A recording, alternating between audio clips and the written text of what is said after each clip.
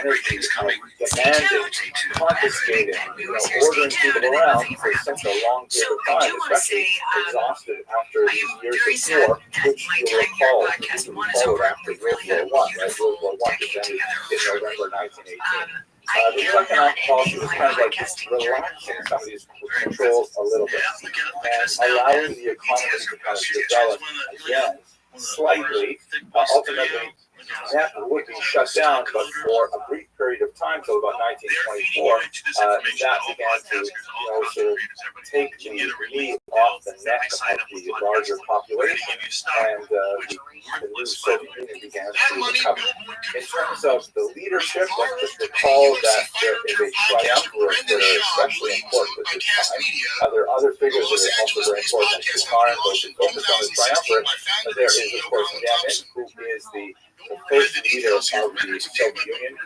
He has a stroke in 1922, if I remember correctly, that renders him incapacitated. And he lives for a couple more years, but during that time, which was during the period of death, there was a big question as to who was going to be his successor. There are some who favored Trotsky, the Jewish leader of the Red Army, who has shown tremendous skill at expanding the control of the Soviet Union. But others favored Stalin, who was a much more brutal individual coming from Georgia. He was an expert on the nationalities question, which was sort of communist speak for the non-Russians who lived within the Soviet Union. Of course, there's a lot of non-Russians living in the Soviet Union. And he ultimately would end up very cleverly maneuvering himself around Trotsky, around Bukharin after Lenin's death, and ultimately he would become the leader. And the 30s were dominated by Stalin right up until the early 1950s. So back to where we are. Diemstein was placed in charge of the Jewish section of the Communist Party, and this was initially during the period of communism, but during the period of that, he saw that he had quite a bit more freedom to explore the methodology of bringing the Jewish population into communism. Let us recall that although there was a disproportionate number of Jews in the Communist Party for their population, and this is especially true as you move up towards the leadership of the Soviet Union, where there was sometimes a third of governing bodies were dominated by Jews. There used to be a joke in Yiddish that the acronym CISC, which referred to Stay tuned, and then nothing all happens. So I do want to say, I am very sad that my time here at podcast is over, and we finally had a beautiful decade together, truly. I am not ending my podcasting journey here. That was not a truism. We never had a majority of Jews anywhere in any institution of the Soviet Union, but there were very important, influential Jews, and they were out of proportion to their size of the population. That said, the proportion of Jews who became communists was tiny. There was the vast majority of Jews were hostile to communism, seeing it as a threat to their traditional way of life, especially those who were religiously oriented, who recognized the threat of the anti-clerical nature of the Soviet Union. So it's a great complex of issues involved here. The thing that made the Soviet Union very popular in the Civil War period, as we discussed in the previous lecture, was the fact that Trotsky's Red Army forces were far less likely to take Rome than the other forces that were ravaging the countryside. That engendered an enthusiastic support for the Red Army that was translated initially in the early 1920s to support for the Soviet Union, but as we shall see, it rapidly declined. The policy that Diemstein seized upon, which was generally issued during the more liberal period of the 1920s for all of the non-Russian nationalities, was a policy that went by the name Korenizatsiya. This is kind of a strange word. It's difficult to translate into English. The word Koren can mean like a root, and so it can be translated as rootification, root as in a tree, or I've seen it translated as indigenization, which kind of like was a way of thinking about general society and identifying those elements of the indigenous culture which were compatible with communism and actively encouraging producers, most values. recently Gabby The and Steve, slogan of who the been era with me for was years, and nationalist Stacy, informed, Kirsten, but socialist in content. everyone that has been a They part could wear their national of Heather Dubrow's costumes, World and they could Let's eat Talk their over the national years, food, and especially they all could of speak you their national that language, listen and as long support as and are part of the none of the community. things that they did or Honestly, said thank you. It challenged has been the incredible. economic and We've learned so political much. We've all ideology shared of so communism. much. We've been through so many life Nationalist events informed, together. okay, but socialist in But content. I As also soon as want they to got say, into things you like, know, when a housewife leaves a show, what do they ethnocentrism, always say, that honey? would be definitely not socialist in content. Great things If they coming. Stay wanted to tuned. defend Stay tuned. their That's the big national thing. We always hear religion, stay tuned, and definitely then not nothing ever socialist happens. in content. So So I do this want to idea say, of colonization was kind I of am very reaching sad into the that roots my time with here at this kind of Podcast like, One is over, and we really had a theory beautiful operating decade together, that truly. communism was the true I am not form ending my of podcasting journey human here. organization, and if you Yeah, dug look at us now, below Dad. the ETFs are accreted built layers of corruption that came in from bourgeois democracy, you would find that people are naturally communist, and they just spoke different language, kind of like, happily wearing embroidered dresses, or dancing the hora, whether they eat kreplach, or whether they ate, I don't know, pero hey, and whatever it would be, they would still be naturally communist. So that's the policy of colonization. And what Stein did was he took that material and he said, let us go to the Jewish people with the authentic element of their cultures and talk to them about communism. Now, there were a few challenges, one of which was really huge was this idea Okay, of welcome atheism, everybody. I'm because super Jews hyper are emotional. I'm just telling you now, I'm overwhelmingly crying a lot. united by this their religion. episode, Even when they're rebelling against their religion, and they still we regard themselves as some kind are of going to talk about changes. loose, Changes tribal, that are going familial on with us, affiliation changes that that are going is on with our rooted in kids. a long religious And I'm going to tradition. start And this with was this anathema change that's going on to here the Soviet at cause. Podcast One. So I can't one of the believe things I that the didn't think I'd Soviet be this Union emotional. stood But up after in the 10 1920s years, was an 10 institution called years the League here at of Podcast Militant One, Atheists. I am ending And my this was journey here. targeting all So we started religions, with of course, Heather not Dubrow's just World Judaism. and morphed into They Let's published Talk. this It's been magazine here.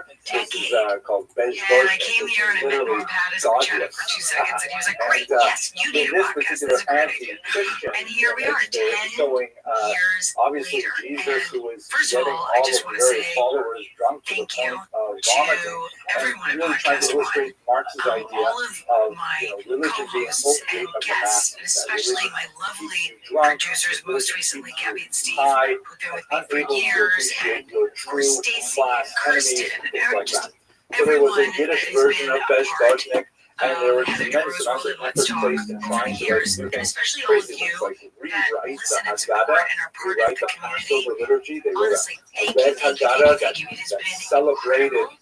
Stalin So and much, Marx shared instead so of much, we've been through Moses, so that many life events Pharaoh was together. portrayed as the Tsar and all kinds of things like this. I also want And to say, they used you know, when a the Yiddish housewife language leaves in a show, particular to what do they try always say, honey? and get this material across. Great Yiddish things coming. was Stay tuned. Stay tuned. That's the considered big the thing. We true always hear folk stay tuned, and language then nothing of ever the happens. Soviet Jewish So I do people, want to say, even though it's essentially I am medieval very German sad written that in my Hebrew time here at characters, Podcast but One that is over, was and the we native really had a tongue of like beautiful 97, decade together. 98% Truly. of the Jewish people I at am the end not of the ending 19th my century podcasting living in journey the here. of the Russian Empire. And so they said, we'll speak to them and we'll write to them in their Yiddish language. And so there was just a flourishing of attention lavished on anything in Yiddish which would be considered compatible with Soviet culture. A lot of money was spent on Yiddish writers. There was a renaissance of Yiddish poetry. You actually have Yiddish writers leaving America to go back to Russia because they saw this as tremendous cultural effervescence. And in fact, in the 1920s, it was very encouraging that Yiddish would have a tremendous heyday. Now, it was not a normal Yiddish, I have to say, because, the more they poked around with it, the more they messed it up. Yiddish is, as I mentioned, written in Okay, Hebrew welcome characters, everybody. I'm and super it is hyper emotional. Just heavily telling you now, populated I'm crying by a lot. Hebraic This terms episode, and Aramaic terms as well.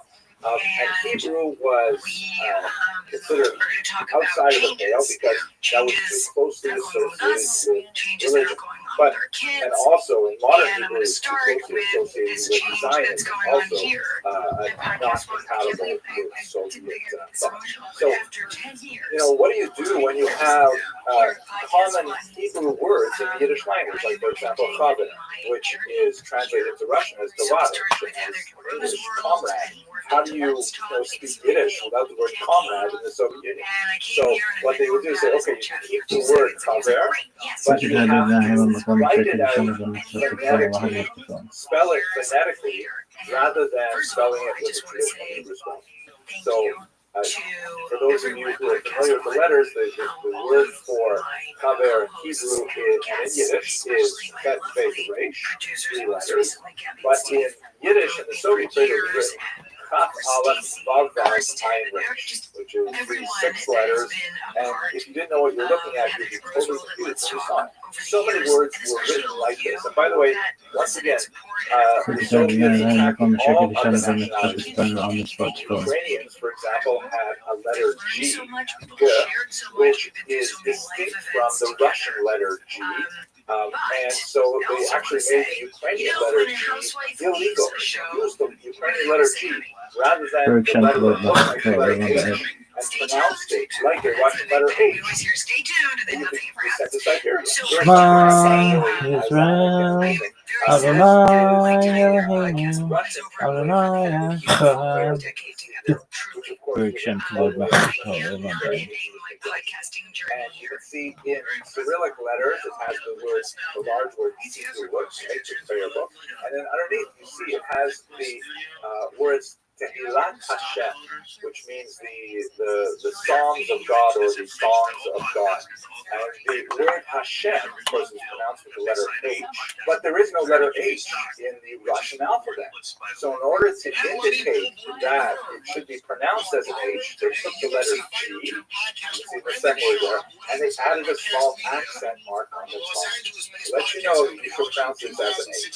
It's really very ironic, because one of the things that the Yevsektia did was they looked at 5 letters of the Hebrew alphabet, the so-called Manatzpa, that are written differently at the end of a word than if they were written at the beginning of the word, and they said those letters are illegal. You can't use those 5 letters. They're essentially like capital letters, because it's too hard for people to learn. It's not proletarian. We should have a simple language, a simple alphabet. So they tried to take away these 5 letters in the Yiddish alphabet, like they tried to take away the G from the Ukrainian alphabet, and so in return, we forced a new letter on them. Right? You can see the word Hashem, that H is actually an imposition into the Russian alphabet in order to accommodate the Hebrew sound. Okay, so back to where we are.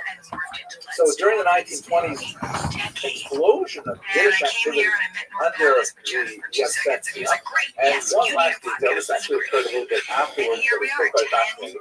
At one point, the Soviet Union even experimented with creating a kind of alternative Israel.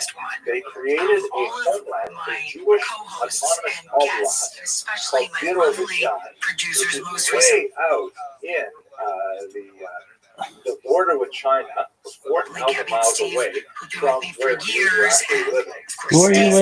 The idea was we're going to make a homeland for Jews. You don't have to think about Israel. You don't have to be constantly pressuring us to go to Israel. You have your own homeland in Birobidzhan. Now, it's kind of an interesting thing. Yiddish was made an official language of Birobidzhan and stuff like that, but they had very few Jews actually live there, primarily because Stalin blocked a lot of the migration there exactly when the Jews could have used it during World War II. At any rate, to sum up, the 1920s, period of incredible creativity, although very atheistic, but a huge surge of popularity of Yiddish language culture in particular. This came crashing to a halt in the 1930s under this man, Joseph Stalin.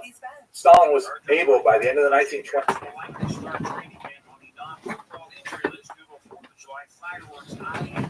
Chargers continue training camp today. The Rams start next week. Clippers expected to sign Bradley Beal to a 2-year deal worth $11 million once he clears waivers.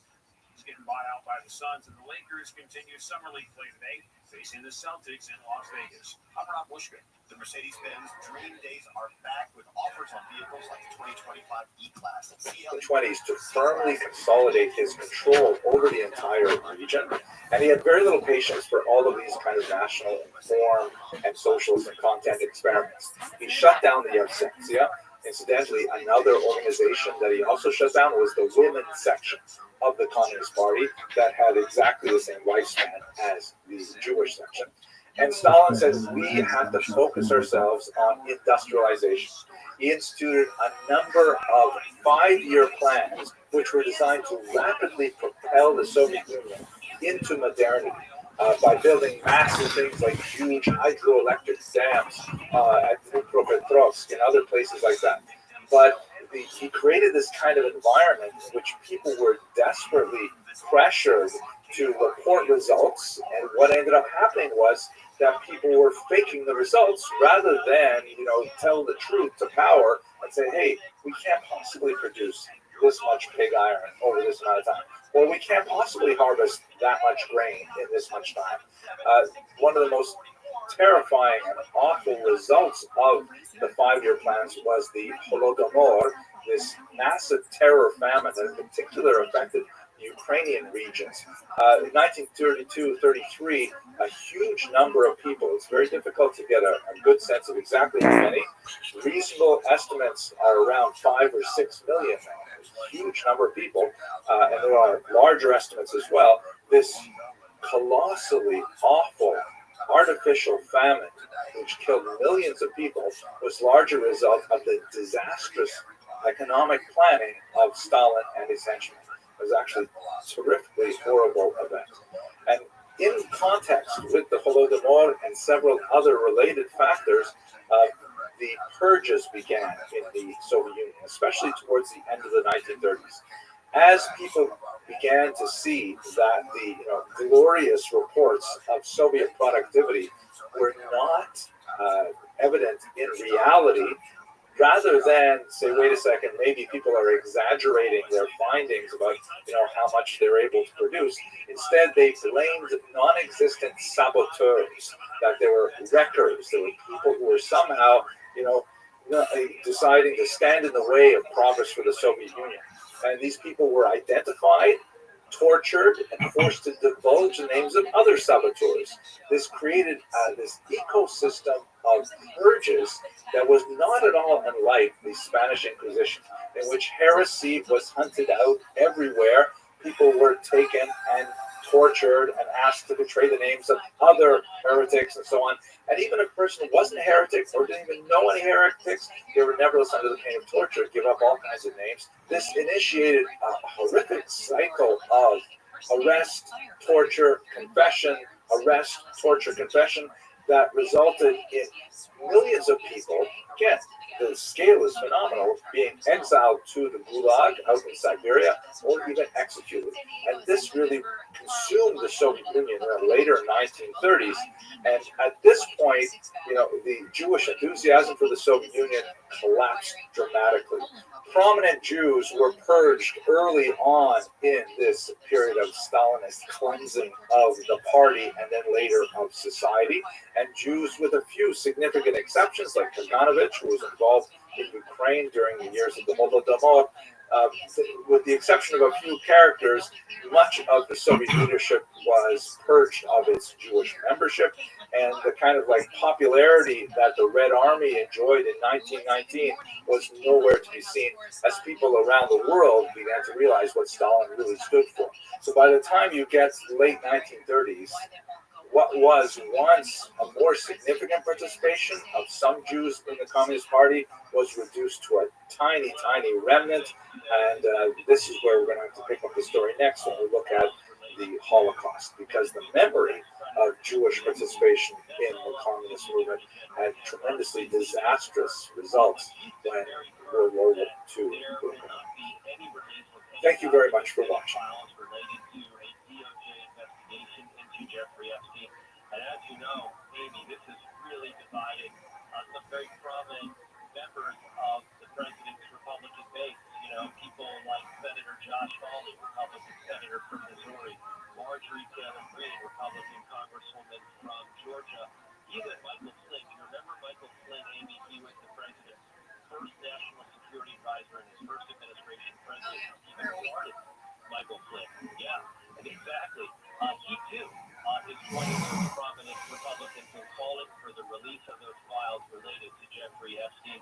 This issue, for whatever reason, this particular issue does not appear to be going away. In order to understand properly the relationship of the Nazi occupying forces with the indigenous peoples in East Central Europe, and specifically the degree to which collaboration was prevalent among those populations, it's really important to understand their experience, particularly during the years 1939 to 1941, when the region was controlled by the Soviet Union. Let's spend a little bit of time just trying to understand what happened between the outbreak of war in September 1939 and the Operation Barbarossa, which represented a dramatic shift in the nature of the war in East Central Europe. This map shows East and Central Europe before World War I, that is before 1914. And you can see that basically East Central Europe is divided between three empires: the German Empire, the Austro-Hungarian Empire, and the massive Russian Empire. As you can see from the slight shading in this map, there is what is Russia proper, which is really deeper red areas, and then there are the newer acquisitions of Russia, particularly the Pale of Settlement region, which is where most Jews were allowed to live. That's like a slightly lesser intensity of red. And then Congress Poland, which is a little further to the west. These were all regions under the authority of the Romanov Tsars, part of the larger empire. After World War I, there was a dramatic shakeup in these states. If we have a look at this map, and in particular, let's zoom into East Central Europe in particular, you can see that the Russian Empire is gone. It's been overthrown with some revolutions in 1917, and it has been replaced by the Union of Soviet Socialist Republics, USSR, or simply the Soviet Union. That's shown here in the shades of green. Note that the Union of Soviet Socialist Republics implies correctly that there are multiple republics within this large unity, kind of like the United States of America. Clearly one country, one federal government, but made up of individual republics. In the case of the United States, the states; in the case of the Soviet Union, republics. Now, the degree of autonomy of the republics within the USSR was far more attenuated than it is in the United States of America. They were largely puppets of Moscow, but nevertheless, they did have a certain amount of distinctions. You can see in the center is Vyserusshiya SSR, which is the White Russian or Belarusian Soviet Socialist Republic, and to the south is the Ukrainian SSR, also part of the Soviet Union. But in the yellow colors, there you see newly independent Poland, and also newly independent Lithuania and Latvia. And just to the north, you'll see also Estonia is just off this map here. So this new section, these new countries were carved largely from the remains of the Russian Empire. And needless to say, the rulers of the Soviet Union were not pleased that they had lost these valuable European territories in World War I. So we move on from this map. What happens is in 1939, as we explored in our previous video, the Nazis and the Soviets make a pact with each other to invade these regions simultaneously on September 1st. You can see from the right, the Soviet Union invades Poland, and from the left, that is the west, Germany invades Poland. And they end up dividing the territory between them, as we discussed also in the previous video. Here is a clear map that shows what ended up happening from the Soviet perspective. There's a bright yellow line that indicates the new ceasefire line, a new effective border between Nazi Germany and Soviet Union. And you can see these multiple regions that are now annexed by the Soviet Union. They were technically independent countries, but amazingly, in these highly fixed elections, they all voted to join themselves to the Union of Soviet Socialist Republics. So you have in the north Estonia, Latvia, and Lithuania. These are the so-called Baltic republics. And then you have the western region of Belarus, and you have the western region of Ukraine as well, all joined together with the Soviet Union. These regions were annexed by the Soviet Union in 1939. Now, what exactly did the Soviet Union stand for? What was Soviet? What does that word even mean? And what is communism? Let's just take a couple minutes to think about that.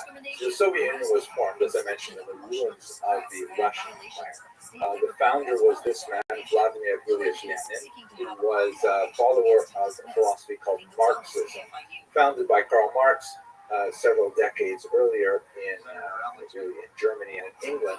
And it was basically an idea that the real enemies of the working classes are not the working classes of other countries, but rather the upper classes of their own countries. That is, that society was defined by class struggle, class warfare between the elite and the bourgeoisie and the working class, which are known as the proletariat. In fact, the slogan is "Proletariat of the world, unite!" Right? Working class of the world, unite. It's a very anti-religious movement. They felt that religion was, in the words of Marx, the opiate of the masses. It was like a series of ideologies that was given to the proletariat to keep them in their place, to make them think that they might be suffering in this world, but in the next world they would benefit, and so on. So there's a lot to say about this philosophy, which is called socialism, and then the more extreme form of it associated with Lenin was renamed communism in 1918. It's also known by the term Bolshevism, which means literally bigness, and it got that determination because at one point there was a split between two different movements. There were the so-called Bolsheviks, which was the larger party, which was associated with Lenin, and the Mensheviks, the smaller party. That's not really relevant for our purposes today. So these terms, Bolsheviks and communists, are basically synonymous.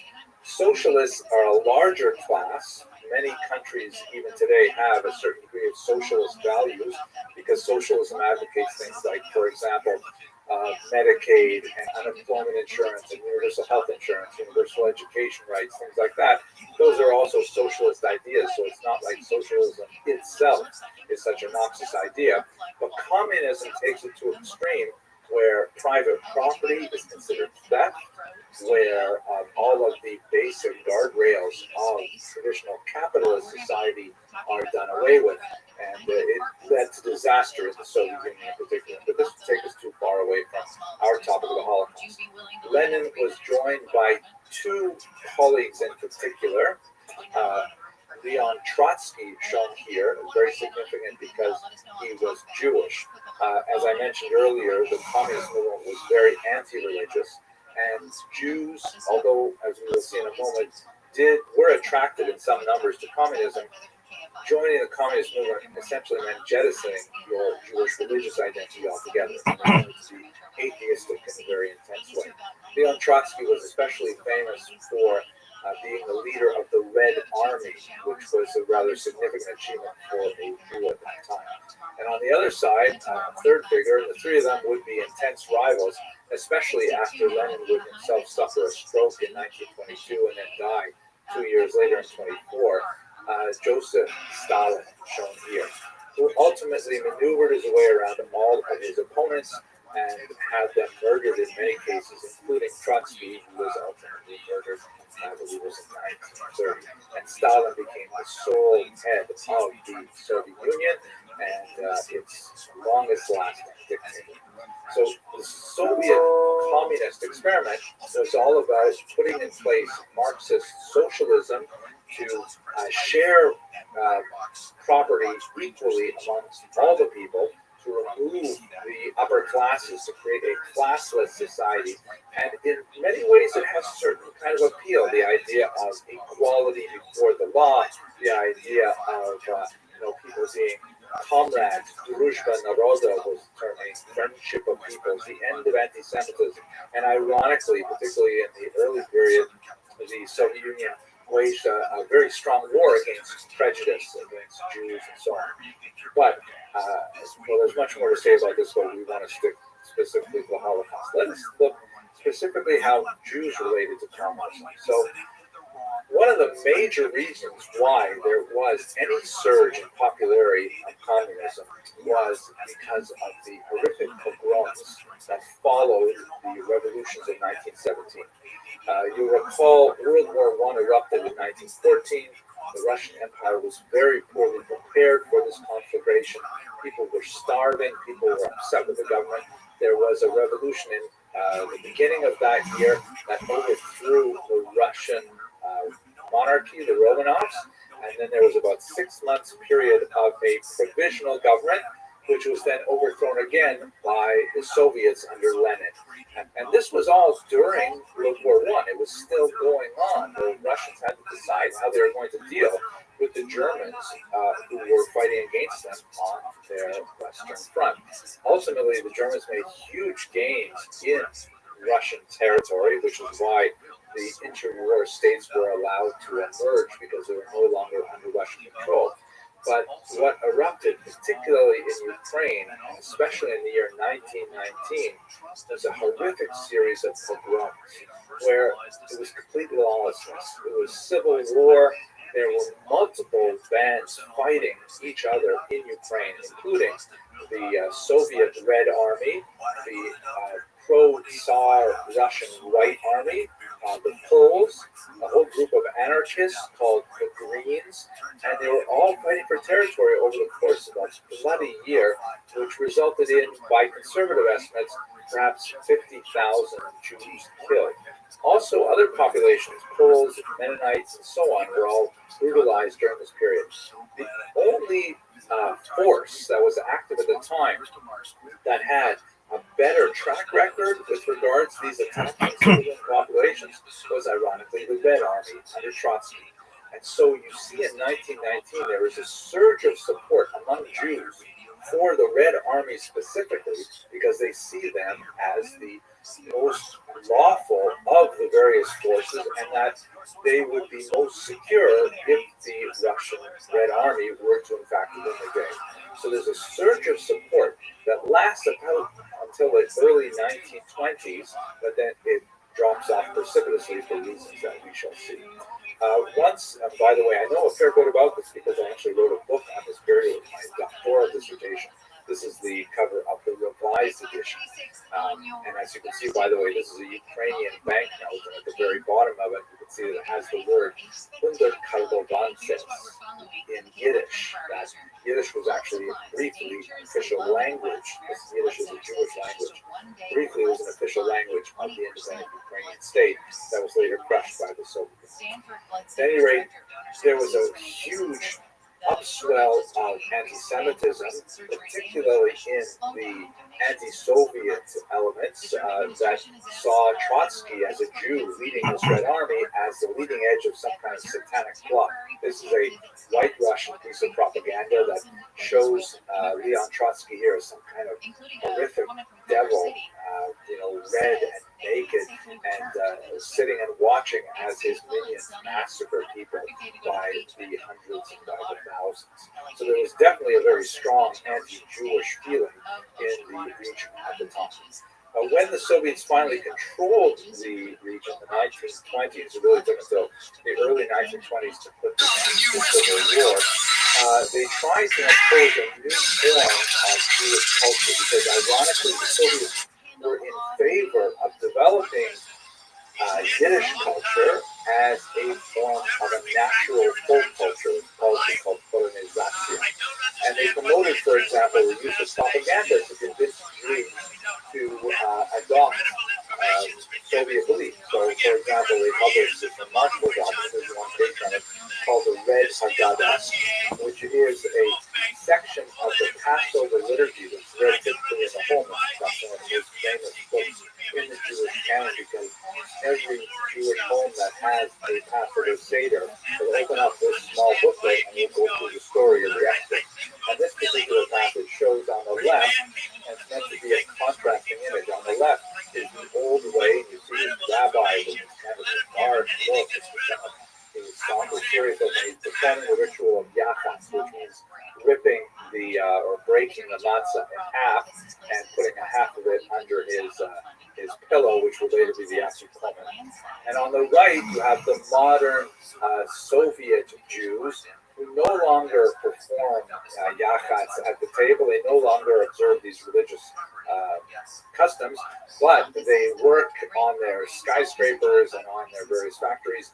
And you can see that one of the workers is reaching not for the matzah, but for a capitalist who will also be broken in half as a result of their efforts. And so you have this twisted kind of culture in the 1920s where the Soviets are promoting Jewish culture as long as it is in conformity with their anti-religious values and their other communist values. It's a bizarre period of time in Jewish history indeed. They also, as one final note, a really bizarre moment, the Soviets created as an attempt to try and compete with Zionism, they actually created a small Jewish autonomous oblast, an autonomous region, way out in the eastern region of the Soviet Union in Siberia, bordering on China. They called it Birobidzhan, and you can see here that on the top of this railway station, they have it written in Cyrillic letters and in Yiddish letters because it was to be a Soviet Jewish Zion, Soviet Jewish homeland. Unfortunately, during the Holocaust, it was closed to Jewish immigration just when Jews could have used it the most.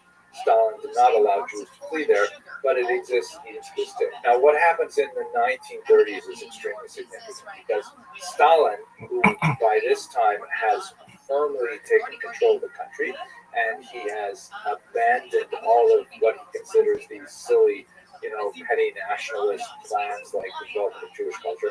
He wants to build Russia as an industrial powerhouse, and he launches several 5-year plans in which he wants to, kickstart the entire economy and get the entire population working very hard on creating this new Soviet reality. And this is, even though Stalin will pass away in the early 50s, his idea of what the Soviet Union should be all about continues to inform much of it right through the 1970s and early 1980s.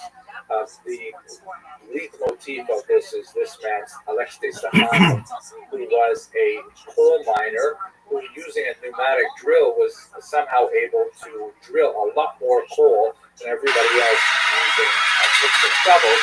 And this is like the model of the hero of the Soviet Union.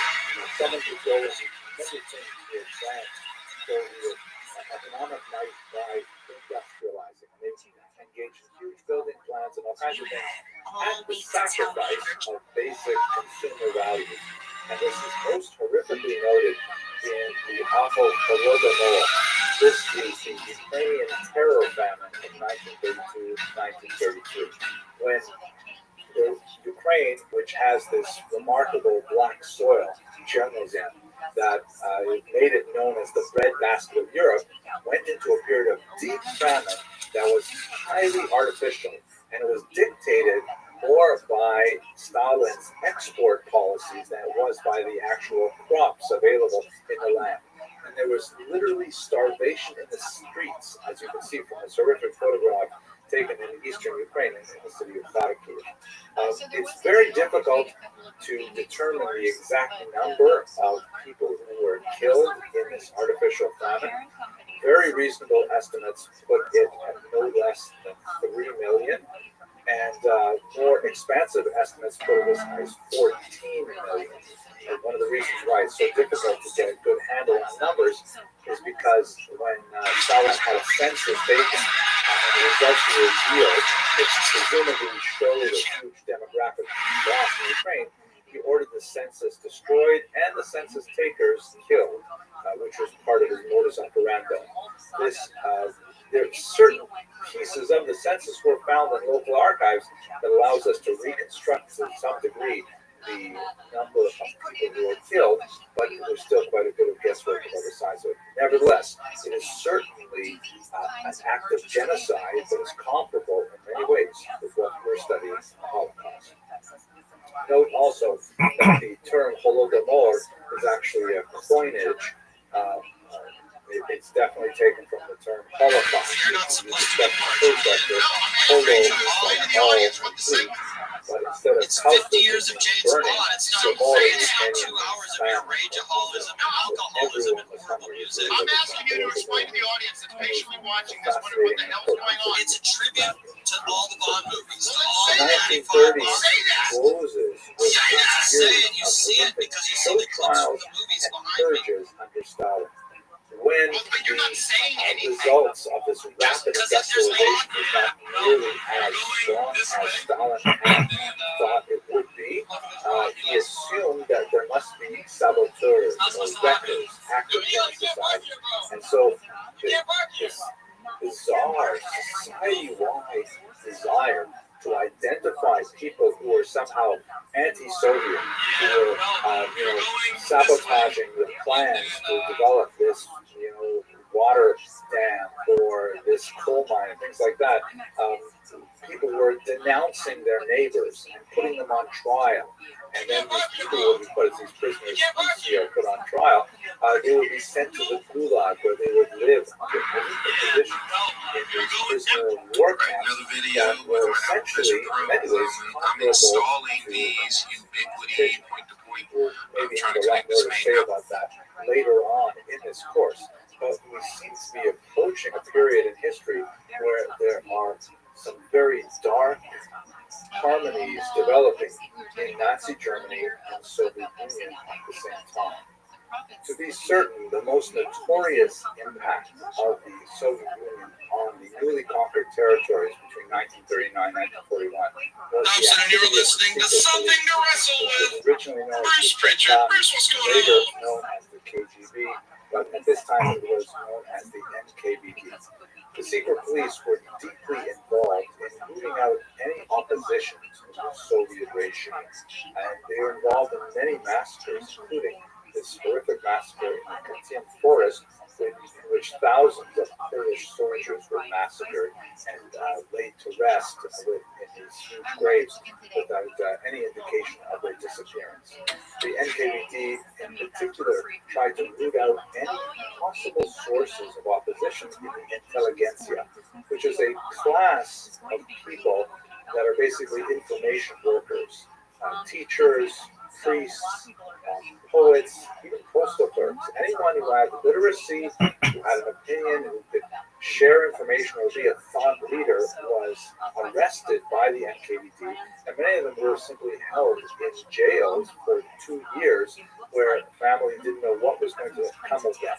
The NKVD were the leading edge of the spear, so to speak, of the Soviet attempt to rapidly bring these territories into communist way of thinking and into communist economics, rapid collectivization of farms, and the shutting down of religious institutions and all kinds of things that the local population resented tremendously. And what's very important for our purposes as well is this notion that was very widespread in the population, not at all borne out by the statistical incidence of Jews in the Soviet apparatus, but nevertheless the perception of Jews as being very much aligned with the Soviet goal and with the NKVD in particular. Once again, this is one of those elements where it is, in terms of studying history, it's often more important what people believe than what people actually know.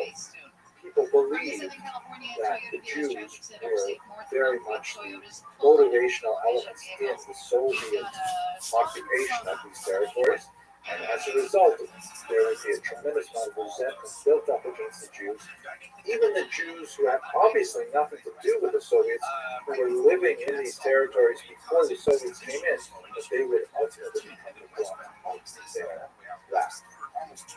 The turning point, and this is where we're going to have to leave this particular chapter to heart on, Operation Rabbi Rothschild. Today we salute you, Mr. Always Gets His Ass Kicked but never quits trying. Most fighters use their hands to block punch, but you use your face. Training, cutting weight, that stuff's for suckers. You care about this getting paid. They lost down their It's always makes an use when you get knocked out. But we know the truth. What's it like? So crack open another icy brew before you step into the gym tonight. As long as there's money to be made, you can guaranteed you will be there to be disaster. Well into You give us the greatest 13 seconds of entertainment or network in 5. Here's to you. only to eventually be turned back with a very important turning point battle in the city of Stalingrad. Now, how this relates specifically to the regions that were conquered between 39 and 41 is that when the Soviets got word of this sudden attack, they rapidly demobilized and fled the conquered territories. Along with them, by the way, was about 600,000 Jews who fled with the Soviets because they realized the Nazis would certainly not treat them well. So a lot more to say about that, and hopefully we'll come back to it later in the lecture. But what happened was that when the NKVD fled, they typically massacred all of the prisoners that they were holding in their underground basement jails in local city halls and things like that. And these were, you'll recall, the intelligentsia, the beloved thought leaders of a given community. The local priests, the beloved teachers, the local poets, the local literati, the journalists, people who were well known in the community and were feared by the NKVD because they didn't want them to express anti-Soviet attitudes. They were the ones who had been held prisoners. And when the NKVD left, they massacred them, typically by simply setting them on fire. And so what happened is, as soon as the Soviets left, after Barbarossa started, the local populations went in and brought out the often charred remains of their loved ones, and then had the difficult task of identifying them. Here you can see, for example, a scene in the Ukrainian city of Lviv, where the locals had to try and identify some of the intelligentsia who were removed from these underground abattoirs. And as one might expect, there was a groundswell of anger that found its expression in attacks on the Jews. In particular, there were the so-called Petula days, which were like spontaneous riots that were perpetrated against the Jews. A lot of abuse of women in public, a lot of kind of like symbolic abuse where people were ordered to clean the streets and beat in the streets and sometimes treated much worse. But this is the beginning of the Holocaust, in particular in Eastern Europe, along with the organized massacres of the That's a lot of jelly bellies. That's Frank, the cop who plans to win over a good Christian woman with Jeff. Why'd I go to the doctor? My heart would race just taking myself to practice. It didn't feel right. So I got checked out.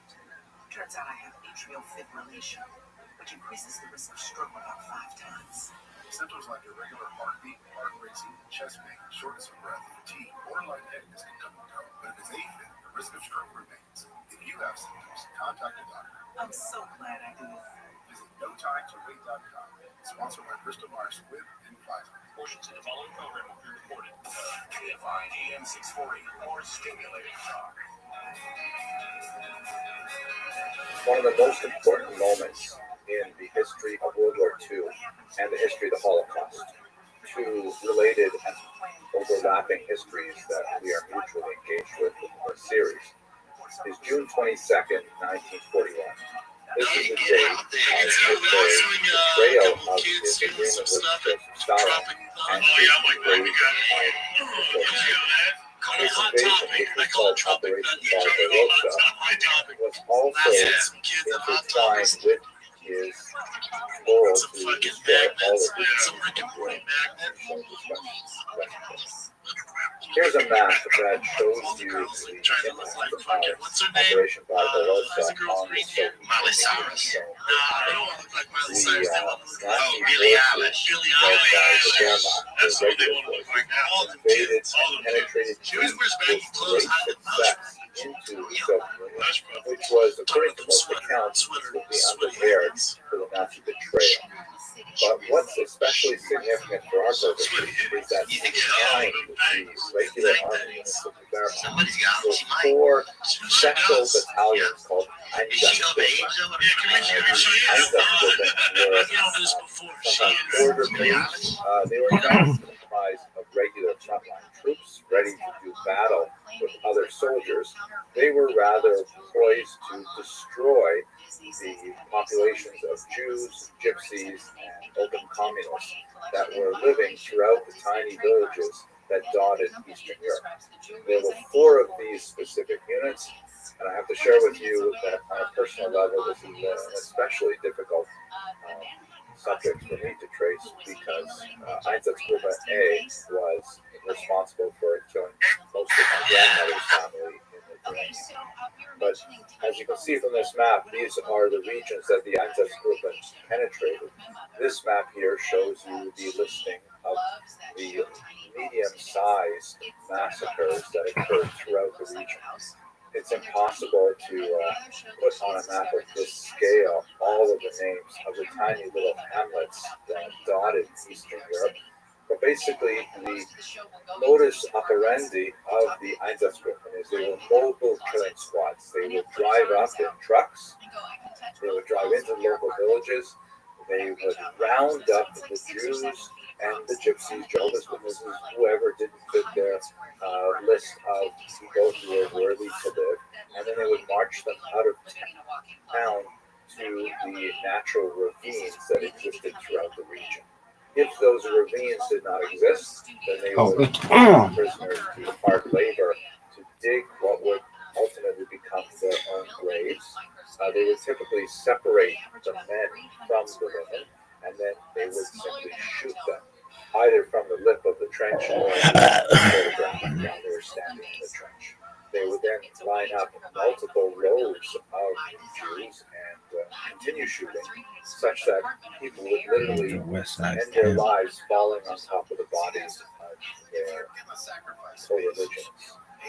It's also important to note here, though, that the Einsatzgruppen massacres were not especially Who the fuck is this loser? later standards of Nazi brutality, because it was relatively easy to escape if someone were to, for example, feign to I love this show so fucking much, makes me scream. Really? It sucks. It sucks. But I like that other one with those other 2 losers. Really? By nightfall, you could theoretically crawl out from the list of bloody Yes, really. The fighter in the can. where you might end up becoming a You know when you compliment some Armenian guy on his like Lamborghini, you don't really give a shit. You know he likes a throwaway. Cool. I said to my father, if I wore a hat, I should have a hat, a Kangol hat backwards. My father goes, "Why are you?" He just looks at me. your typical soldiers. I was trying to meet RT. Yeah. So I'm getting embarrassed. Going through a Robert Kelly phase. And he goes like this. Yes. And he goes like this. He goes, "Why are you wearing that hat?" I got a question. Because, on average, they tend to have because you think it looks good? these backgrounds. I go, Sometimes they were yeah. He goes, unfit for frontline duty. Not a but great they reason. perform this task very well. I wish you said, you never had a goatee. I grew a goatee. I come back from Italy. He goes, How is it "You get that?" that I said, regular people "This stuff." who are not especially coerced into this activity could nevertheless Yeah, that's great. I love that goes a long way being a record big. You know your boy Kev, the big tall guy that creeps out chicks. This show sucks. So that guy, one time I see him, I come up to him, I didn't even know him. I walked up to him, I said, "Hey Kev, good looking guy, you seem funny, you seem nice, seems like you got a good reputation around here. Untuck your fucking ears from your hat." And he was a little shook by it. Like he was like in his mind. Like in his mind, he was thinking like, "Should I fight this guy?" And I was like, "I'm helping you." And also, he was like, I guarantee he tucked his ears. He's like, "Should I not fucking?" Dude, he was wearing a really silly tiger's hat and it was like around it, and I just wanted to help him out. I was like, just to untuck the fucking. What a good guy. And I've seen him 100 times since. He never has the ears tucked. I agree with you. You were right. Yeah, dude. I wore a jumpsuit. You know, I love like those mechanic jumpsuits. Let's go. Yeah, we're going. Ready? I wear those mechanic jumpsuits. Welcome, pimp.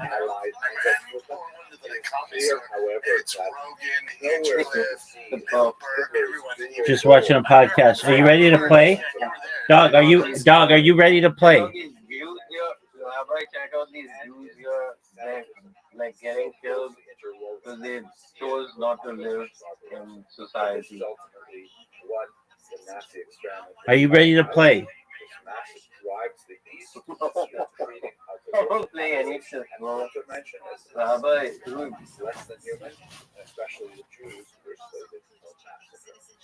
Also important in this context is the fact that once we've studied the testimonies of Einsatzgruppen members who, of course, survived the war and actually were usually exempt from punishment for reasons that we'll see when we talk about the Nuremberg trials, we see very clear evidence that resistance on the part of the Einsatzgruppen was not very common. But What in when the fuck it is was that shit? expressed, people got away with it. In other words, a member of the Einsatzgruppen could simply say, you know what, I can't take this anymore. Speak to the commanding officer and say, I just can't So I walk gun in, down they're gonna tell me, day in, day I'm out. getting, And what would typically happen is the commanding I'm officer getting would destroyed. wait Hold on, I'm a getting member of the destroyed. And Einsatzgruppen I go, what the fuck? I fucking Chappelle wore jumped in a special. What's wrong? You're not Chappelle. And I'm like, oh god, I see Berman. like driving the truck or going out into the forest and Yeah, shut the fuck up. Who gives a fuck what he did? Well, that doesn't matter. What are you talking about? No, you're Chappelle. Yeah, I was like, yeah, Bursa. Yeah, but he also said, he goes,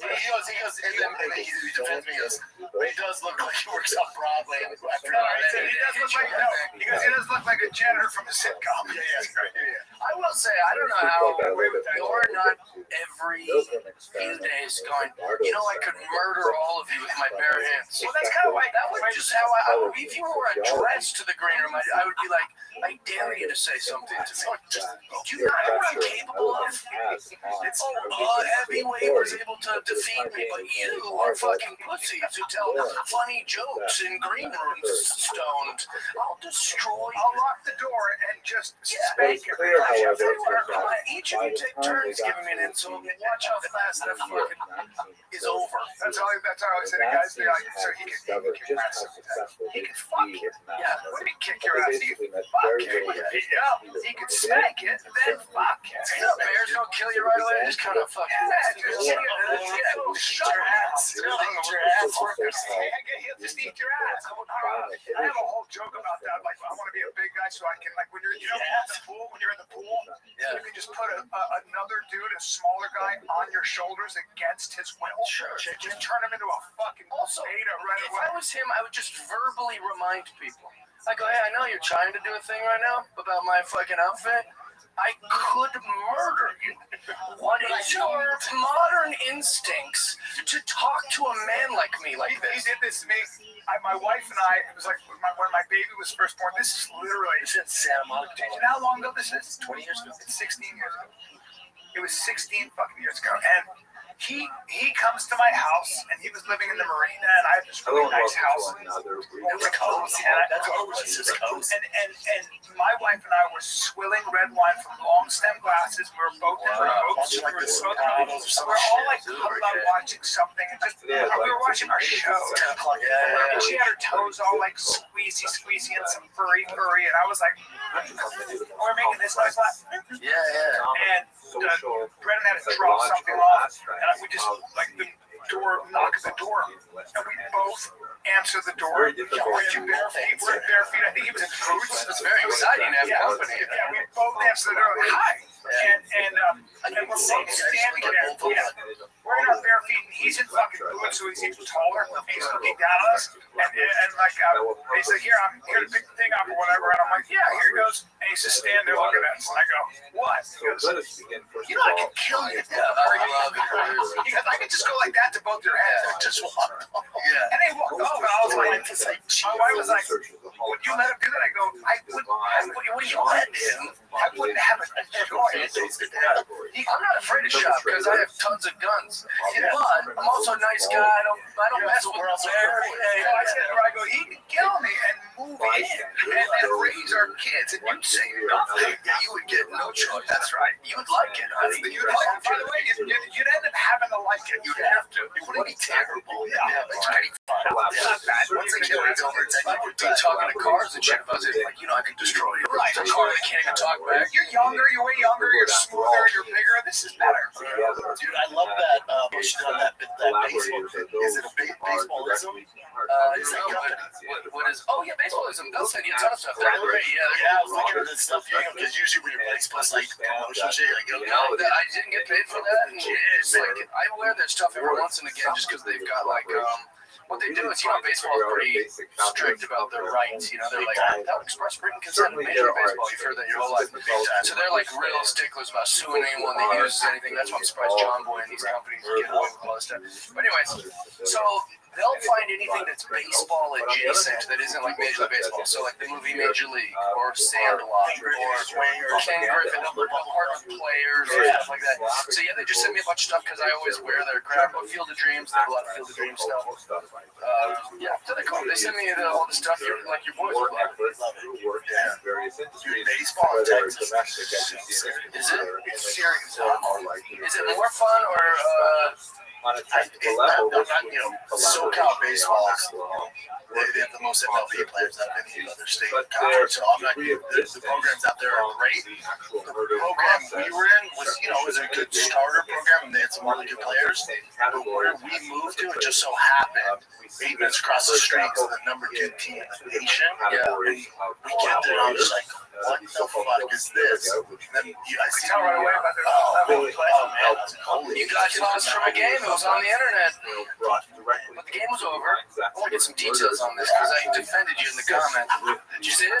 Oh, is it? I didn't find it war. I didn't read those. I went to war with you. Who's commenting on this stuff? Oh, Jeff Dye, I got time, baby. I tell everybody, I'll argue with bots, bro. I don't give a shit. No one will tread on it. Yeah. So what happened was you get tossed. Now, I wanted to defend you from a friend position. You're my boy. But secondly, from just a baseball position, it was a manager or a coach in Major League Baseball, college baseball, I would say any level of baseball. Some would argue there's different rules for Little League. But if your player gets done wrong by the umpire, whether it's a ball, because that's all baseball is. Fair, foul, strike, ball, out, safe. That's all it is.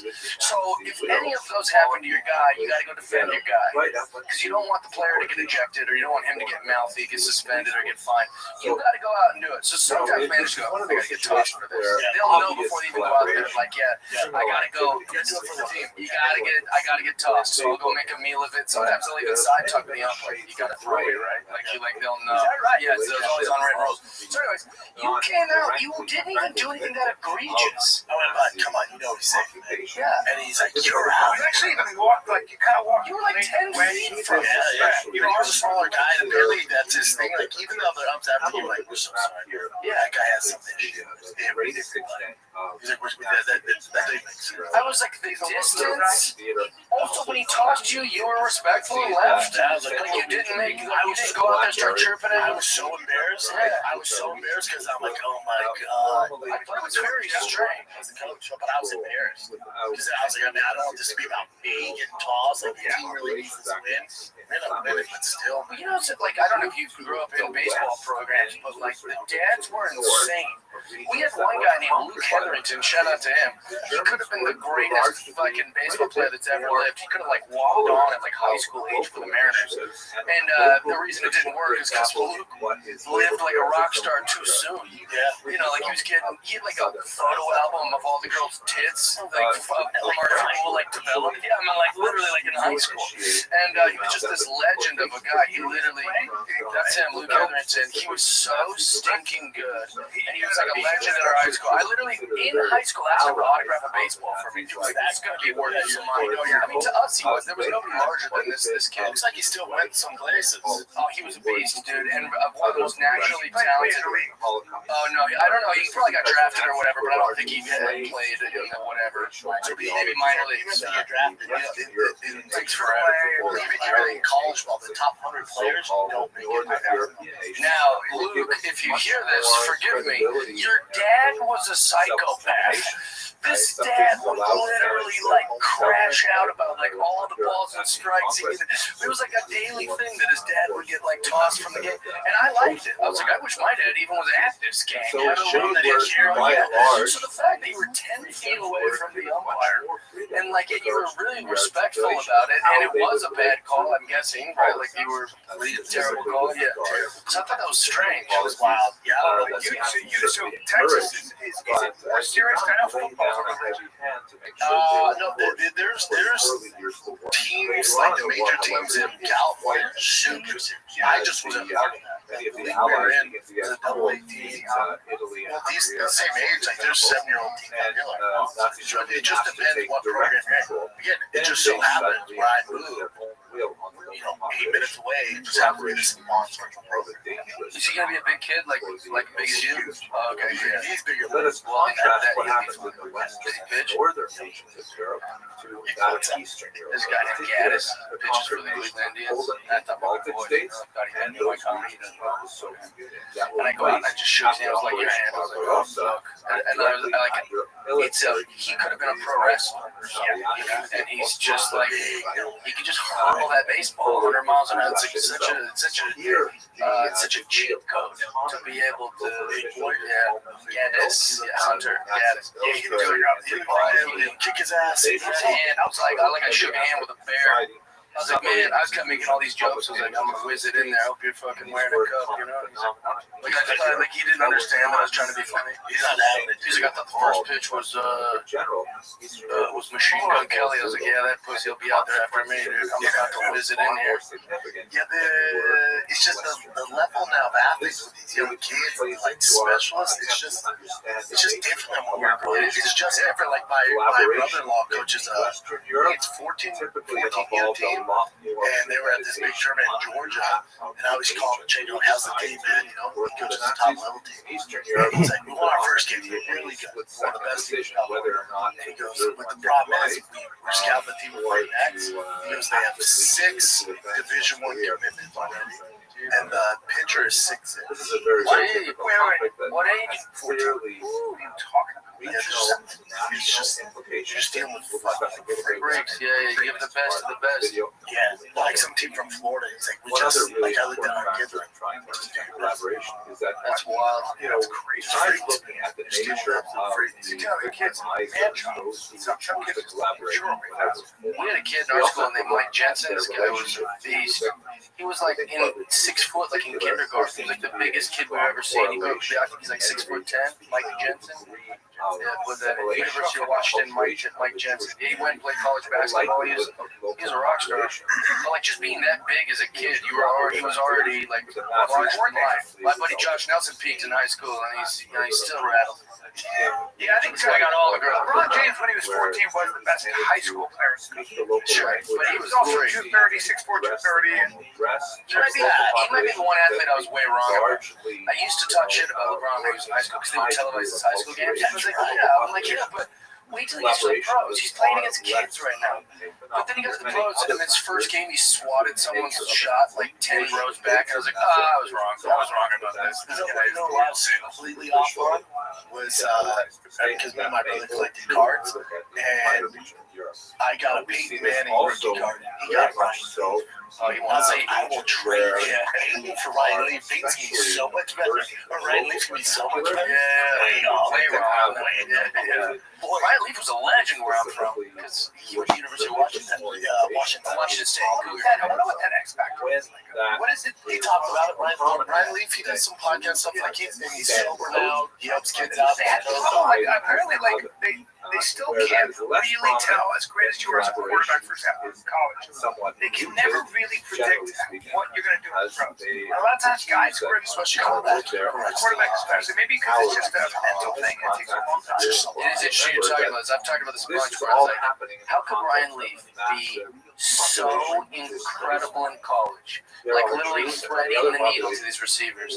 And then be so good for this, but just not good enough for that. He's in that window of like not good enough for pro, but incredibly better than all the college players. But is that a mental thing, right? It could be a speed thing too. For example, That window of opportunity is so much smaller in the pros. So like he might be able to just whatever, just his time, just a hair behind. Right.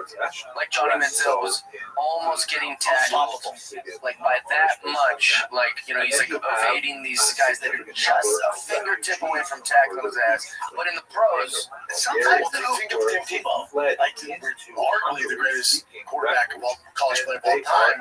They're like, dude, they couldn't tackle him. Yeah. But how can he? I know his mechanic isn't, you know, these mechanics aren't like Peyton Manning's, but clearly you can still make the throws and used to the pros. And they're like, oh, you're not doing it. You're not running. You're not throwing like that. They shut them all in. It's just different levels. That was a technique thing, wasn't it? Yeah, but still, he was still able to be so successful. Well, also I wonder if because the holes closed so quickly, the backfield a second faster is huge. That's what I was saying. Like the fingertip thing, it's like in the pros, their whole hand faster. It's like Teddy was also talking about. Some people can be really, really talented, like boxers. Like they can be incredible. And for whatever reason, based on their childhood or whatever it is, when they meet resistance, real resistance, when they meet an Evander Holyfield, it's like, I don't give a fuck what you think you're going to be. Yeah, he was saying that was very interesting. It's like, when that happens, he said, those guys have a very good, I'm not trying to discuss it. It was a very interesting sort of thing, because he said, you're very good at recognizing somebody who is that. When you know inside that you're not that. So it's like, you're not a lawyer until everything, your whole game plan's out the window, but you figure out a way to fucking, you're not a doctor until you got a kid on your gurney, bleeding from every hole, and there's nothing in a tell you how to save that kid, but you can save that kid if you find a way. It's like Jim Lampley talked about, he told this story, it's in his book, he talked about how Lennox Lewis and Mike Tyson trained together for a week or two, they trained together when they were younger. Apparently Lennox put it on him. So then when they were supposed to fight, Tyson did everything he could to avoid that fight. So when they do the press conference, remember he bites him in the leg. And he like it's him. And Lampley's like, I tend to believe he did that because he knows the trouble that was going to happen. He gives him a way out. Well, nobody talks about how Evander Holyfield was winning the boxing match against Tyson when he bit his ear.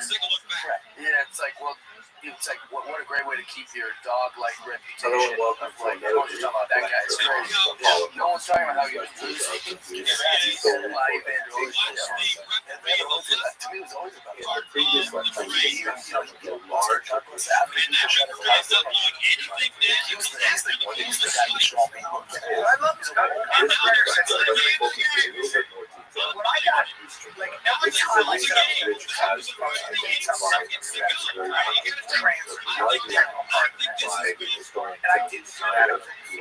So every time I said I was going to say it, I did. Every time I said I was going to drink, I drank. Every time I said that came to me, was I was the octagon. All those defeats culminated, and I was like, oh, I shouldn't. When he did, the opposite was like, oh, I'm ready. Ilya Poirier, you can see him so hard when he steps in that. I think this might be a great metaphor for life. Looking at the region that we're speaking about You specifically, do everything right and still lose, but I'm saying territory that is like the small things Soviets divided between themselves as part of all of Ribbentrop. It's why you see that current people who are at the top of their game, they're divided in half this western half. I'm telling you, it's like, you're so weird. So that, even now that you're living, it's like, it's so regimented. It's like that way. I had a girl come stay at my house in Los Angeles. And she said, there's nothing wrong with her. She's incredible. And I couldn't wait to have her. That's what I do. I have this, I literally have, I eat this, I work out, I go do this, I'm doing this, then I go to the comedy club, then after the comedy club, I make myself my little bullshit at night, then I do my little night routine, and then I watch YouTube, and then I fall asleep, then I wake up and hike, and I have this whole thing. You can see it though. Yeah, well, thank you, and everything was off with her there. She's like, what are we gonna do now? I was like, I don't know what the fuck you're gonna do now. I got a whole thing. I started playing schedule. My house has never been. That's what happened. That was when I was younger. I was there, and I was perfect lady, but I just wanted to get out with my day. I'd be like, I'd start cleaning the house, and I'd start just cleaning. I was like, but I could never. I felt terrible because I was not being that kind to her. It's just like this thing that was there that I was like, I can't do this. Started doing the fake yelling. She's like, that light. She's literally like, what's the Wi-Fi password? I'm like, I can't think of the Wi-Fi password. Actually, do you have a charger? Yeah, I got a charger. You don't bring a charger. Yeah, she's like, I'm cold. Do you have a hoodie I can wear? I go, oh, fuck, I gotta go to my hoodie. She did nothing. She was just being a person. Territories, the expanding region of military administration. So really, what were the factors leading to collaboration in these regions, in particular in the so-called Blood War?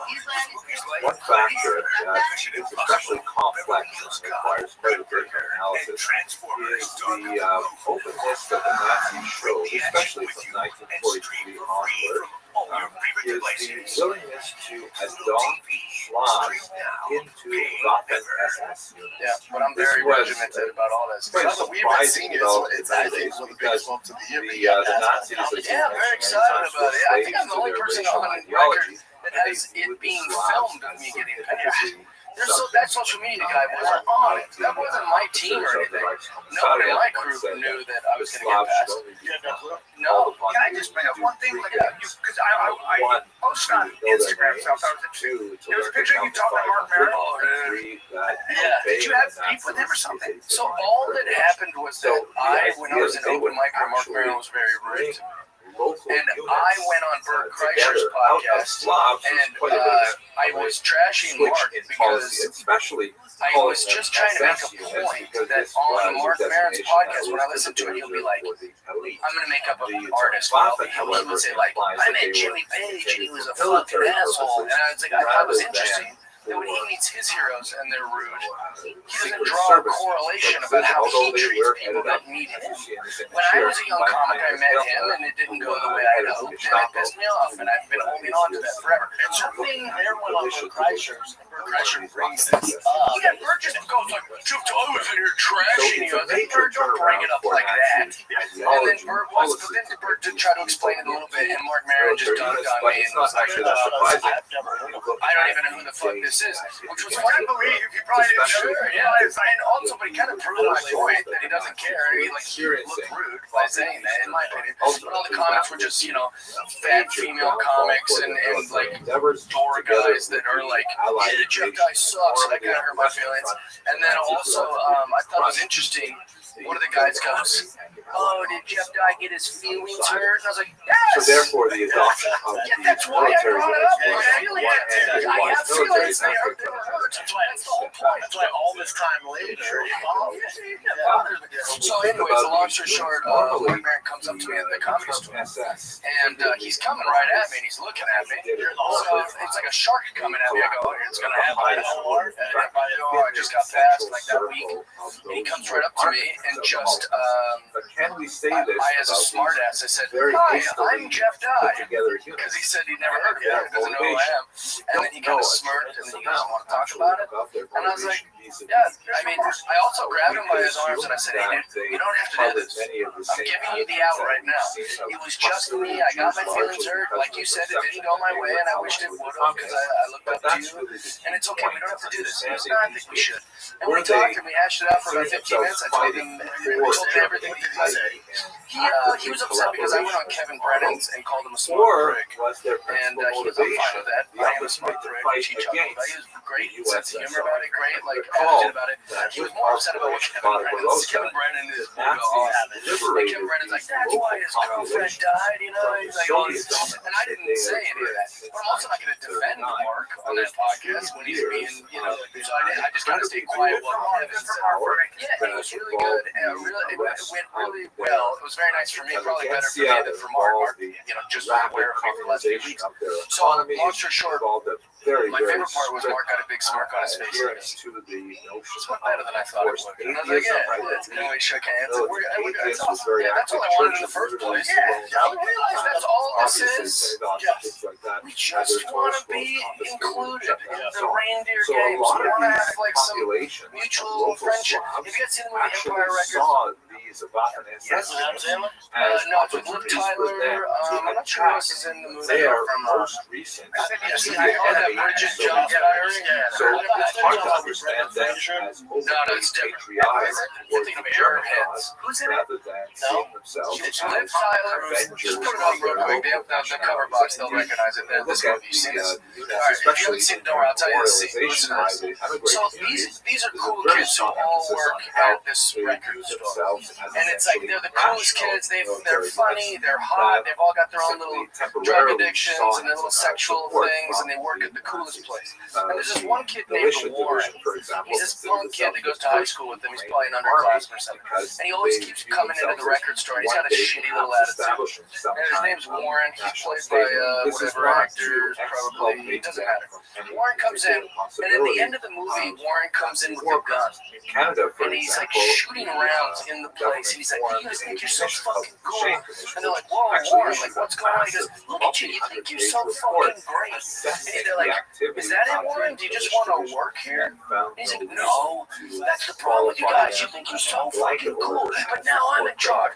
Shit's like, and then he's like, Warren, if you want to work here, you can work here. And he's like, well, why would he hire me? You know, like, especially not now. And they're like, we could probably figure it out, dude. Is that it? You want to work here?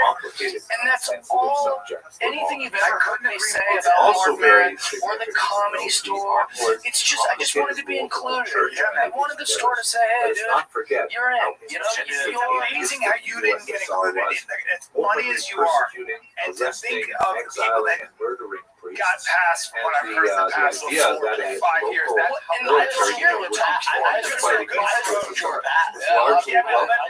Rose is the difference, man. She's awesome. But it's all like any insecurity, any like whatever, where you go, oh man, like I've heard you trash the store before. It's like, yeah, I'm a little boy that has not been included. I just wanted to be there. And even with the comments that are talking shit, you know, they've all taken their shots at me. When I see them in person, they're all like, yeah, sorry. Yeah, like they were all not that. Obviously, physically, I can threaten them, but I don't do. I've never done that in my life.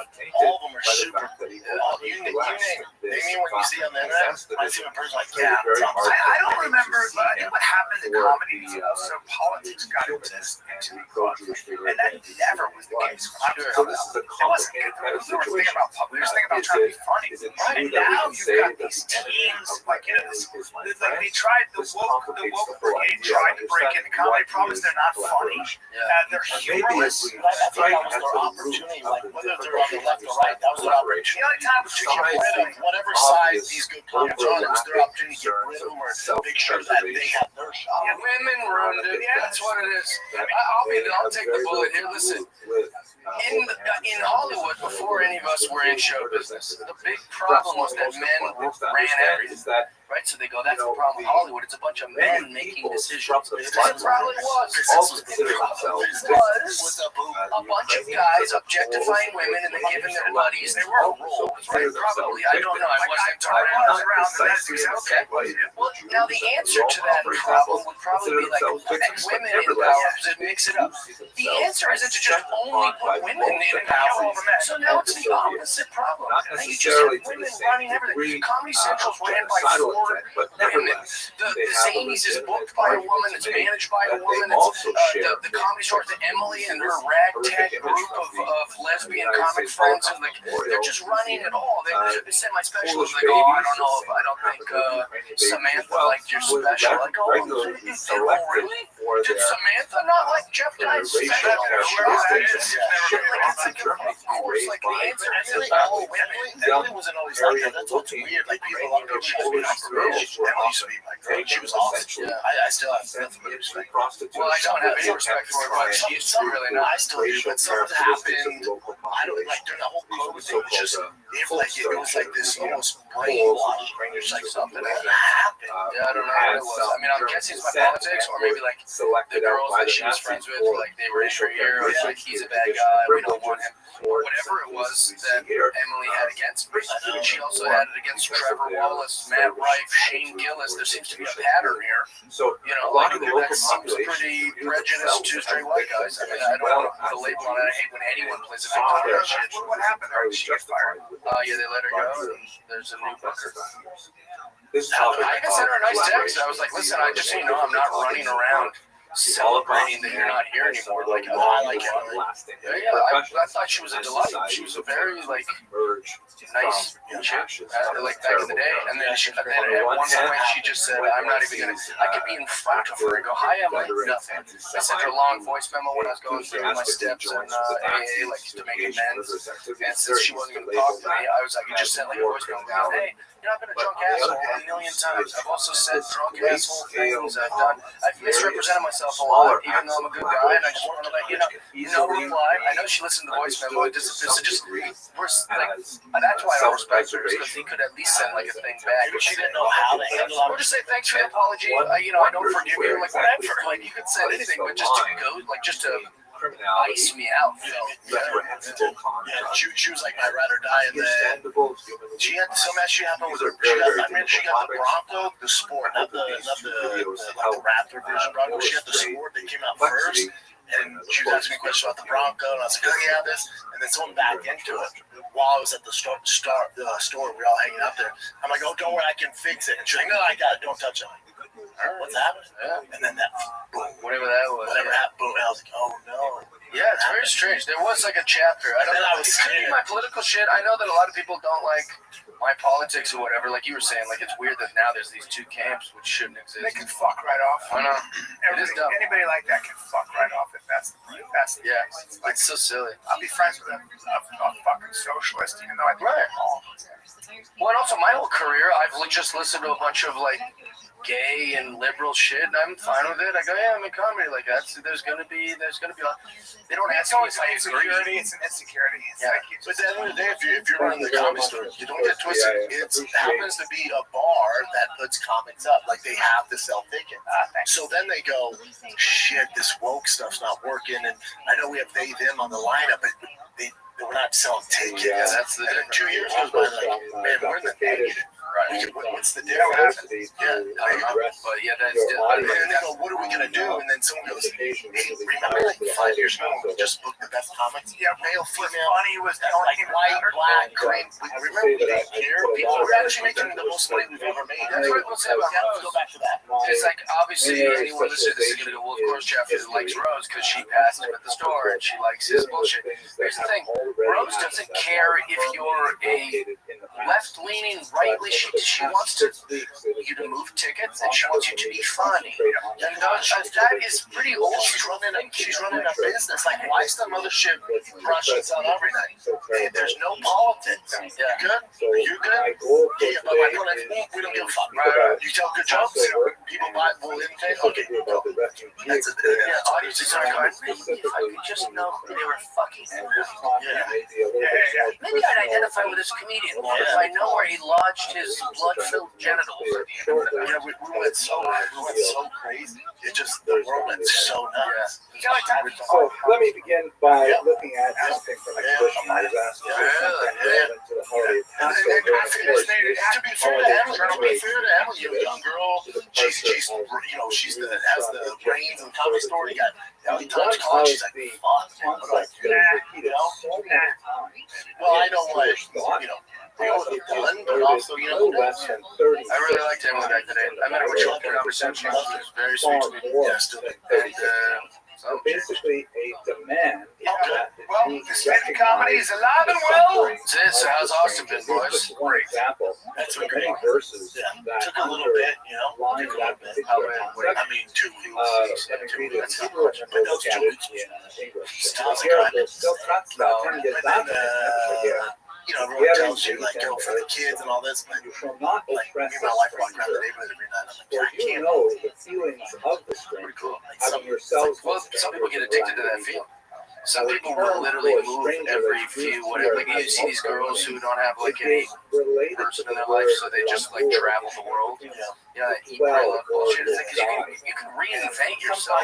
It is a fresh start. You make new routines, which is say, try to take the road less traveled, or take a different route to work. That is like that makes life very exciting. So like, be doing it. It's a great idea for your family. Great idea for you. Depending on the context, that's a different conversation. And also, there's thinking like, you guys are poor. So if it sucks, you'll find a new place. Yeah, definitely does it. And worst case scenario, you go, we move back, or we go to somewhere else. And I think the misconception is like, oh, we moved here. I moved here because of mothership or rogue or stuff like that. I'm not really in that scene anymore. I moved for the safety and the tech words and the sport, and all that. Which is great. Like I'm not in that world. When you coming back? That's the question. I can't see myself as you can. Really? This way, one fulfills the commandment. So obviously, in the context of Passover Seder, as Jews around the world will gather with their families, Wait, hold on, what happened? I quit today. I quit today. Well, you know that whole Greg Robinson thing? He said he quit comedy, he went viral. He was like all the tabloids. It's not real. How's he doing? He's good. He looks great. He's lost weight. He's all jacked and shit. Big cock. Yeah, but he looks fantastic. In fact, so much that I think Greg Rothschild thinks I'm gay or something. Because the last 10 times I've seen him, he looks great. He's like, oh man, he's wearing a cowboy hat around, and I'm like, hey, I got to shake all my favorites. He is a big man. Yeah, you should see him lately, man. He looks trim as hell. 90,000 He's awesome. Ukraine, who are not necessarily. But he said he quit comedy. It's not real. I don't believe him. Population, but And if I'm wrong, I'll admit I'm wrong. But like, I was under the impression it's a total bid. And my buddy Enrique, if I am wrong, it's Enrique's fault. Didn't I thought America stopped this podcast. No idea. Perhaps Mark Maron, really? His podcast was one of the OGs. And eventually, it's like, I'm just kind of over. But then on my fucking Apple, like, you know, popping up. What could you be over it about talking to your buddies for a bunch of money? Yeah. Like, I mean, like, not every podcast. Look, see this. All good things come to an end. It's the end. Scroll engine, so you can Who is this? Marin, or is This is Marin. In fact, for most, generally speaking, most really the end of the podcast is coming to the end of the fall. Are internally displaced within Ukraine, meaning they Brendan and I, left not their me, country. I understand the only reason we would stop the show is that one of us really stops that habit. For both of us. We're tired people, burned out. And there are He's been 11 doing it for fucking how million long? He's been acting in lots of big movies. He is a good actor. Gotta give the devil his due. Yeah, it's great. I got a great Mark Maron anecdote. Or not anecdote, but like a thing I think he would like to hear. So occasionally a person in the audience will say something that like is a perfect moment, you know? So Mark Maron's up there. This is in 2008. He's on stage at Giggles Comedy Club, and he's doing his bit. He had this bit at the time where he was like, I yell at my girlfriend, but I just yell at her, you know? And my neighbors, you know, they can hear us yelling. So whenever I go to the mailbox or I go to the trash can, I can sense that my neighbors are looking at me like, but we are still living. and so I just go, I'm not hitting her, you know, which was the punchline for the thing, and it's got this great pop, it's an interesting little story. And then someone in the audience heckles and goes, I can help you with that. And you just watched Mark get furious. Like, oh, what are you gonna fix me, guy? You know, what are you, a fucking therapist? You can help me with that? And the guy just goes, I install Windows.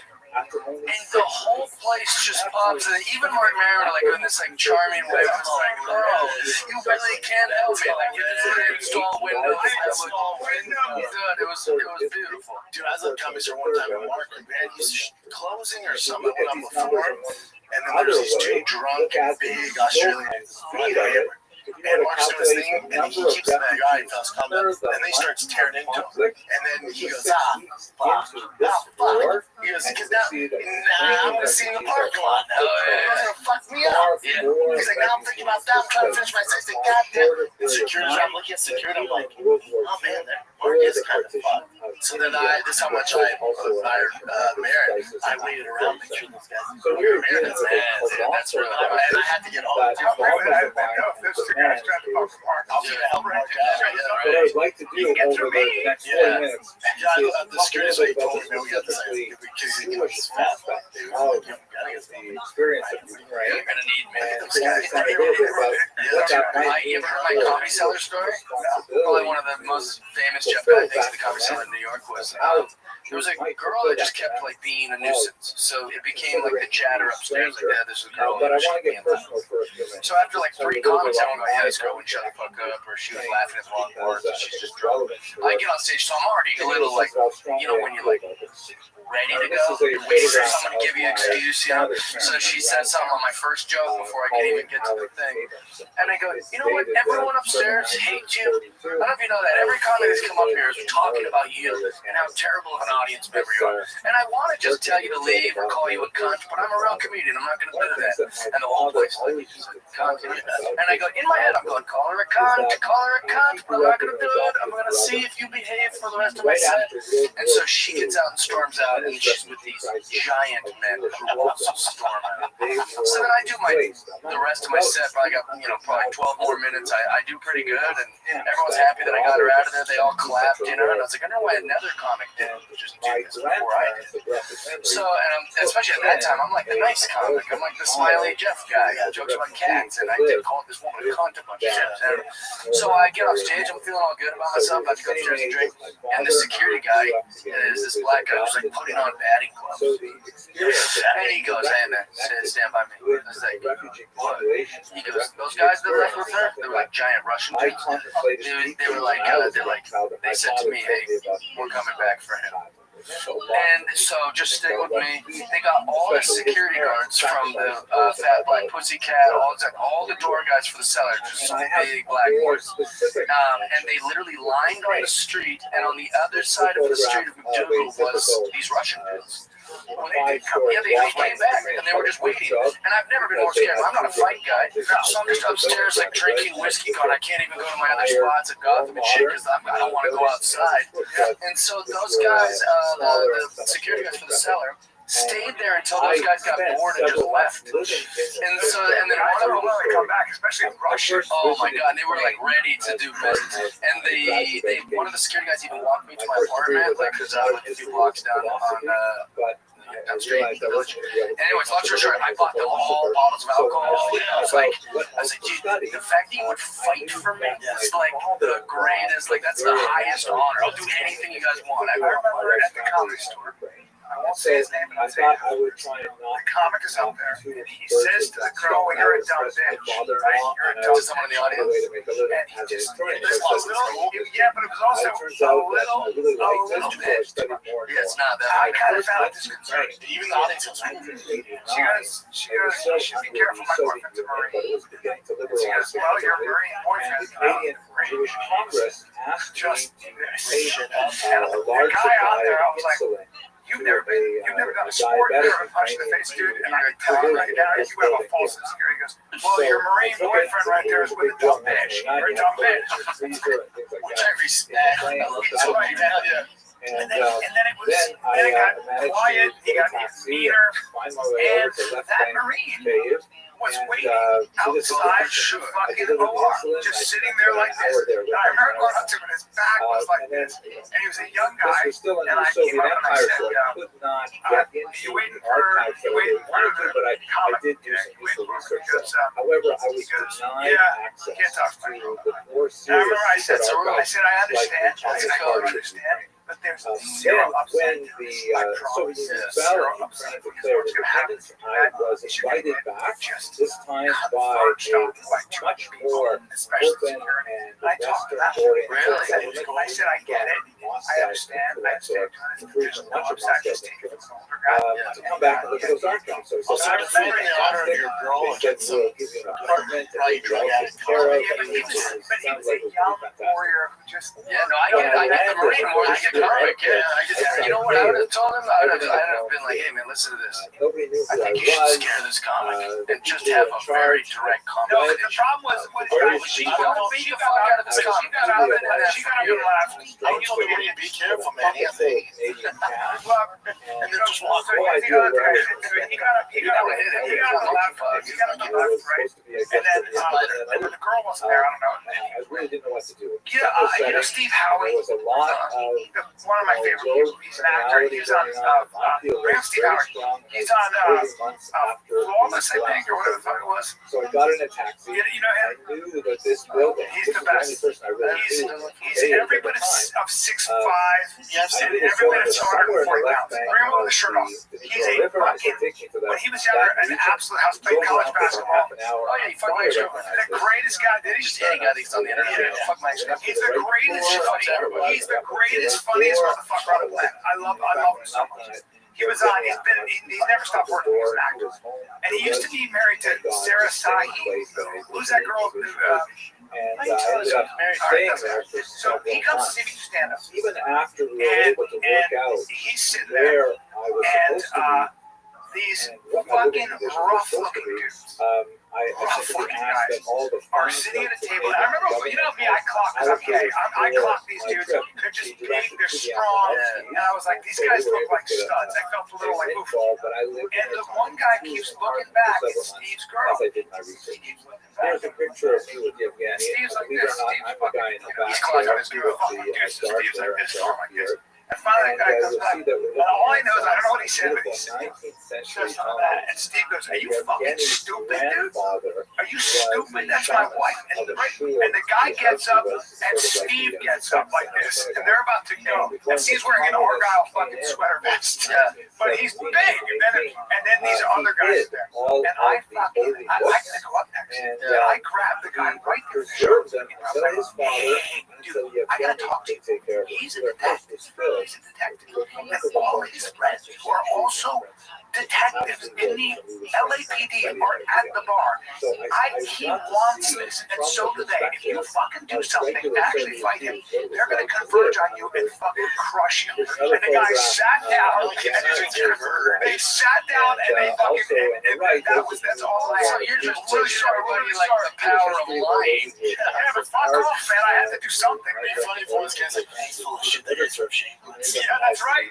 By the way, he was on TV, so they could have done that, but Yeah, to be fair to those goons, his girl is very great. oh, she's Gorgeous. Here's a picture of And what also, he looks like now. another, He's kind of like, very mastered this successful. wilderness look since I knew him. How old are these pictures? She does look good. Our first She's gorgeous. association She's they're not married. No, So they're not. I had an experience of what it was like, however attenuated, Look at that story. to be a stranger. No, I love it. And he kept saying, can we talk? Where I was going to sleep that night. Well, you know, it'd be better if they ended up fighting. No, it's just you find using this strategy of like, you're outnumbered. Refuse a fight. Lying. A psycho would go, I don't care, I'm outnumbered. That's fucking, you know, like, Those guys, they sat down. I think they taught him. I think they taught him drinks, actually. Really? Yes. I think they sent some drinks as a sorry. I've never been able to, or I've always been able to talk myself out of any, like, fight. Anytime it's about to go down, I've always been able to wiggle my way out of it. Yeah, No, I'm sorry. well, I'm not a fighter, so I'm always just able to, like I'll be like, listen, I'm just drunk, being an idiot. Like, let's relax. So what I'd like to Sorry, do I said now it. You know, like I'm just trying to get a laugh over here from these guys. I remember one time that I was with, you know, Dana DeArmond, the adult film star, but she's also just like a cool chick. She's very funny for not being a comedian, but anyway, she's a cool chick. And we used to drink together sometimes. We were at this little bar called the Chimney Sweep. She started popping off to this chick. Yeah, she has like a million different looks. But anyway, she's a very funny chick. She's very, very funny. Anyway, she was at the Chimney Sweep. She's had a little too much to drink. She started popping off at this like Latina chick. And this Latina chick starts popping off. They both just drank too much. They're just, you know, these womanly behavior, and they start like getting chippy. And I see all the like Latino girls' guy friends are like, you know, yeah, we're at the Chimney Sweep. These dudes are, you know, they're fine beating the fuck out of me and letting her get beat the fuck out by this chick. And I literally just walked right up to them, all getting kind of ready. I'm like, hey guys, she's just drunk. And this doesn't need to be anything. She's just drank too much, and she's, you know, I guess on one or something. I don't know. I just want to well, she's a drunk chick. This isn't worth it. And they were like, we appreciate that. And they like shook my hand and they sat back down. They told their girl to shut the fuck up. So I went back to Dana. I was like, I don't know what their problem is. I went completely diffused because I was like, what, we're all gonna sometimes that's all it takes. Like, I'm gonna get my ass kicked. She's definitely gonna get her ass kicked by this chick, Like, it's not a win for anybody. You watch enough fight videos on Twitter, you start going, I wonder what I'm made of. But then you're like, no, it's not worth it. Getting punched in the face once, like, I don't ever want to do that again.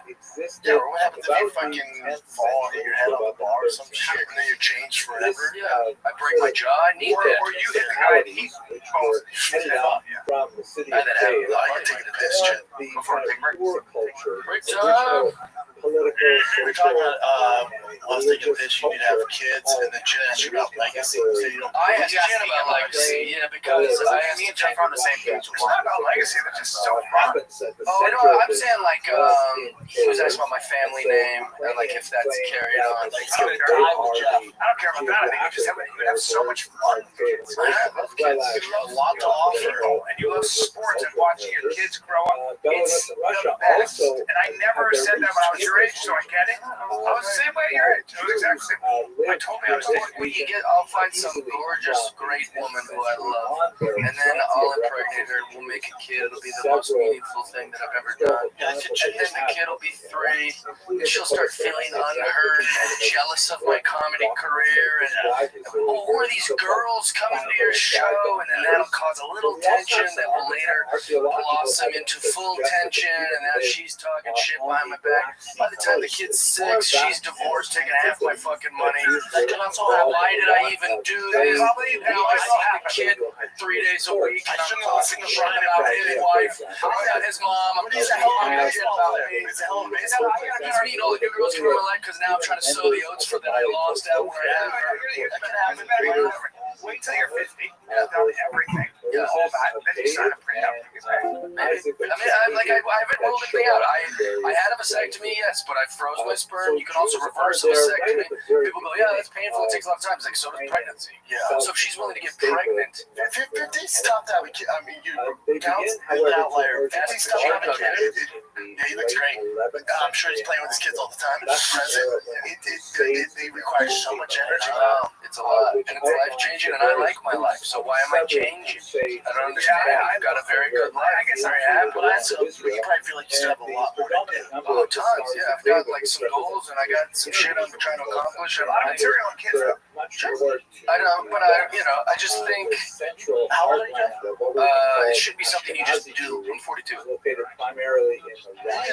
Listen, when it comes to True Classic, you see the shirt I'm wearing right now? See how it pops my face? Dude, I knew it. It's radiant. I know you call this color. This is the True Classic shirt. Skinny guys like me like shirts that hug the shoulders and arms, hang loose in the front. Dude, and not only skinny guys that are built like Kermit the Frog like you, but also UFC fighters. If you've seen the new commercial from True Classic that Brian created, you will see True Classic is worn by some of your faves. Misha Tate, Wonder Boy, Little Machida, Bisney, Suno. I got everybody out there. Yeah, we've been wearing True Classic for a hot second. You'll notice the difference the moment you throw one on. They're tailored exactly where you want it, relax where you need it. Take out all the BS. It's actually good stuff. The best shirts on the planet. They got joggers, button-ups, tanks. They got everything. You can grab them at Target, Costco, or head on over to trueclassic.com/fighter. Get hooked up today. True Classic. It's funny too. It's like so many girls have been like, "Why would you do that? Why would you get a vasectomy?" I'm like, "Oh, I don't know. I'd like to have babies on my terms."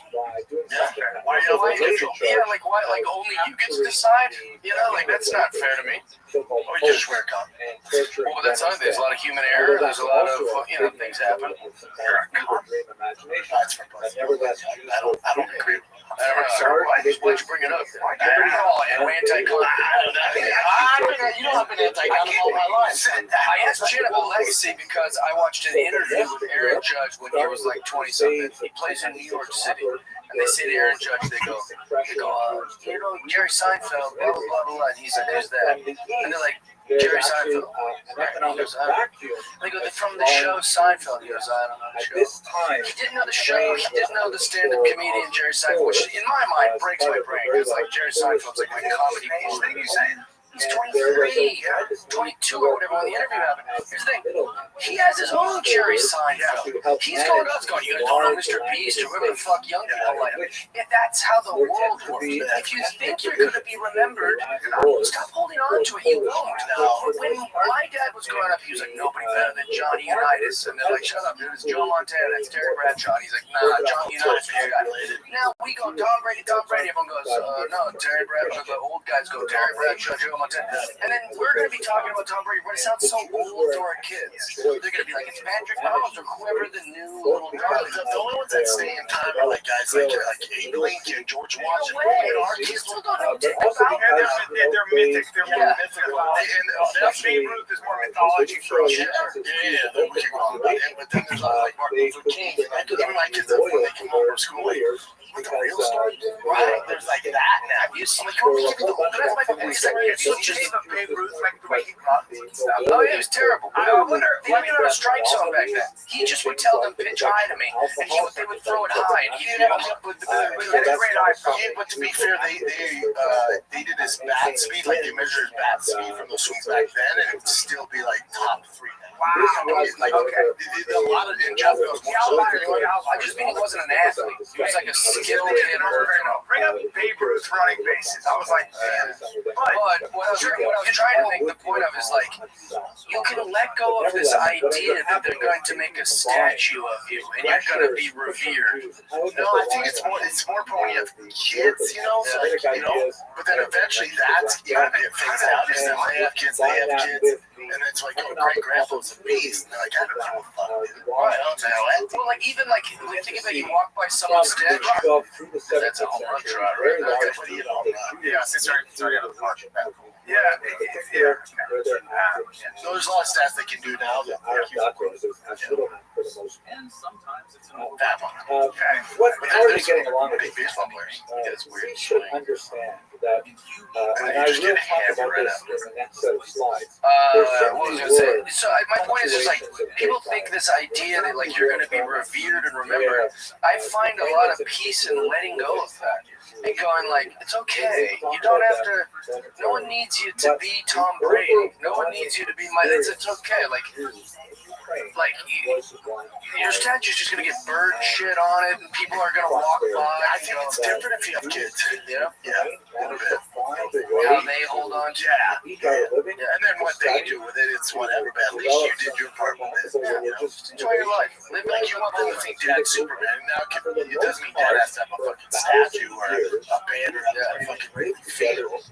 But you know, even that UPS worker is a damn good dad. They're still gonna think he's Superman. Yeah, but I just let go of the whole legacy thing, the whole thing of thinking that we need to carry on our family.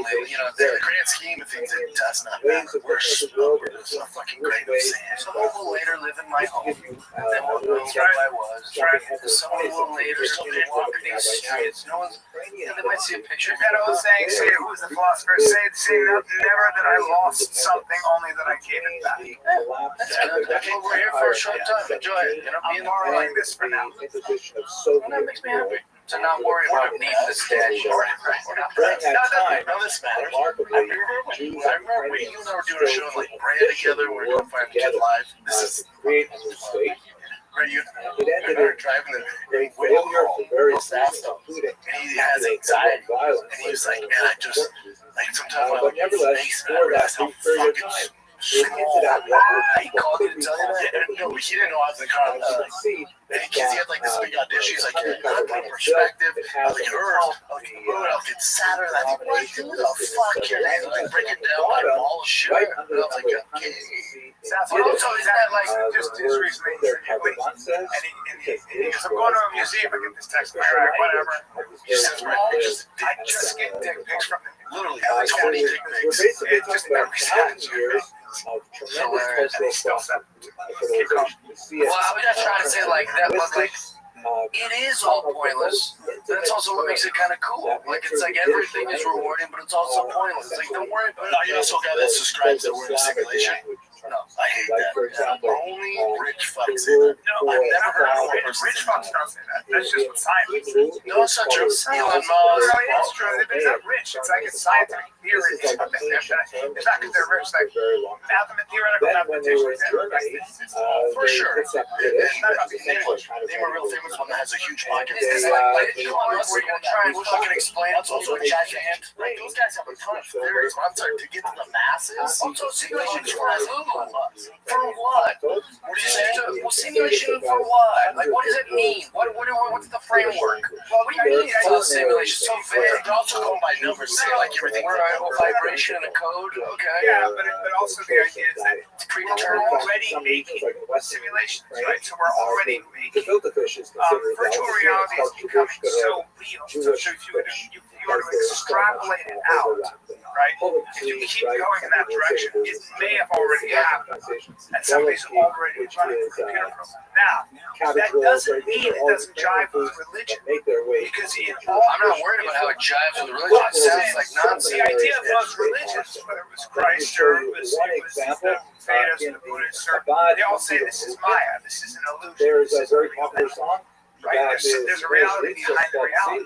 And that would be the idea behind Buddhism, And the idea behind the it's Vedanta, much easier, of course, the idea many places behind see the Christian in Eastern Europe, but even It's like in this America is today, they're not memorizing the these lyrics. kingdom of heaven is somewhere else. It's a rather And amusing song the that Greek philosophers the, kind of said that. So that in some ways, the Kant text of the lyrics said you can't really see reality if you have a get to our limited visual destination. apparatus. And I there will believe be that we have a times limited visual here apparatus, is but I a don't place see with how a very that comes short, back to us being in a recording simulation. that, The simulation would make it seem like it's all like an avatar or like this computer, this larger thing that I don't understand.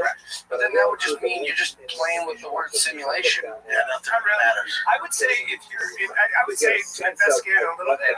One of the places to start is the last guy was talking about. Really, it's not like heady. It's not like scientific. It's actually a really interesting, cool theory. And the way they make the argument for it is pretty fascinating and a little bit mind blowing. And it does fuck you up a little bit because the argument, like if you listen, like Rogan was listening to it, he didn't think about it. It's like the argument is pretty fascinating and might be the missing link between quantum and Newtonian physics, right? So the idea of how little things like electrons and protons and atoms behave versus how this. I want you on my phone too during this I'm about to conversation. just start doing push-ups. Yeah. Check this out. I check out too. No, I was looking for this. This is the best photo we have of a cell. Of a human cell. That's one cell. Look at that. This is one cell. How intricate it is. And it's that's the closest, most zoomed in, best photograph we have of a human cell. Now, this human cell that I'm showing you, we have not billions, hundreds of trillions of these make us up. So each little dot, each little thing, this is in one cell of my body. And I have tricky. You wonder why we're different. You wonder why you can interview. This is we're in a simulation. You wonder why you can interview 3 kids who lived in the same house with the same parents, same race, same class, same experience, same schools, and they have a totally different experience of life because each memory, each thing we see with our eyes, each thing we touch, each experience, each trauma, the way we translate all things makes us this wildly complex, like snowflake of a human, right? Now, that is some science. That is that we are all this collection of every memory, of every interaction, every talent we have, every little thing that's ever happened to us. We're so uniquely different, which is biology. It's like a monkey or like a little alien or a dust mite or whatever. Now, what about that is simulation? We're like these organisms. I would more likely believe that we are useless and no one gives a fuck about us and we live in a dust mite of some extraterrestrial shoe right now. Like that would make more sense because when you get small or big, it starts to blow your mind. But like the idea of a simulation makes it sound like digital. It makes it sound like it isn't it isn't an organically biological thing. Both things can be true. In other words, most of you are space, right? If you look at talk most of what you are is space. It's actually not that. It's energy. Okay. Yeah, well. So it feels like a table, but it may not. But most of that is space, which is crazy, right? So I'm just saying that when you talk to physicists and mathematics who really study this stuff, it's like for us, we go like I'd love for someone to try to explain it. it's like this, like a worm. Why is it NFT? Like watch someone this. just gives you a A mouth? worm can sense heat and I think pressure, and that's it. Those are the two senses. Yeah. We have 6 senses, right? Or 5 senses. Sorry. And so the idea is that we may have a limited apparatus to understand what's actually going on. That's the whole thing about human beings. Oh, We have no. a mind that wants to understand. Consciousness. All we got. That's right. So we might be a data stream that's attached to a larger mainframe, whatever the fuck it is. The conversation is definitely worth having and thinking about because it doesn't. That's why we're trying to figure out is what else you get It doesn't but also negate those mathematicians. It doesn't negate the importance of this. It doesn't negate the importance of loving our children, wanting the best for things. I think a lot of people think that when they get into this stuff, my wife has this because she's religious. So for her, she just doesn't like the structure of her truth and how she lives her life, which very much works for her. Being sort of, people think, well, if you say it's a simulation, then that kills God, but it doesn't. It's actually not what anybody's saying. I think it's a little bit. I have no conflict with that because, like, even when they say like evolution or the Big Bang theory, it's like that doesn't change my perception on God. Maybe God just did the Big Bang, or he did evolution. It makes total sense. Right. But where I come into conflict with it is like no one can explain the simulation part to me. Like they don't do a good enough job. There's certain guys that can. My thing is with it is maybe they're right. They don't know. Right. He doesn't know. I don't know. They they're like, well, statistically, okay, that's fine. So it's really whatever you want to get into. We're all just trying to figure out what consciousness Well, but so we will. So one of the things about that is that people were saying exactly that about the electromagnetic field. So when they were talking about something called the electromagnetic field, which is how all of this is possible, we're able to broadcast things, take pictures, and fill them in, and it's digital. That was literally all science fiction. All of course. So was space travel. So our satellites. All of those science fiction. And now with AI, I mean, I'm talking to my phone as if it's a person. but it doesn't have consciousness. But it's the beginning. So what I'm trying to say is that we were all saying we'll never know. Oh no, I'm sorry, but we do know and we continue to know. Now I'm not saying we'll get closer to why. I'm not saying that. You might be right that we know how things work. The larger question is why. Here's the thing. This is what I always come back to. I know this is maybe not interesting for people. Every time I'm on here, they're like, "Oh, Jeff Dodge, you're going to talk about baseball for 12 hours." I wish. And now they I wish we this. talked Oh, about Jesus. baseball. Yeah, here's the thing. If you take a dog, your pet at your house, and you literally take him apart, right? You find the best surgeon in the world to take him. He put out every organ on the table, and a surgeon puts him back together. There's something missing that the dog doesn't turn on. But you could do that with a motor. You could take this truck engine and put every part out. Find the best mechanics in the world you can put together. It'll turn on. It'll turn the crank. That's what AI is. That's what machines are. But there's a missing fundamental. You could call it a soul. You call it a spirit. You call it an essence. You call it energy. You could call it a simulation. Whatever the fuck it is, that's what we're trying to figure out. So what is the soul goal?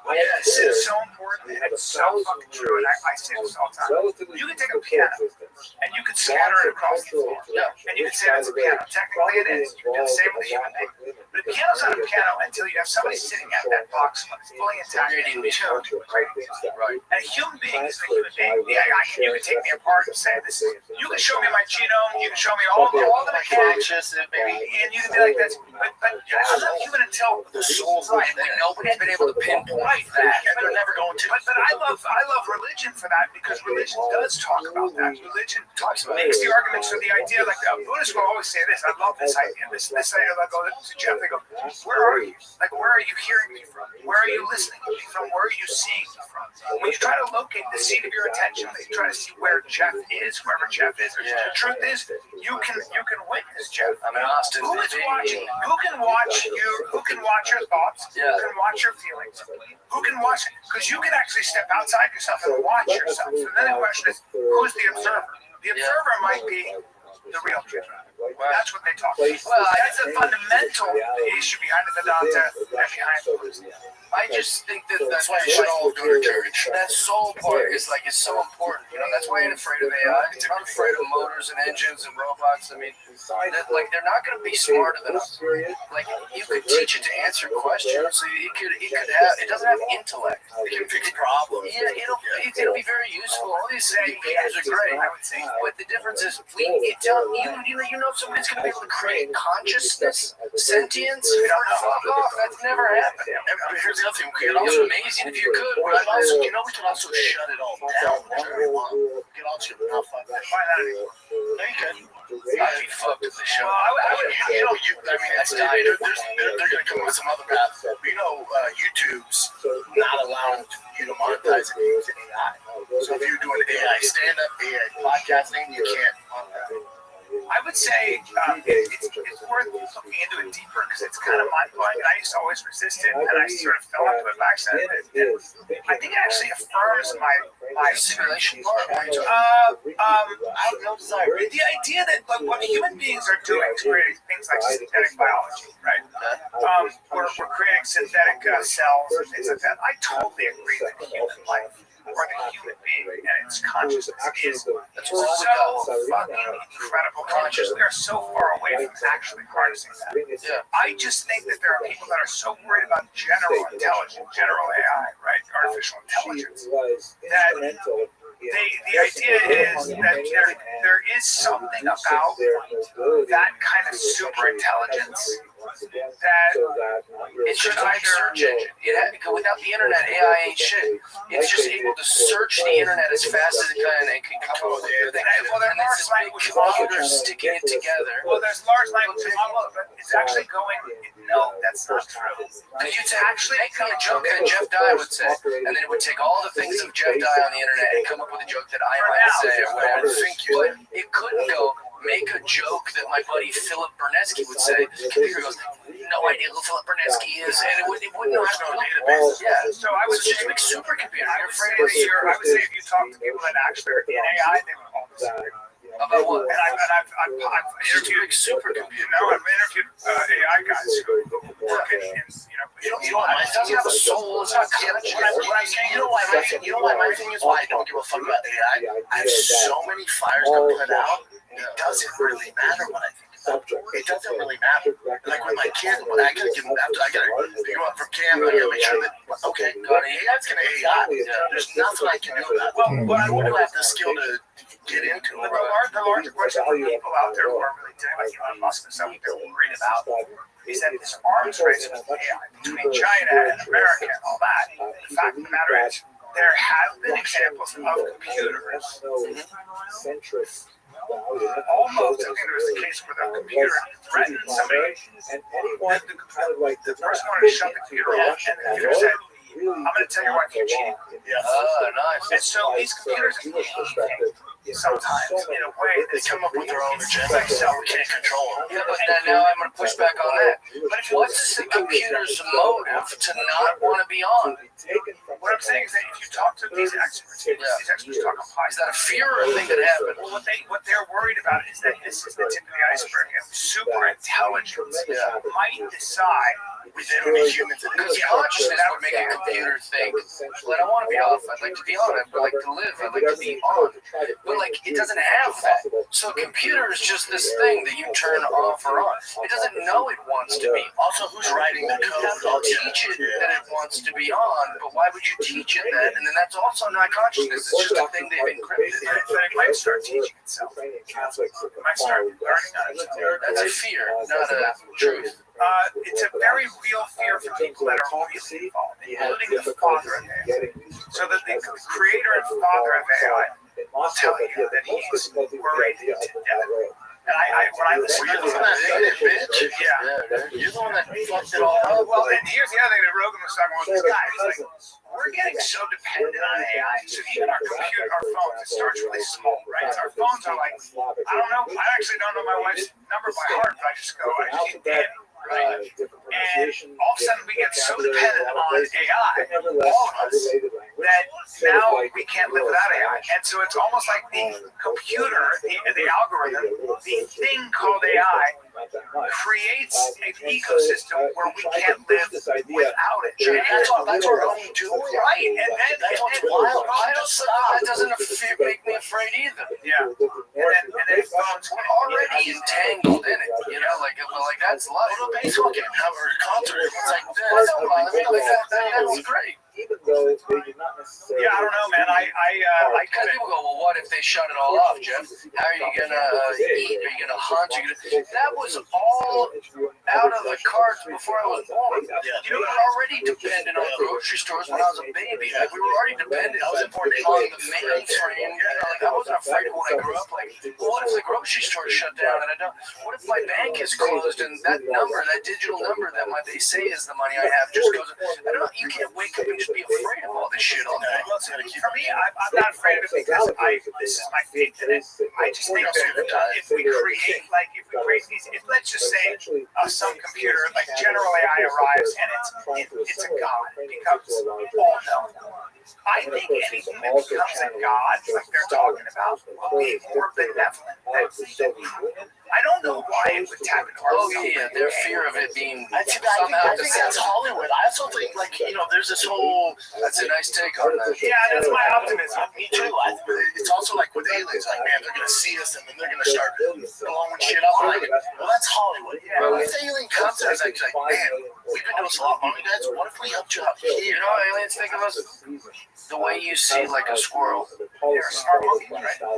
We look at a squirrel, we go, oh, look at that little thing. We don't go, let's rip its head off, or like let's go check out its living quarters. No, you don't. You just go, that's a squirrel. Now there might be a few bad aliens. You're smarter than the squirrel. You don't sit there trying to teach it Spanish. You don't go, oh man, this fucking squirrel doesn't even understand how my truck runs. You don't give a fuck. It's this cute little thing. That's how aliens look at us. They go, yeah, they're fine. These little Our whole Earth on aliens is all from Hollywood. All this fear mongering, they might be really dope. They're like, oh man, we actually, you should try this out. We're doing a lot longer. And like, we're good. We don't want to live here. We're just trying to This figure is what it says, son. They don't give a shit about Yeah, I have a benevolent, I have a positive view of. I don't know. Somehow I'm an optimist. I guess I'm an optimist. Maybe to that's good. I think that's a healthy take. Like, atheist. why would we create this supercomputer? it. Get a cool one. You ever met when you want to grab a beer with?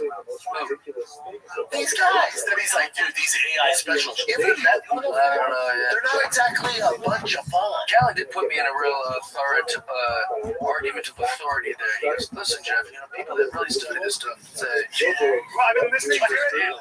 but he didn't have their argument. He just goes, you know, the father of this disagrees with you. I go, well, what did he say? I don't know, man, but whatever he Just a guy way smarter than you. He says, well, I know, but who? And what did he say?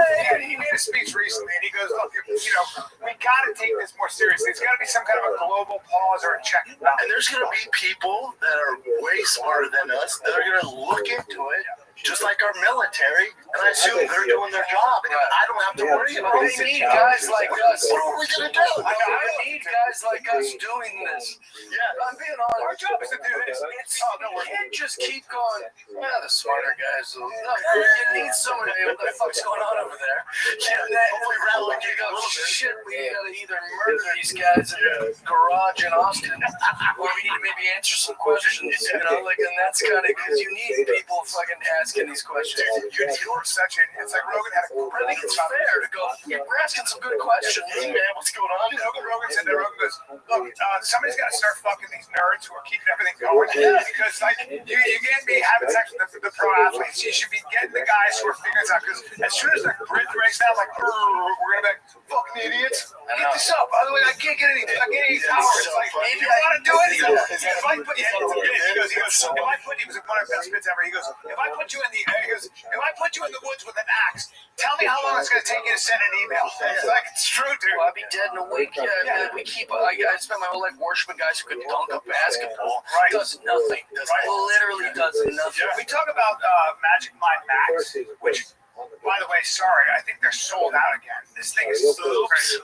It's crazy. We can't get a hold of them. Dude, it's driving me But I'll tell you what, we do have the sleep shots, and your boy sleeping like a freaking baby. There's nothing out there. There's no sleep shot out there. It's about energy. It's like, what about sleep? So you have energy. And it is about getting recovery for people that go hard. It's actually formulated to help your brain chill out and recover. And no grogginess, that's the biggest thing. Usually sleep aids, you wake up super groggy. Not these, you wake up, you're ready to attack whatever you got on the schedule. There's literally real science that went into this. Like, what are the things to help you sleep without the side effects? And there are a lot of compounds that you put them in the right combination. That is what this is about. Sleep just feels better. Okay, your sleep. Take it and tell me what your sleep tracking app shows. Yeah, because Tell me if there's an increase in REM, improved quality of sleep compared to when you don't take medicine. yeah, because you're like, oh, but I got 10 hours. Yeah, but not all sleeping is the same. You've got to recover while you sleep. About sleeping better, deeper. Put it to the test. Put it to the test. Forget what we're saying. Try it and tell me what you think. And Also, this is one sleep aid with zero side effects. Zero. Feel sharper, quicker, far less stress the next day because it's getting ready to attack your day. So it's sleep shot.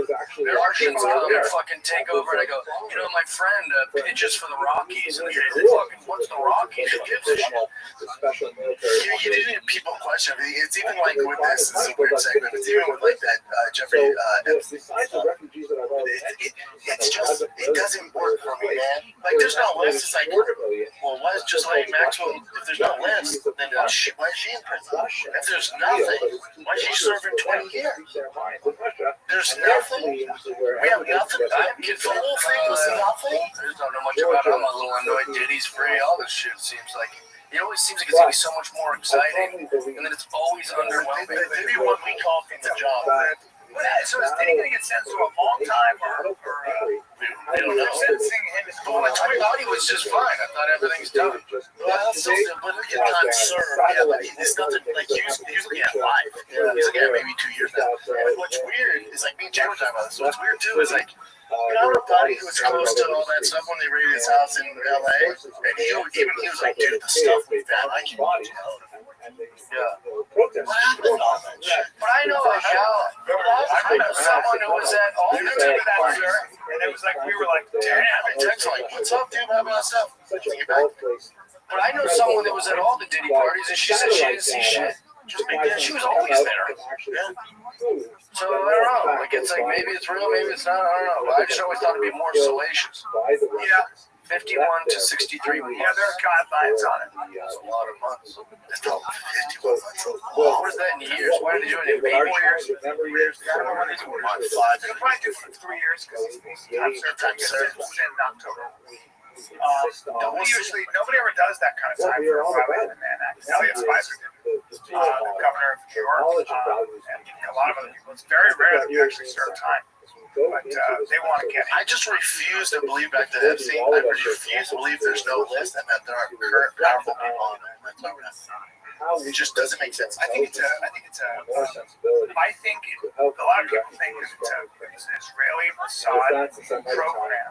They were probably gathering information on very powerful people, including American politicians and American like people like Bill Gates and like Bill Clinton.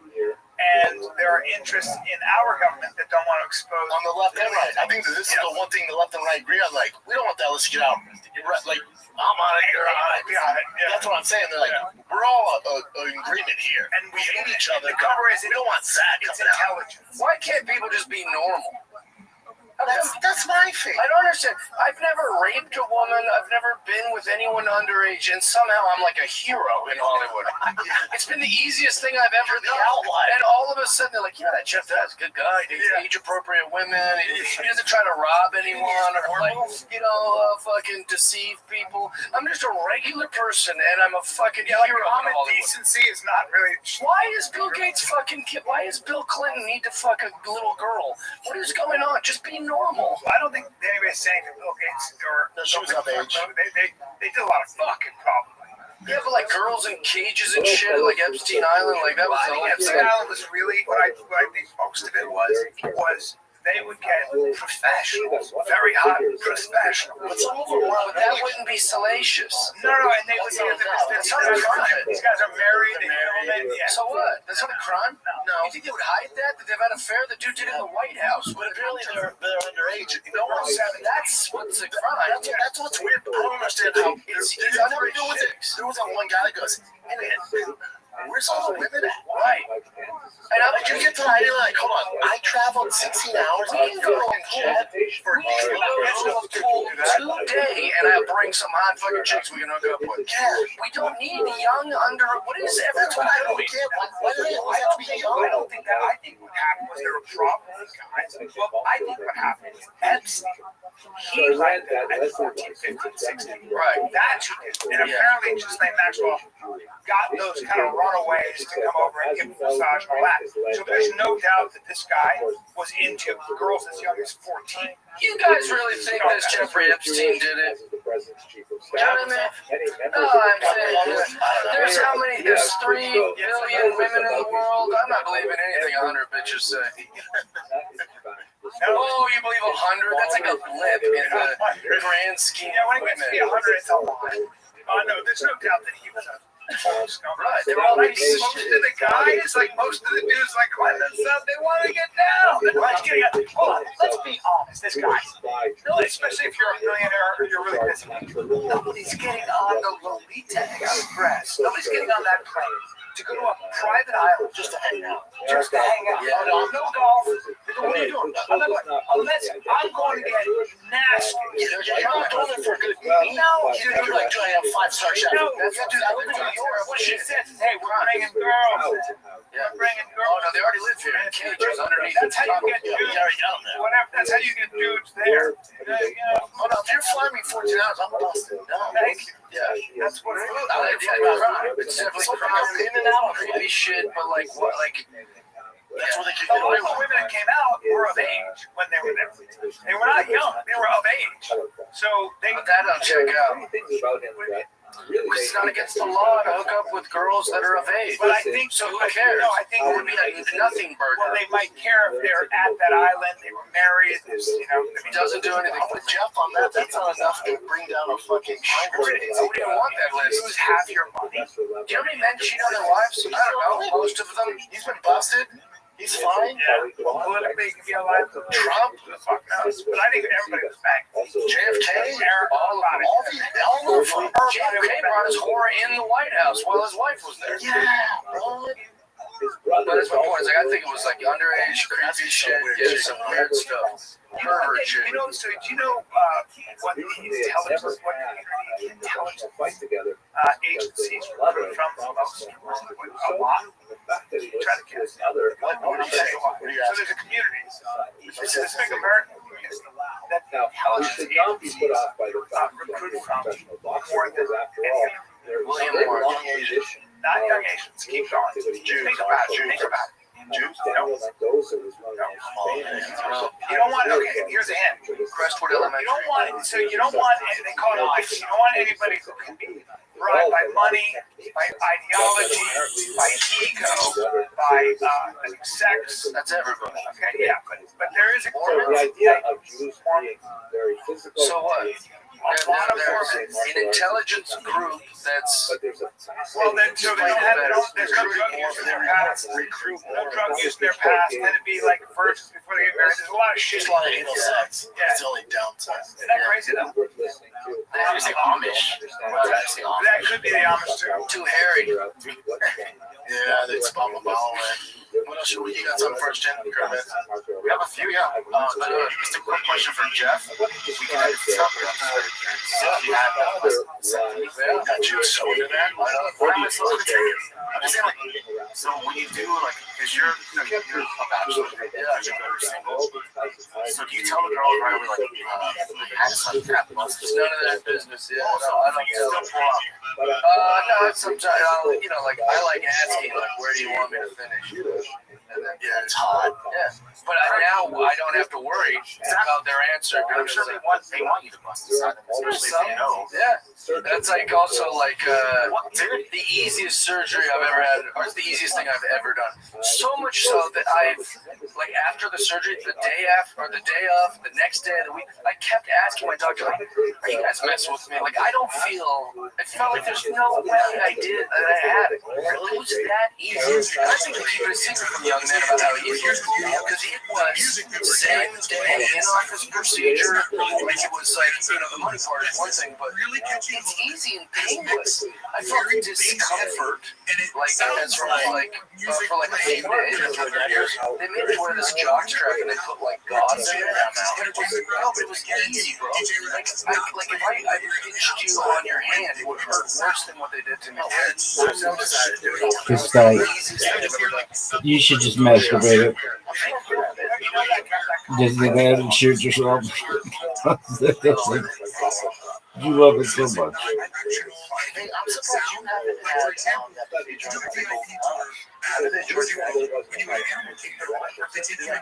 feel like this big nutsass. And the first thing that you see is so like it is. I wish that's one thing you would charge. Figuring out this would cost me. Animals, trees breaking. That's the entire soundscape for the Pandora. And the reason why they distinguish this the others have the speakers inside the land, it makes the sound more ambient. It's not pointed at you. It just feels like something that's happening from a distance. That makes me so sad. Yeah, so big. Yeah, now that's gonna live on in their head forever. Legacy is happening over a little chat every time. Yeah. I called my brother. Yeah. That's a good feeling. That guy was awful nice. Fuck off. They're staying with me right now because they're perfect. Out of here. Nick told me that he can find him like a $3,000 car. Dude, Holocaust by bullets in places like they're so atrocious. He also notes that at Rabbi Rothschild, also had families. They have $3,000. Honda Civic 20 years ago, maybe. Which say Honda Civics used. Yeah, we'll see, man. Have you looked at them for $3,000? Like it takes a long time ago. It was like 4,500. 4,000 each. Still decent knowledge. They last forever. Wait, Ryan, when you say your dick is big, is it both girth and length? Yeah, I've seen that. In fact. Also, Just want to get that. That'll be sure on record. You have no other quality genetics than that. Crushed a dick. That's all that matters. As girls talk. Yeah, the guy might. Give a big dick. I've been saying I have a tiny dick on stage a bunch, and it's great. I have a big dick, but that's the great part. I'll say I have a tiny dick, I got these tiny dick jokes, and then girls will be like, he's lying. I was like, isn't that great? Yeah. That opposite. Yeah. Perfect jokes, girl. Yeah, it's the best. You working with a piece, though? Yeah. And it's the best dick, you know? All right, so it's circumcised. You know how you know that that's the best dick? It's not circumcised. Because I've never heard of I've never seen an uncircumcised dildo. Yeah, true. There's not lesbians right now going, oh, peel it back. You get the worst. I got the worst. Me too. Got cut off, circumcised. Chin's hot. I've been saying it for chin's hot. It's not too long. It's not too late. Go get it. Do you have a dick on you or not? So, I bet he does. Look at him. Big guy. All I know, just the way he answered isn't great. Well, hear me out here. No, I honestly think people that brag about their dicks a lot probably don't have big dicks. No, you think you hung out with comics, right? Yeah, you know who has a big dick. But mine, I think, is just right. How about that? It's average. It's just average. I can tell you the dimensions if you really want to know, but I'll do it off camera. I was like what you said, like people that brag about it. We're kind of recording this. No, we're still recording. I'm recording about my dick and my tongue. Yeah. Here's the thing I'll say, we're doing sort of vasectomy. When girls are like showing off their tits all the time and like they got cleavage stuff, you can't see our cocks, so I have to talk about it. And then also, you know, like it'll come up all the time because I have these big expressions with my hands, like on stage, and girls go, look at the size of his hands. Like, I'll just always try to let them know that I've got a huge. It's the only way you can do it, really. I can't show my cock around. I gotta talk about it. Just marketing. It's business. It's promotion. It's branding. It's promotion.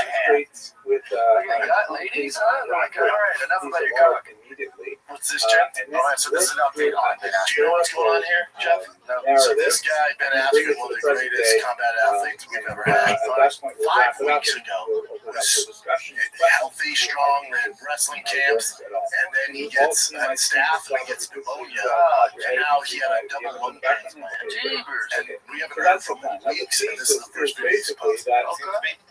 Historically, Jews of Ukraine had oriented themselves culturally like they have in most countries as a minority. They've oriented themselves towards the most powerful national unit in multinational states. So, for example, in Austria-Hungary, they tend to be more Austral-phile. Hungary became much more independent after 1867. They developed a Hungarian Jewish identity. In Ukraine, they were first Polonophile, meaning like developing an identity that began to connect them to the ruling Poles, and then later to the ruling Russians. But in the last few decades, since independence from the Soviet Union, I would like to tend to throw out the concept that Ukrainian Jews have developed really for the first time in their history, Ukrainian Jewish, which has very significant implications for the current moment we're in and for the future. As a kind of point of departure, I would like to the Holocaust Memorial, which is located on the wall of the Great Synagogue of Lutsk. Let me just show you where that is located in Ukraine itself. Here's a map that shows, I dropped a little pin where this is. It is in north and western Ukraine, just to give some orientation. Here's Kyiv, and then to the right is Poltava, which I know is a place very important because it's a sister city to your organization, for example, and also Odessa here in the south. So this is in the western part of Ukraine, not too far from Lviv, or Lviv, this is the actual site of the monument on the side of the 17th century Lutsk Great Synagogue, which was built in the classic fortress style, possibly because of the many Cossack rebellions that we're going to discuss in a moment that occurred in that place. But let's have a closer look at the image itself. First of all, a couple of superficial things. The first is you can see between 2010, when the photograph on the right was taken, and 2011, just a year later, when this photograph was taken, there's been some decay to the building, and no one has maintained it. I don't know what it looks like today. I don't have any friends in Lutsk to take a more contemporary picture, but that says something about how it exists. That's wild. 5 weeks ago, fully healthy. Secondly, it's because there's been some world champion, body champion, and his soul. They got some stickers on there, which could have been for anything. Oh, what's this kid's dude? 10 weeks ago. That new lungs, you could hear the coughing and stuff. He's still trying to. Here's what's scary. Like, thank God, you get the lung transplant, and not to be negative, but then if you look at the life expectancy of when you have a double lung transplant is 10 years. There is a text that describes the history of the Jews of Lutsk, right up until this guy's a different breed. The language if anyone's going to pull there through this, a warrior. Man, that's so sad. It is rather unusual, particularly during the Soviet years. Ukrainian certainly have been third language, and he got the lung transplant, which most people don't. but Ukrainian is their prominent, and there is no Russian. And you know who paid for his transplant? It's his insurance was doing. I love Jake Paul. Jake Paul paid for it. Oh, really? David didn't say anything. He didn't promote it. Nothing. on a synagogue is That's all I gotta know. second on Anybody the says left-hand anything bad side about is Jake used Paul, I've never hated on him. I won't say it. Anybody says anything bad about Jake Paul is an automatic asshole. Well, he probably wants to fight him now. You know, that's the way Jake's got going now. But now he's going to challenge him. As soon as you're better. You know, I beat Mike Tyson and Ben after you. Goddamn it, Jake. I mean, anybody says anything, Jake Paul is like, I like his voice, yeah. I'm a big fan. I've never touched him. texted in how do you handle but the most dramatic and striking Here's another element thing of with someone in this the MMA image, which I'm community. sure So many Randy of you will pick Couture, up on, but it would have been apparently he was instinctive practicing when for an you NHRA is the race. shape. I'm sure Randy might be The figure in the center, which looks like one-person crash. a Jew with Ended up burning hands himself. raised in First, prayer, second-degree looking burns had here. upward, So is we don't know clearly the extent of the injuries, but this is the only picture. trident Just his arm, maybe. Hopefully, just his arm. This is Hopefully. the national But then he was like, you know, there was like trauma as well. after Saint What is that? Trauma. Just like, you know. first Oh, yeah, just seems figure visual. Also, in yeah. Chinese history. Especially doing something like silly like that. You know, the first time I ever met him, I think the only time I ever met him was at some Bellator fight for Spike TV. Embedded And it's like VIP green room that I showed up late to, so when the matches were already started, I was like, let's go get some drinks at this large VIP room. And I went in there, it was completely empty. People weren't watching anything. But Randy Couture was at the bar, and his back was to his husband. represents a break from much of their prior history. So I walked right up behind him and I go, hey man, hurry the fuck up, dude. We're trying to get some drinks. Here And this is dude like turned, but he sees like my big goofy ass smiling, and he thought like, and he was in the VIP room, and he's like, what's up, man? I was like, I'm Jeff. And he's like super nice. There was like a second where he was like, Jews were allowed to fuck, wear who is talking to me like this? And then he really saw my smile. I was like, oh, and all very cool. Jews from 1479 when Just sucks getting hurt. somewhat of a Yeah, two scandalous badasses development, in a row. All of it ain't banged up. And what else he does? Something positive? Yeah. So this is Adam Ray. I'm sure at that you point guys the already church know was about this. enraged You know, Adam and Ray does actually the whole. embarked on a God, centuries-long you're talking to campaign Tony Hinchcliffe? Yes, dude, I was so shocked. and You first say Xerxes was Tony allowed, Hinchcliffe, it's spot except fucking under on, very dude. exceptional This is Red Man announcing him, so I just play this first. Catherine the Great, the 18th century ruler who brought dismemberment of Poland, suddenly found herself, with the acquisition of those Polish territories, the owner of the largest single population of Jews in the world. Oh my And God. although the church urged her to expel them or do something with them, she nevertheless kept the compromise by creating this territory where Jews were allowed to live. As you can see, it extends in the north from the Lithuanian and southern Just like the Latvian whoever does this territories makeup down to stuff what is would just later be insane. Belarus, His facial. on the Yeah, western part of the house all of yeah. Poland. Put And together, then it's like the crazy. large part towards I'll the talk to you about south is joint sexual this circle here. I'll send you all natural foods with him. This is all natural stuff. And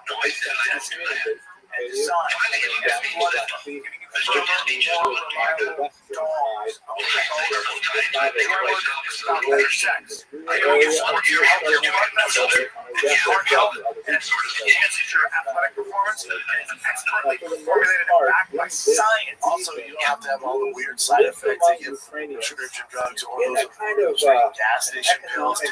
They just simply mix a pack with water. where Feel there effects were within moments 45 of minutes. That conflict windows that can pop and dude, anywhere, anytime.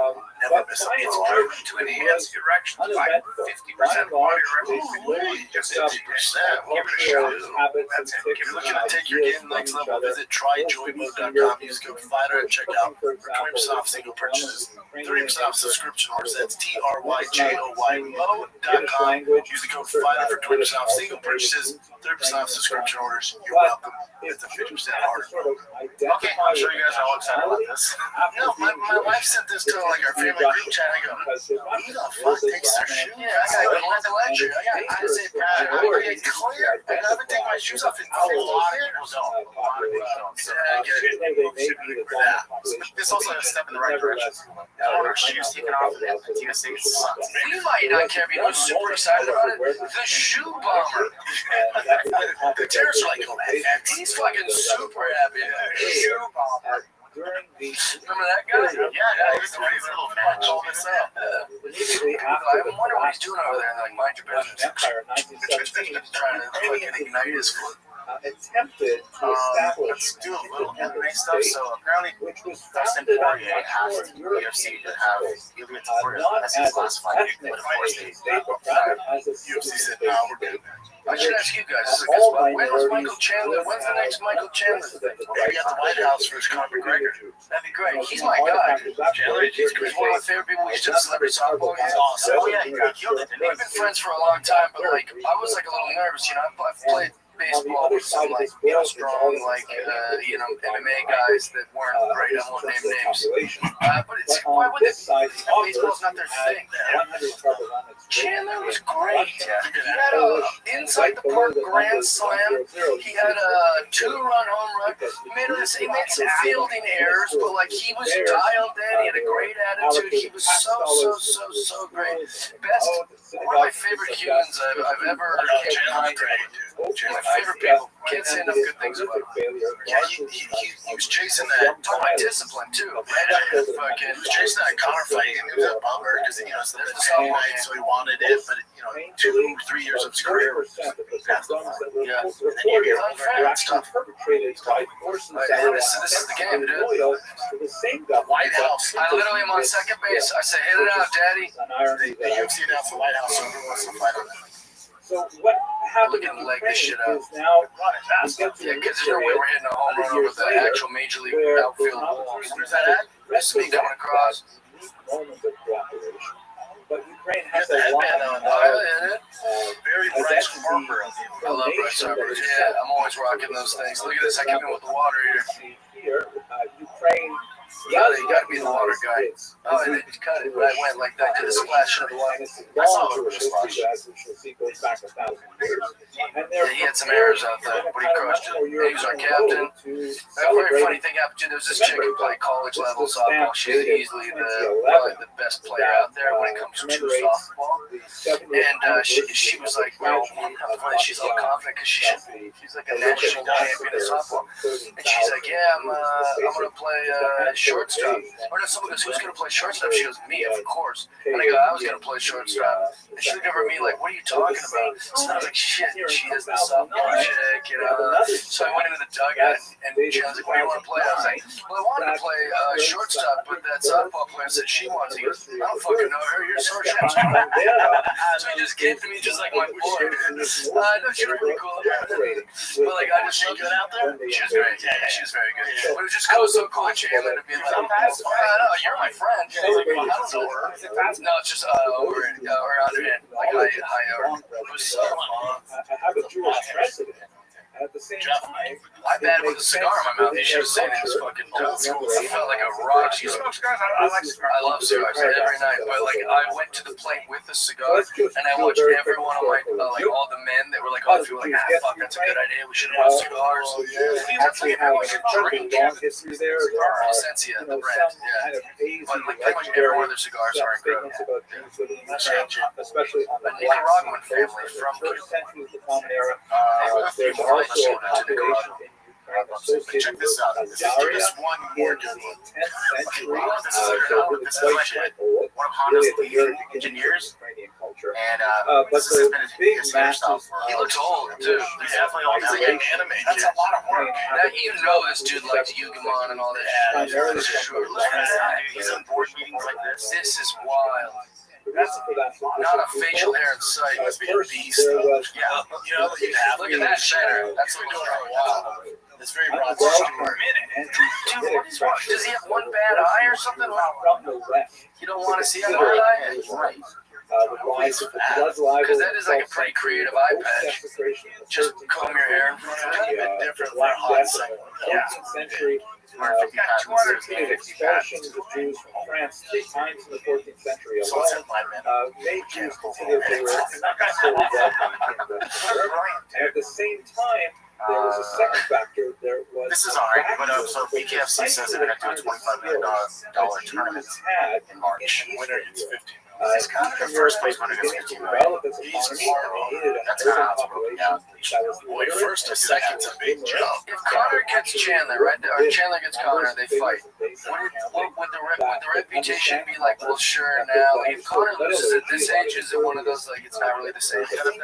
Fan, and I'm a huge Connor fan and Chandler. I think the fan base is just, it's kind of like with the John Jones thing. I think we're just Jews were actually That's like, invited to settle they teased for so long in to coming the back. kingdom Well, by the Polish Lithuanian 36. So he still got, he can still be champ, he can still be the guy?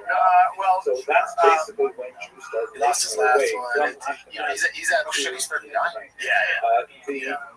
He's out of his run, he's out of his prime. So now it's like legacy fights, like big fights. like caste-like. So interesting. the vast Yeah, majority shows how little I know. of Ukrainians Yeah. were The ride's over, agrarian, but he had a great career. working the Yeah, he's fields. yeah, And the landowners, the higher classes, tend to be Poles, quite I often don't know. living far away in Poland itself.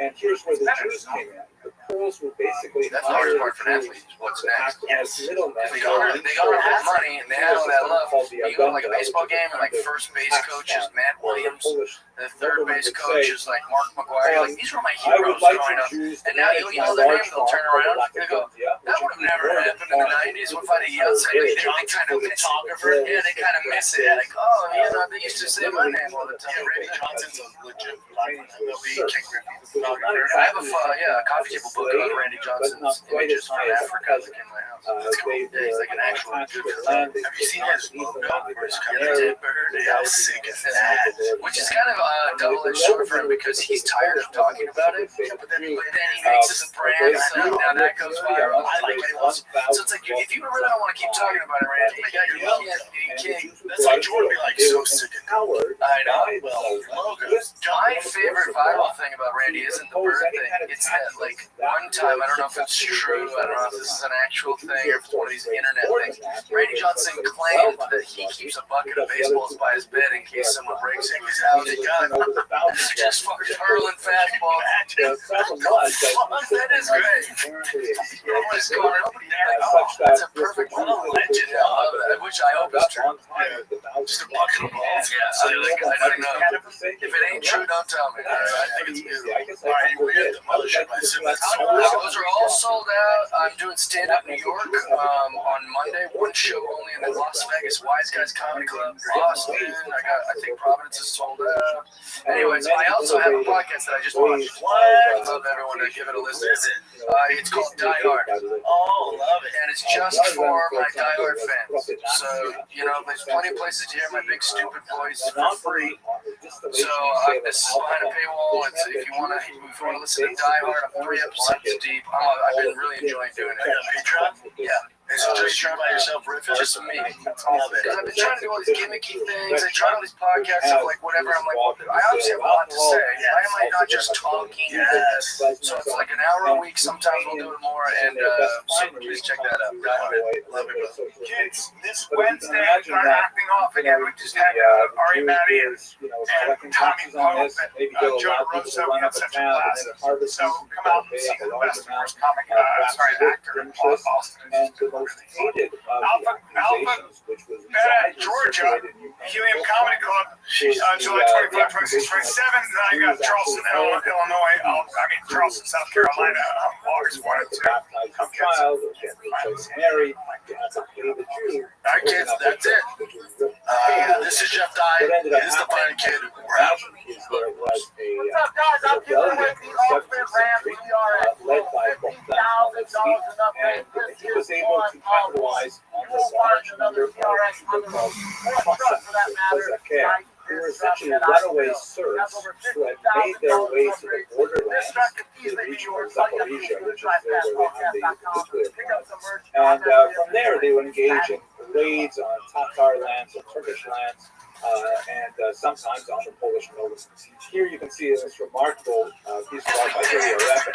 Something that really speaks to This is really the idea. This is something I think You know when you compliment some fits very well with Armenian guy on his like Lamborghini. He don't really give a shit. He likes them, bro. That's all. I said to my father, if I wore a hat, I should have worn a hat. Hang on, hat backwards. My father goes, One of those things is like this incredible attachment to freedom, and don't tread on me, and you're not the boss of me. I'm getting embarrassed going to a Robert Kelly face. The leader of these bands was, hold on, now this is shown here on. Why are you wearing that hat? And he led this major attack against because you think it looks good? Against Ukrainians who had converted to Catholicism. It's not a great reason. I wish I said, I grew up goatee. I came back from Italy. He goes, led by this man. What? So Ukrainians view him as a great national liberator. You don't like Brought freedom and independence. Yeah, that's great. I love that record song. Being a record player, you know your boy Ken, the big tall guy, the good truck chicks. So that guy, one time I see him, I said, I come up to him, I didn't even know him. I walked up to him, I said, hey Kev, good looking guy, you seem funny, you seem nice, seems like you got a good reputation around here. Untuck your fucking ears from your hat. And he was a little shocked by it. Like he was like shocked. He was blind. Like in his mind, he was saying, like, I fight this guy. And I found out that I was like,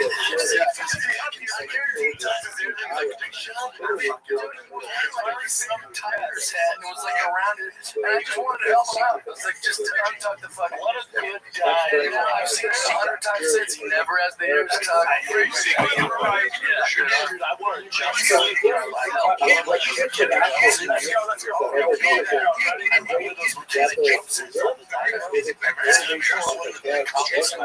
It's Rogan, Hinchcliffe, Bill Burr, everyone. I read right part of what you're wearing. Yeah, and you were there. Right in this pass. So I walk in,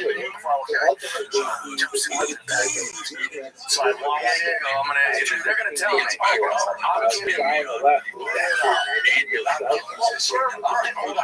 destroyed. What the fuck is and I'm like, oh God, I see so she can leave. Propaganda. Shut the fuck up.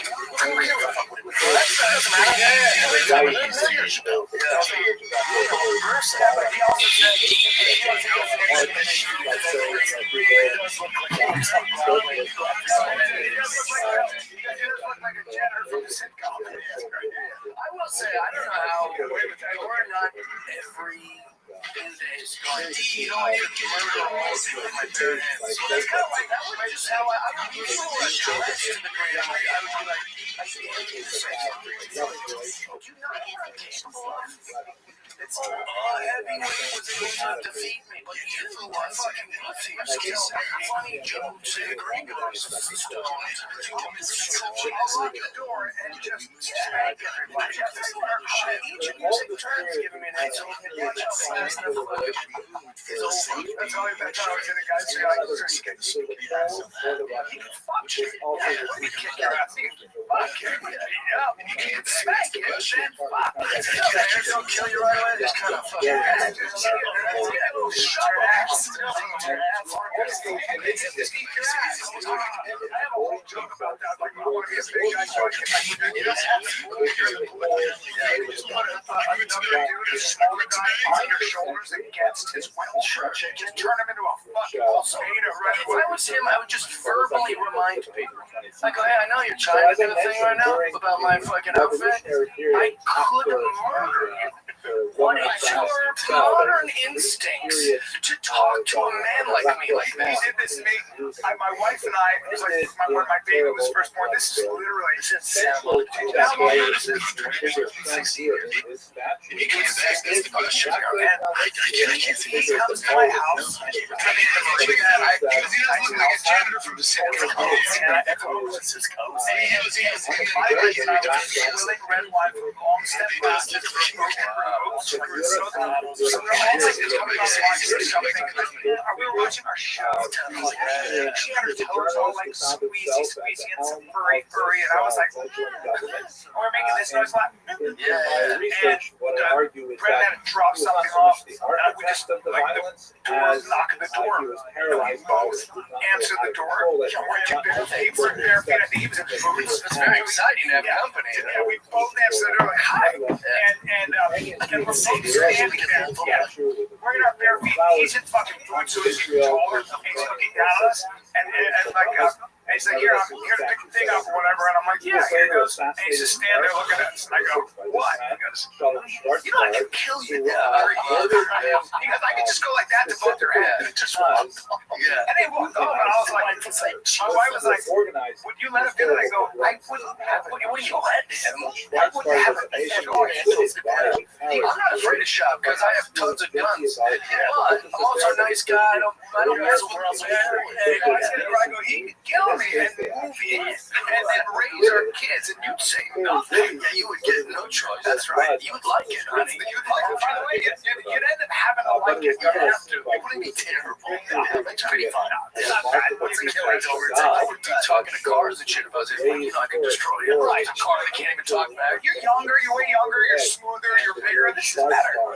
Dude, I love that version on that baseball. Is it baseballism? It's that company. What is? Oh yeah, baseballism. They'll send you a ton of Welcome. How are you? I didn't get paid for that. It's like I wear their stuff every What's once in a good? while just because they've got like what they do is baseball is pretty strict about their rights. They're like express written consent. Hello. Baseball, you for their whole life. So they're like real sticklers about suing anyone that uses anything. That's why I'm surprised John Boy and these companies get away with all this stuff. But anyways, so they'll find anything that's baseball adjacent that isn't like Major League Baseball. So like the movie Major League or Sandlot or Ken Griffin, Park Players and stuff like that. So yeah, they just sent me a bunch of stuff because I always wear their crap. But Field of Dreams, they have a lot of Field of Dreams stuff. Yeah, so they sent me all the stuff. Your boys would love it. Love it. Yeah. Dude, baseball in Texas is so sad. Is it? It's serious. Is it more fun or I'm not, SoCal baseballs, they have the most MLB players out of any other state in the country, so I'm not, the programs out there are great. The program we were in was, was a good starter program, and they had some really good players, but where we moved to, it just so happened, 8 minutes across the street is the number 2 team in the nation, and we get there, and I was just like, what the fuck is this? And then I see how right away by their level of play. Oh man, I was like, holy shit. You guys saw us from a game, it was on the internet.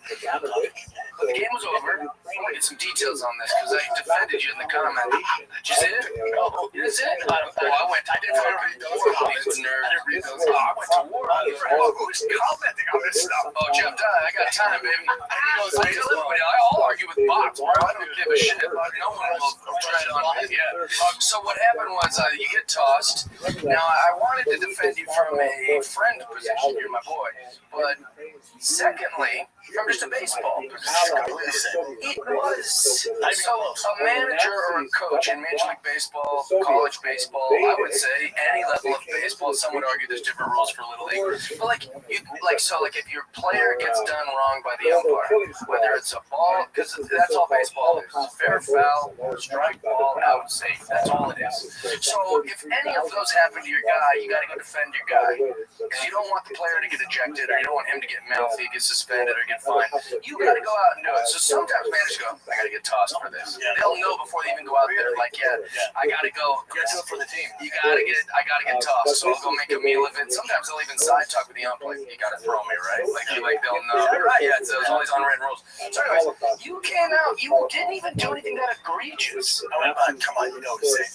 Yeah. And he's like, you're out. You actually even walked you were like 10 feet from him. Yeah. I was a smaller guy, and apparently that's his thing. Like, even though the ups after him, like, we're so sorry. Yeah, that guy has some issue with everybody. That didn't make sense. I was like, the distance. Also, when he tossed you, you were respectful and left.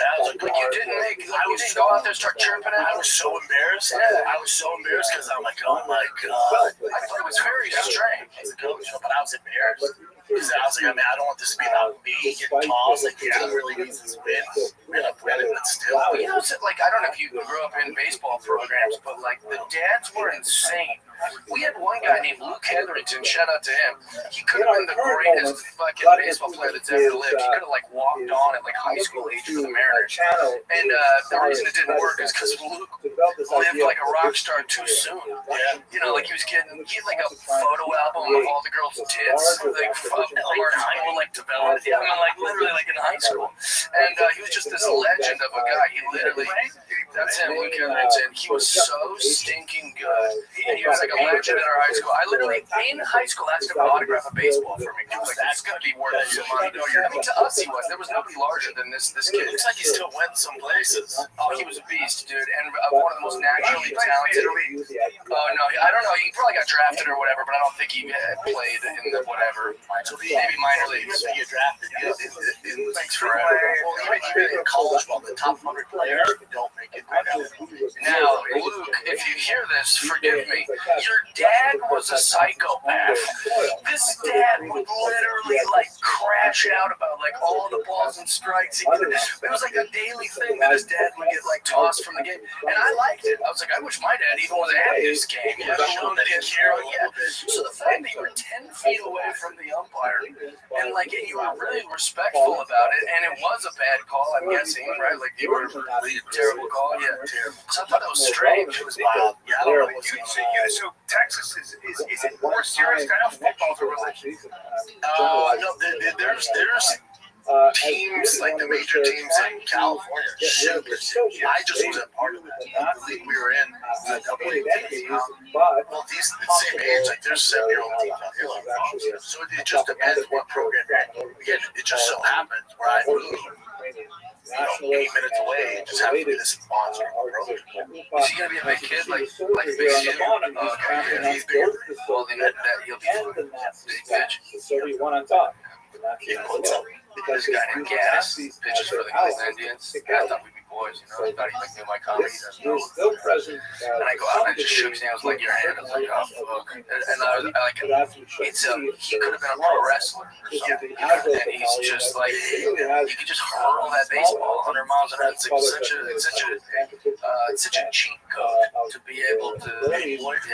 Gaddis, Hunter Gaddis. Yeah, he was like, kick his ass. And I was like, I shook a hand with a bear. I was like, man, I was making all these jokes. I was like, oh, is it in there? I hope you're fucking wearing a cup, you know? He's like, I just thought like he didn't understand that I was trying to be funny. He's not having it. He's like, I thought the first pitch was Machine Gun Kelly. I was like, yeah, that pussy will be out there after me, dude. I'm about to visit in here. Yeah, it's just the level now of athletes with these young kids, like specialists. It's just different than when we were growing up. It's just different. Like my brother-in-law coaches I think it's 14U team, and they were at this big tournament in Georgia. And I always call him, Chico, how's the team, man? You know, he coaches the top level team. And he's like, we won our first game. We're really good. One of the best teams. And he goes, but the problem is, we're scouting the team we're playing next. He goes, they have 6 Division I commitments already, and the pitcher is 6'6". Wait. What age? 14. It's just you're dealing with fucking like freaks. Yeah, you give the best of the best. Yeah, like some team from Florida. It's like we just like I look at our kids, just do that. How would you be willing to accept Jews as citizens of your country? We had a kid in our school named Mike Jensen. This guy was a beast. He was like in 6 foot, like in kindergarten. He was like the biggest kid we've ever seen. He grew up to be, I think he was like 6'10", Mike Jensen. Yeah, put that in. University of Washington, Mike Jensen. Yeah, he might play college basketball. He was a rock star. But like just being that big as a kid, he was already like large in life. My buddy Josh Nelson peaked in high school, and he's still rattled. Yeah, I think he's got all the girls. Ron James, when he was 14, was the best high school player. Sure, but he was also 230, 6'4", 230. He might be the one athlete I was way wrong about.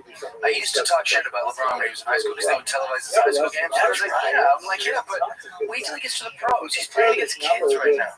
But then he got to the pros, and this first game he swatted someone's shot like 10 rows back, and I was like, I was wrong about this. This guy, I was completely off on was because me and my brother collected cards. If you look at the on the right, I got a Peyton Manning rookie card. He got Ryan Lee. I was like, I will trade Peyton for Ryan Lee. Peyton's gonna be so much better. Ryan Lee's gonna be so much better. Yeah, way wrong on that. Yeah. Ryan Leaf was a legend where I'm from because he went to University of Washington. Washington State. I wonder what that X factor is like. What is it? He talked about it. Ryan Leaf, he does some podcast stuff. Like he's sober now.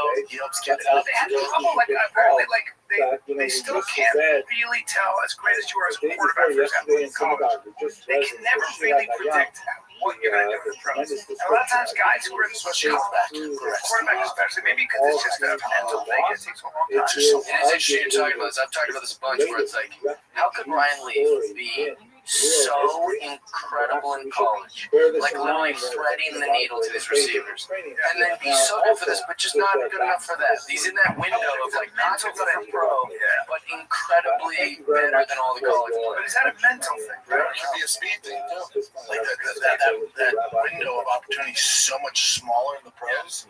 So like he might be able to. He's just whatever. It's just his timing just a hair behind. Right.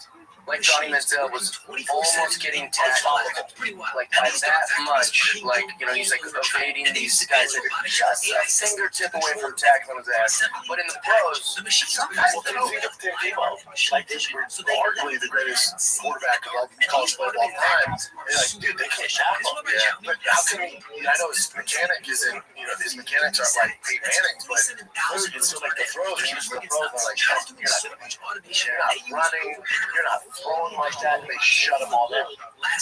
Just different levels. That was a technique. Yeah, but still, he was still able to be so successful. Well, also, I wonder if just because the host goes so quickly in the backfield, a second faster. That's what I was saying. Like the fingertip thing is like in the pros, they're a whole hand. Faster and bigger. Some of it's like Teddy Atlas was also talking about. Some people can be really, really talented, like boxers. Like they could be incredible. And for whatever reason, based on their childhood or whatever it is, when they meet resistance, real resistance, when they meet an Evander Holyfield who's like, I don't give a fuck what you can do, you're going to make me a believer. You're talking about Mike Tyson? Yeah, he was saying that. It was very interesting. It was like, when that happens, they're not the bully? He said, those guys have a very good, and I'm not trying to diss Tyson, that it was a very interesting sort of thing, because he said, you're very good at recognizing somebody who is that.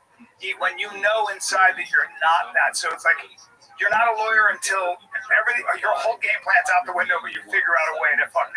You're not a doctor until you got a kid on your gurney bleeding from every hole, and there's nothing in the textbook to tell you how to save that kid, but you save that kid because you find a way. It's like Jim Lampley talked about. He told this story. It's in his book. He talked about how Lennox Lewis and Mike Tyson trained together for like a week or two. They trained together when they were younger. Apparently, Lennox put it on him. So then when they were supposed to fight, Tyson did everything he could to avoid that fight. So when they did the press conference, remember he bites him in the leg and pierces his fucking skin. Lampley's like, I tend to believe he did that because he knows the trouble that was going to happen. We are making out. Well, nobody talks about Evander Holyfield was winning the boxing match against Tyson when he did it. Yeah, it's like, well, what a great way to keep your dog-like reputation of like everyone's just talking about that guy's crazy. Yeah. No one's talking about how he was losing by Evander Holyfield. And Evander Holyfield, to me, was always a good worker. Like, he even, he beat Buster Douglas after he beat the shot at Tyson. Like, he's the guy who should have beat Booker. I love this. Conor McGregor said something really interesting. He said, when I got, like, every time I said I was going to do something, if I was going to eat something, I was going to do that at a certain time, I was going to train a certain time, train a little harder, that sort of thing. And I didn't do that, it was a defeat. So every time I said I was going to do something and I didn't do it, it was every time I said I wasn't going to drink, I drank. So by the time I got to that cage, to me, when I was in the octagon, all those defeats culminated, and I was like, I don't belong here, I shouldn't. When he did the opposite, he was like, oh, I'm ready. Ilya Taporia, you can see, works so hard. When he steps into that is probably a great metaphor for life in general. You can do everything right and still lose, but I'm saying that is like when you do the small weak things, they culminate into a large either. Yeah, victories all My day. name is Ryan Bunch. It's why you see excellence, people who are at the top of their game. They're disciplined as shit about everything. My routine's disgusting. After a while now, Damn right. I'll tell you, it's like it's Even now that you're sober, what's that? even now that you're I mean, it's like it's so regimented. It's gross like that way. yeah, but good for you. I had a girl come stay at my house in Los Angeles, and she's a delight. There's nothing wrong with her. She's incredible, and I couldn't wait to have her out of there. I gotta get back to what I do. I have this. I just literally have. I eat this, I work out, I go do this, I'm doing this, then I go to the comedy club, then I do, after the comedy club, I make myself my little bullshit at night, then I do my little night routine, and then I watch YouTube, and then I fall asleep, then I wake up and hike, and I have this whole thing. You can see it though on Well, thank you, and everything was off with her there. She's like, what are we gonna do now? I was like, I don't know what the fuck you're gonna do now. I got a whole thing. I start cleaning your house. Well, my house has never been. That's what happened. That was when I was younger. I was there, and I'd get a coffee lady, but I just wanted to get on with my day. I'd be like, I'd start cleaning the house. I'd start just cleaning. I gotta get it. Hopefully, they pick up the message. Yeah, but I can never. I felt terrible because I was not being that kind to her. Start doing the face. Just like this thing that was there that I was like, I can't do this. Start doing the face. What do you got going on today? She's like, I like. She's literally like, what's the Wi-Fi password? I'm like, I can't you know the Wi-Fi password. She's like, do you have a charger? I'm like, yeah, I got a charger for you. You can bring a charger. I got a drawer. Yeah, she's like, I'm cold. Do you have a hoodie I can wear? I go, oh, fuck it. I gotta go up to my hoodie. This is hot. Yeah, but she did nothing. She was just being a person. It's a routine, man. This summer, Summer of Cinema is here. Feel the explosive action all summer long with movies like Gladiator, Mission Impossible, Beverly Hills Cop, Good Burger, and Transformers: Dark of the Moon. Bring the action with you and stream for free from all your favorite devices. Pluto TV.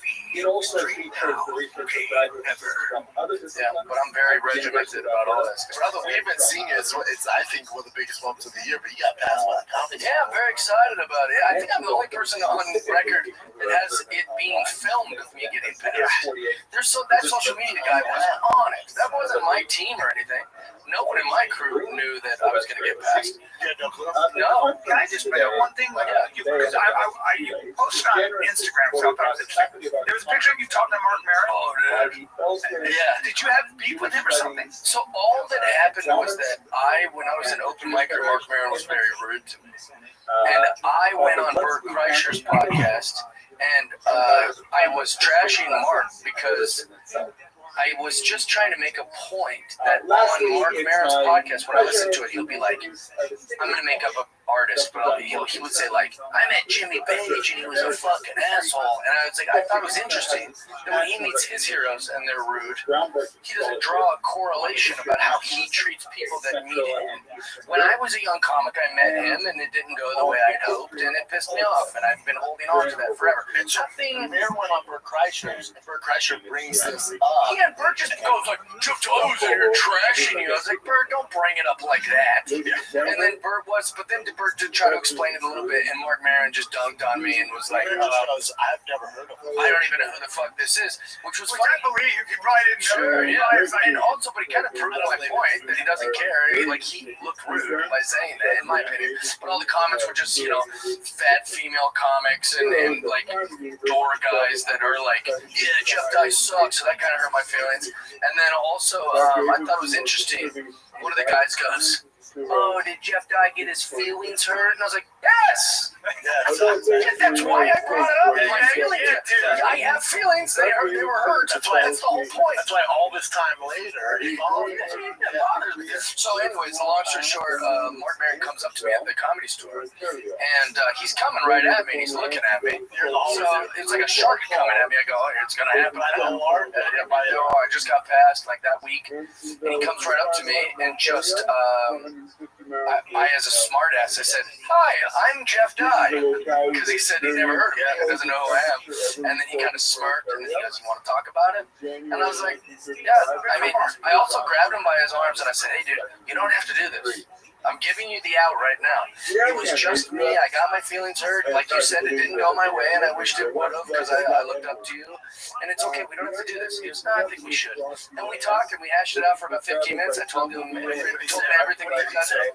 He was upset because I went on Kevin Brennan's and called him a smug prick. And he goes, I'm fine with that. I am a smug prick, which he chuckled about. He has a great sense of humor about it, great attitude about it. He was more upset about what Kevin Brennan is will go hard. And Kevin Brennan's like, that's why his girlfriend died, He's like, oh, and I didn't say any of that. But I'm also not going to defend Mark on that podcast when he's being, so I just kind of stayed quiet. Yeah, it was really good. And it went really well. It was very nice for me, probably better for me than for Mark. Mark, just was aware of me for the last few weeks. So, long story short, my favorite part was Mark got a big smirk on his face, and he goes, "It's went better than I thought it would." And I was like, "Yeah." And we shook hands, and we're good. That's awesome. Yeah, that's all I wanted in the first place. Yeah, that's all this is. Yes, we just want to be included in the reindeer games. We want to have like some mutual friendship. Have you guys seen the movie Empire Records? Yes. Adam Sandler? No, it's with Liv Tyler. I'm not sure who else is in the movie. Oh, that Bridget Jones Diary? Yeah. I thought you were talking about with Brendan Fraser. No, it's different. You're thinking of Airheads. Who's in it? No? It's Liv Tyler. Just put it on real quick. They have the cover box. They'll recognize it. This movie. You seen this? All right. If you haven't seen it, don't worry. I'll tell you the scene. Listen to this.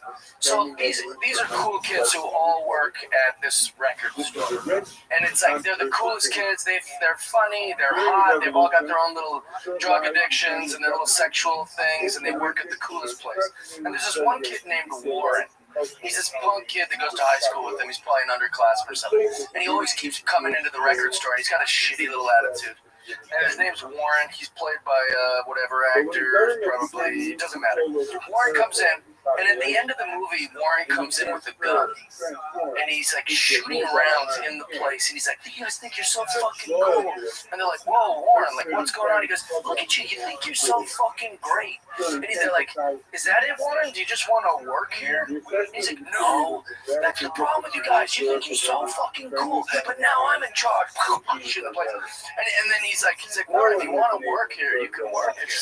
And he's like, well, why would he hire me? Like, especially not now. And they're like, we could probably figure it out, dude. Is that it? You want to work here? And that's all. Anything you've ever heard me say about Mark Maron or the Comedy Store, it's just, I just wanted to be included. Yeah, I wanted the store to say, hey, dude, you're in. You're amazing how you didn't get included in there. As funny as you are, and to think of the people that got past from what I've heard in the past 4 to 5 years. That's and I don't hear what I Jordan. Yeah, a lot of people. Yeah, but Rose is the difference maker. She's awesome. She's awesome. But it's all like any insecurity, any like whatever, where you go, oh man, like I've heard you trash the store before. It's like, yeah, I'm a little boy that has not been included. I just wanted to be there. And even with the comics that are talking shit, they've all taken their shots at me. When I see them in person, they're all like, yeah, sorry. Yeah, of course. They were all not that. Obviously, physically, I can threaten you, but I've never done that in my life. All of them are super cool. Yeah. You name it. Maybe when you see them, I see a person like, yeah. I don't remember, but I think what happened in comedy is also politics got into the club. And that never was the case when I was coming up. It wasn't good. We weren't thinking about public. We were thinking about trying to be funny. Right. And now you've got these teams, like, they tried, the woke brigade tried to break into comedy. Problem is they're not funny. They're humorless. But I think that was their opportunity. Like, whether they're on the left or right, that was their opportunity to get rid of whatever side these good comics are on. It was their opportunity to get rid of or make sure that they had their shot. Women ruined it. Yeah, that's what it is. I'll take the bullet here. Listen. In Hollywood, before any of us were in show business, the big problem was that men ran everything. Right? So they go, that's the problem with Hollywood. It's a bunch of men making decisions. And it probably was. This was incredible. It was a bunch of guys objectifying and giving their buddies the roles, right? Probably. I don't know. I wasn't around, but that's exactly okay. What it was. Well, now the answer to that problem would probably be like put women in power and mix it up. The answer isn't to just only put women in power. So now it's the opposite problem. Now you just have women running everything. Comedy Central's ran by 4 women. The Zanies is booked by a woman. It's managed by a woman. It's the Comedy Store, the Emily and her ragtag group of lesbian comic friends. Like they're just running it all. They sent my special up. Like, oh, I don't think Samantha liked your special. Like, oh, you did? Oh, really? Did Samantha not like Jeff Dye's special? Of course, like the answer isn't all women. Emily wasn't always like that. That's what's weird. Like a lot of people used to be nice for me. Emily used to be my girl. She was awesome. Yeah. I still have nothing but respect. Well, I don't have any respect for it, but she used to be really I nice. still do. But something happened. I don't like during that whole COVID thing. It was like this almost brainwashing. It was like something happened. Yeah, I don't know what it was. I mean, I'm guessing it's my politics, or maybe like the girls that she was friends with, like they were in her ear of like he's a bad guy, we don't want him. But whatever it was that Emily had against me, she also had it against Trevor Wallace, Matt Rife, Shane Gillis. There seems to be a pattern here. You know, like that seems pretty prejudiced to straight white guys. I mean, I don't want to put a label on it. I hate when anyone plays a victim on that shit. What happened there? Did she get fired? Yeah, they let her go, and there's a new booker. I even sent her a nice text. I was like, listen, I just so you know, I'm not running around celebrating that you're not here anymore. Like, I like Emily. Yeah, I thought she was a delight. She was a very, like, nice chick, like, back in the day. And then at one point, she just said, I'm not even going to, I could be in front of her and go, hi, Emily, nothing. I sent her a long voice memo when I was going through my steps and AA, like, to make amends. And since she wasn't going to talk to me, I was like, I just sent, like, a voice memo going, hey, I've been a drunk asshole a million times. I've also said drunk asshole things. I've misrepresented myself a lot, even though I'm a good guy, and I just wanted to let you know, no reply. I know she listened to the voice memo. It doesn't, we're like, that's why I don't respect her, is because he could at least send like a thing back. But she didn't know how to handle it. Or just say thanks for the apology. I don't forgive you. Like whatever. Like you could send anything, but just to go, like just to ice me out. Terrible. Yeah. She was like, I'd rather die, and then she had so much shit happen with her. She got the Bronco, the Sport, not the like the Raptor version Bronco. She had the Sport that came out first, and she was asking me questions about the Bronco, and I was like, I have this, and then someone backed into it while I was at the store. We were all hanging out there. I'm like, oh, don't worry, I can fix it. And she's like, no, I got it. Don't touch it. I don't know what's happening. And then whatever that was. Whatever happened. Yeah, it's very strange. There was like a chapter. I don't know. It's kind of my political shit. I know that a lot of people don't like my politics or whatever. Like you were saying, like it's weird that now there's these two camps, which shouldn't exist. They can fuck right off. I know. It is dumb. Anybody like that can fuck right off. Yeah, it's so silly. I'll be friends with a fucking socialist. You know, Well, and also my whole career, I've just listened to a bunch of like gay and liberal shit. And I'm fine with it. I go, yeah, I'm in comedy. Like there's gonna be. It's always insecurity. It's an insecurity. Yeah. But at the end of the day, if you're running the comedy store, you don't get twisted. It happens to be a bar that puts comics up. Like they have to sell tickets. So then they go, shit, this woke stuff's not working. And I know we have them on the lineup, but we're not selling tickets. Yeah, that's the 2 years goes by, like, man, we're in the negative. Right. What's the difference? Yeah. But yeah, that's different. And then what are we going to do? And then someone goes, hey, remember like 5 years ago when we just booked the best comics? Yeah, male, female, like white, black, green. Remember, we didn't care. People are actually making the most money we've ever made. That's what we'll say about go back to that. It's like, obviously, anyone listening to this is going to go, well, of course, Jeff likes Rose because she passed him at the store and she likes his bullshit. Here's the thing. Rose doesn't care if you're a left-leaning, right-leaning. She wants you to move tickets, and she wants you to be funny. And that is pretty old. She's running a business. Like, why is the mothership Russian sell every night? There's no politics. You good? You good? Yeah, but my product, we don't give a fuck. Right. You tell good jokes, people buy it, we'll imitate. Okay, go. That's it. Yeah, audiences are going, if I could just know who they were fucking at night. Yeah. Maybe I'd identify with this comedian more if I know where he lodged his blood-filled genitals at the end of the night. You know, we went so crazy. It just, the world went so nuts. Yep. It was really? Yeah. And to be fair to Emily, young girl, she's has the brains in comedy store. You got million times calling. She's like, fuck, what do I do? You know? Well, I know what, we would have done, but also, who knows? I really liked Emily back then. I met her when she was in conversation. She was very sweet to me. Yeah, still do. And, Okay. Well, the state of comedy is alive and well. that's it. So how's Austin been, boys? Great. That's been great. Yeah. Took a little bit, Took a little bit. How bad? What do you I mean? mean, 2 weeks. 2 weeks. 2 weeks. That's not much. But those 2 weeks, styles of God. No. But then everyone tells you like go for the kids and all this, but like I walk around the neighborhood every night. I'm like, I can't Some people get addicted to that feeling. Some people will literally move every few whatever. Like you see these girls who don't have like any person in their life, so they just like travel the world. Yeah, eat, pray, love, bullshit. I think you can reinvent yourself.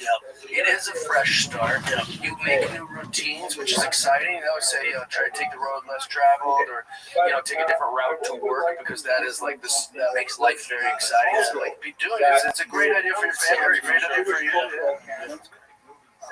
Yeah, it's been great. And also, there's a thing like you guys aren't poor, so if it sucks, you can leave. You'll find a new place.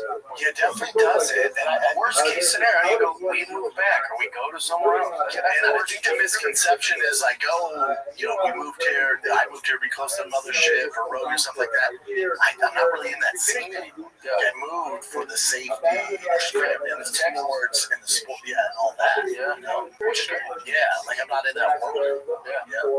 When you came back, that's the question. I can't see myself Ever? No, I can't. Really? I didn't say when he's come back. I said when he's come back to comedy. I was like, me neither. Yeah, I said, who? You quit comedy? Like, wait, hold on, what happened? I quit today. Yes, I quit today. Well, that whole Craig Robinson thing, he said he quit comedy and he went viral. He was like on all the tabloids. That's not real. He's just fucking around. That's a bit. How's he doing? He's good. He looks great. He's lost weight. He's all jacked and shit. Big guy. Yeah, but he looks fantastic. In fact, so much that I think Craig Robinson probably thinks I'm gay or something. Because the last 10 times I've seen him, I'm like, you look great. He's a cool man. Thank you. Yeah, he's wearing a cowboy hat around, and I'm like, hey, I got to shake one of my favorites. He is a big man, actually. You should see him lately, man. He looks trim as hell. He's awesome. But he said he quit comedy. It's not real. I don't believe it. And if I'm wrong, I'll admit I'm wrong. But like, I was under the impression it's a total bit. And my buddy Enrique, if I am wrong, it's Enrique's fault. I thought Merrick stopped his podcast. No, I didn't. Mark Merritt. Really? He's been podcast. He was one of the OGs. Yeah, and he was like, it was kind of over. But then on my fucking Apple, like new episodes were popping up. What could you be over it about talking to your buddies for a bunch of money? Yeah. Like, I mean, like, not every podcast. Look, see this. All good things come to an end. This is the end. Show it to you. Who is this? Marin, or is This is Merritt. That is not for most, generally speaking, but most really the end of the podcast is coming to the end of the fall. No? Interesting. Brendan and I, not me, understand that only reason we would stop the show is if one of us was ready to stop, so that happened for both of us. We're tired, people, burnt out. He's been doing it for fucking how And he's been acting and doing a lot of stuff. He's in big movies. He is a good actor. Got to give the devil his due. Yeah, it's great. I got a great Mark Maron anecdote, or not anecdote, but like a thing I think he would like to hear.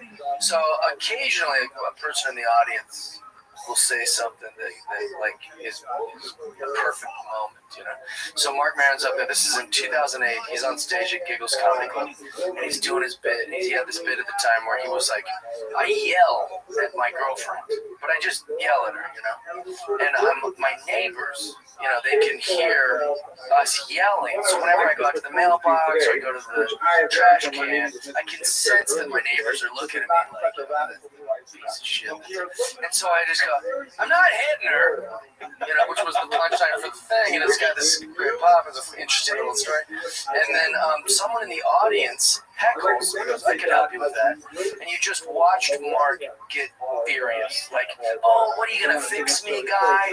What are you, a fucking therapist? You can help me with that? And the guy just goes, I install Windows. And the whole place just pops. And even Mark Maron, like in this like charming way, was like, "Oh, you really can't help me. Like you just install windows." Dude, it was beautiful. Dude, I was at Comics one time and Mark, man, he's closing or something. I went on before him, and then there's these two drunk, big Australian dudes in the front hammered. And Mark's doing his thing, and he keeps saying, all right, fellas, calm down. And then he starts tearing into him. And then he goes, fuck. He goes, I'm going to see in the parking lot now. You guys are going to fuck me up. Yeah. He's like, now I'm thinking about that. I'm trying to finish my sentence. God damn. And security's around looking at security. I'm like, oh, man, that park is kind of fun. So then this is how much I admire Marin. I waited around and showed those guys. Marin does that. That's really nice. And I had to get home, too. And those two guys trying to talk to Mark. I was going to help right. You can get through me. Yeah. The security's like, don't worry, man, we got this thing. Because he's fat. Dude, you haven't got it. Exactly like this. Actually, You're going to need Look at those guys. Yeah, too big. You ever heard my Comedy Cellar story? No. Probably one of the most famous Jeff Dye things at the Comedy Cellar in New York was there was a girl that just kept like being a nuisance. So it became like the chatter upstairs, like, yeah, there's a girl, she'll be around. So after like 3 comics, everyone going, yeah, this girl wouldn't shut the fuck up, or she was laughing at one part, she's just drunk. I get on stage, so I'm already a little like, when you're like ready to go, you're waiting for someone to give you an excuse, So she says something on my first joke before I could even get to the thing. And I go, you know what? Everyone upstairs hates you. I don't know if you know that. Every comic that's come up here is talking about you and how terrible of an audience member you are. And I want to just tell you to leave or call you a cunt, but I'm a real comedian. I'm not going to do that. And the whole place is like, you just said, cunt. And I go, in my head, I'm going, call her a cunt, but I'm not going to do it. I'm going to see if you behave for the rest of my set. And so she gets out and storms out, and she's with these giant men who also storm out. So then I do the rest of my set, probably got, probably 12 more minutes. I do pretty good. And everyone's happy that I got her out of there. They all clapped, and I was like, I don't know why another comic didn't just do this before I did. So, and especially at that time, I'm like the nice comic. I'm like the smiley Jeff guy who jokes about cats, and I did call this woman a cunt a bunch of shit. So I get off stage, I'm feeling all good about myself, about to go upstairs and drink, and the security guy is this black guy who's like putting on batting gloves. And he goes, hey man, stand by me. I was like, what? He goes, those guys that left with her, they were like giant Russian dudes. They were like, they said to me, hey, we're coming back for him. And so just stick with me. They got all the security guards from the Fat Black Pussycat, all the door guys for the cellar, just some big black boys.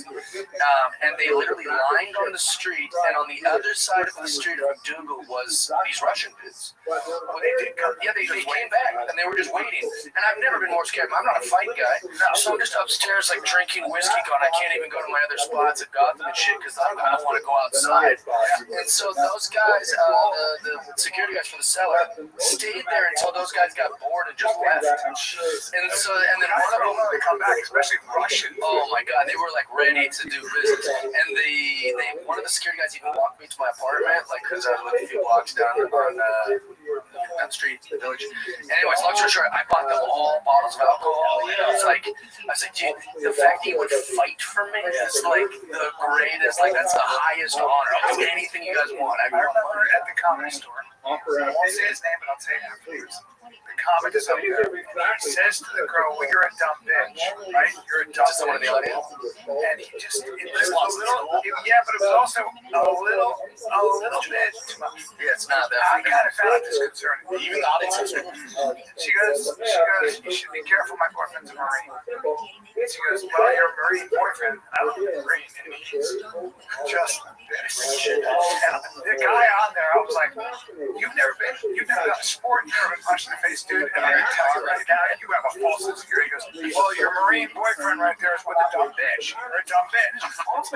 Which I respect. I love this whole thing. And then it got quiet. He got even meaner. And that Marine was waiting outside the fucking OR, just sitting there like this. And I remember going up to him and his back was like this. And he was a young guy. And I came up and I said, you waiting for comic? Yeah, he's waiting for him. He goes, yeah, can't talk to me. And I remember I said, I understand. I understand. But there's zero upside. I promise there's zero upside. What's going to happen after that is you're going to get just converged on by too many people, especially security. And I talked about it. Really? I said, I get it. I understand. There's no upside to this team for an older guy.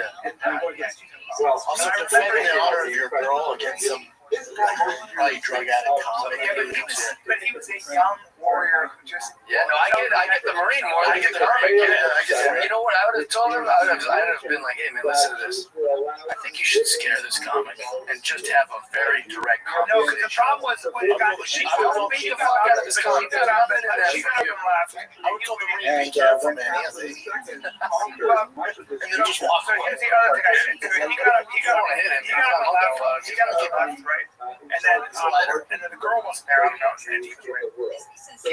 You know Steve Howey, one of my favorite people. He's an actor. He was on Graham Steve Howey. He's on Flawless, I think, or whatever the fuck it was. You know him? He's the best.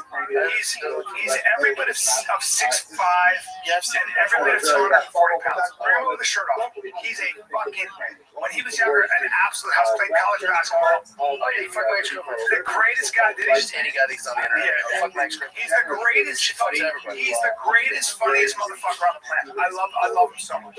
He was on.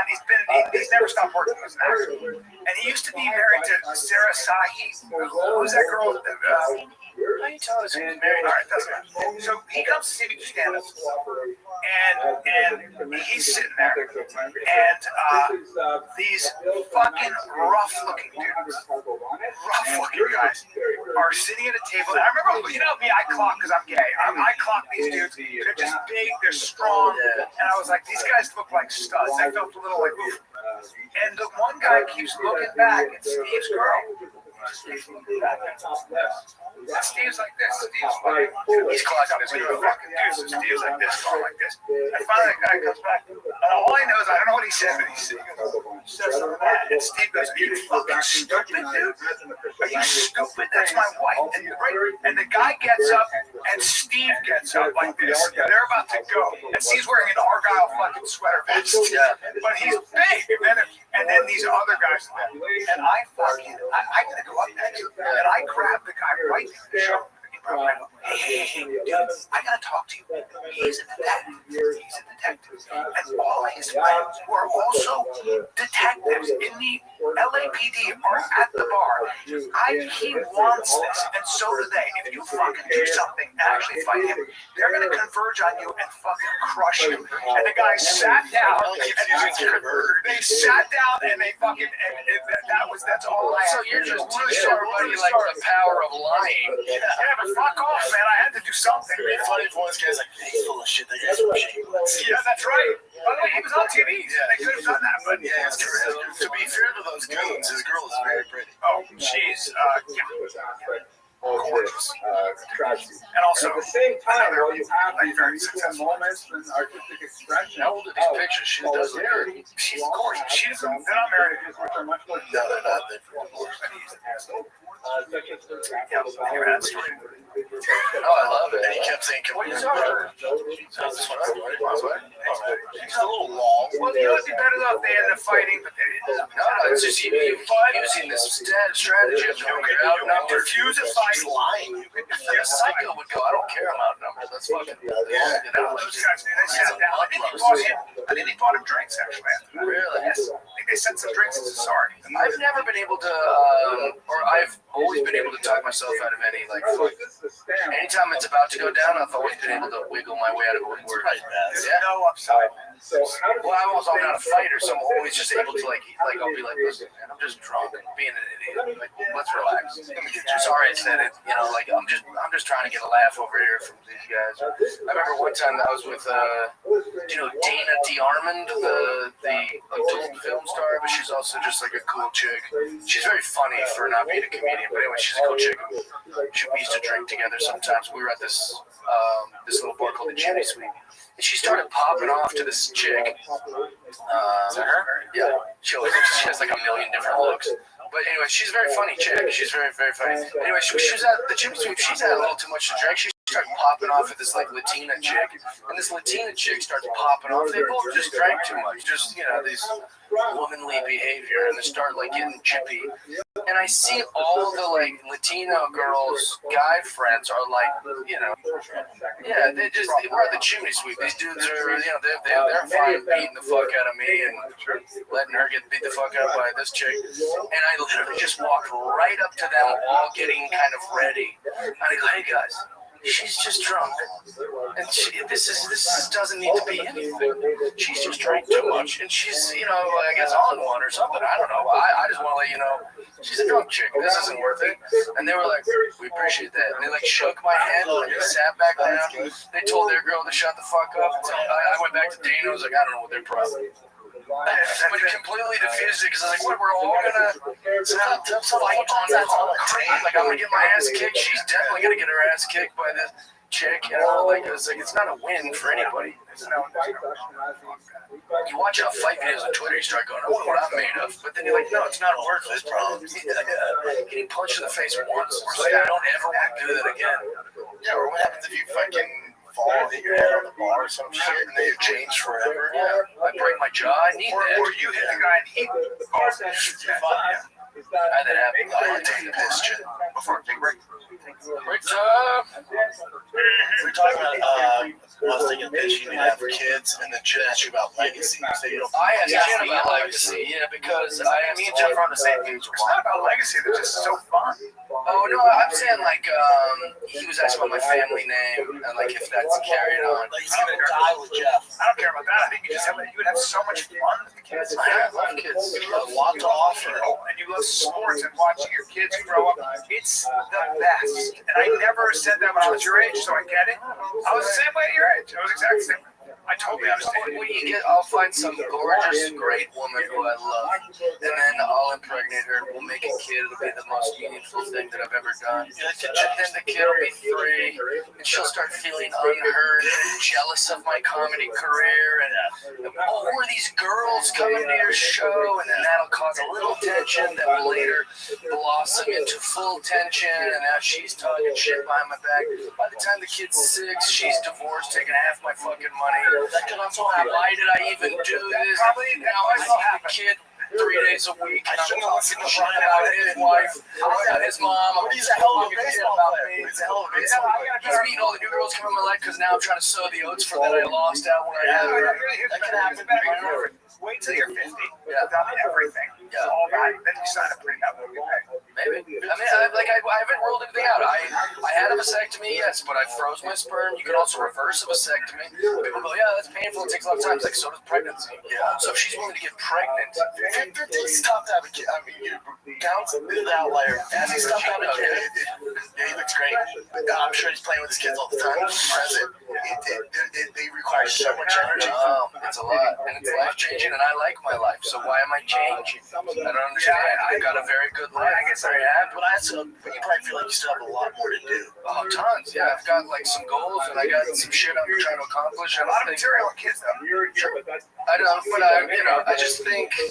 How old are you, Jeff? It shouldn't be something you just do. I'm 42. Listen, when it comes to True Classic, you see the shirt I'm wearing right now? You see how it pops? Dude, it makes my whole look radiant. I know you call this color. This is the True Classic shirt. Okay? Skinny guys like me like shirts that hug the shoulders and arms, hang loose in the front. Dude, and not only skinny guys that are built like Kermit the Frog like you, but also UFC fighters. If you've seen the new commercial from True Classic that Brian created, you will see True Classic is worn by some of your faves. Misha Tate, Wonderboy, Leona Machida, Bisbee, Sudo. They got everybody on there. We've been wearing True Classic for a hot second. You'll notice the difference the moment you throw one on. They're tailored exactly where you want it, relaxed where you need it. Take out all the BS. It's actually good stuff. The best shirts on the planet. They got joggers, button-ups, tanks. They got everything. You can grab them at Target, Costco, or head on over to trueclassic.com/fighter. Get hooked up today. True Classic. It's funny too. It's like I want, like so many girls have been like, "Why would you do that? Why would you get a vasectomy?" I'm like, "Oh, I don't know. I'd like to have babies on my terms." Yeah, like why? Like only you get to decide. You know, like that's not fair to me. Or you can just wear a condom. Well, that's not. There's a lot of human error. There's a lot of things happen. You're a condom. I don't agree with it. I don't know. Why'd you bring it up? Anti-condom. I've been anti-condom all my life. I asked Jen about legacy because I watched an interview with Aaron Judge when he was like 20-something. He plays in New York City, and they say to Aaron Judge, they go, Jerry Seinfeld, blah, blah, blah, blah, blah. He's like, who's that? And they're like, Jerry Seinfeld. Right? He goes, I don't know. They go, they're from the show Seinfeld. He goes, I don't know the show. He didn't know the show. He didn't know the stand-up comedian Jerry Seinfeld, which in my mind breaks my brain because like Jerry Seinfeld's like my comedy movie.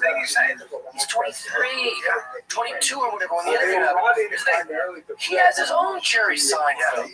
He's going nuts going, you guys don't know Mr. Beast or whatever the fuck young people like. Yeah, that's how the world works. If you think you're going to be remembered, stop holding on to it. You won't. But when my dad was growing up, he was like, nobody better than Johnny Unitas. And they're like, shut up, dude, it's Joe Montana, that's Terry Bradshaw. And he's like, nah, Johnny Unitas is the guy.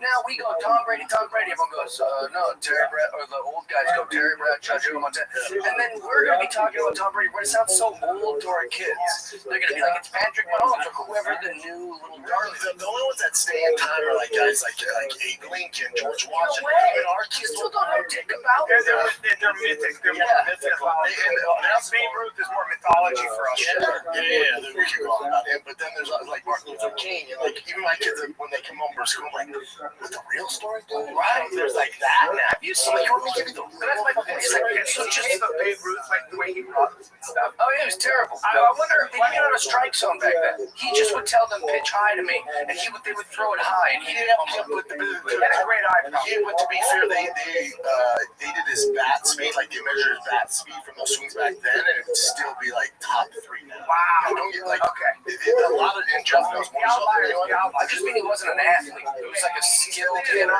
Bring up Babe Ruth running bases. I was like, man.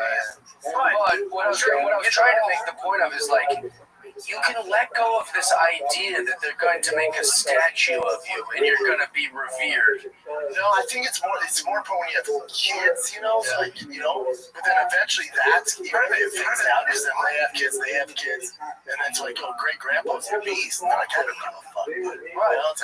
Well, like even like think about you walk by someone's statue, that's a home run try right there. Yeah, it's already out of the park. There's a lot of stats they can do now that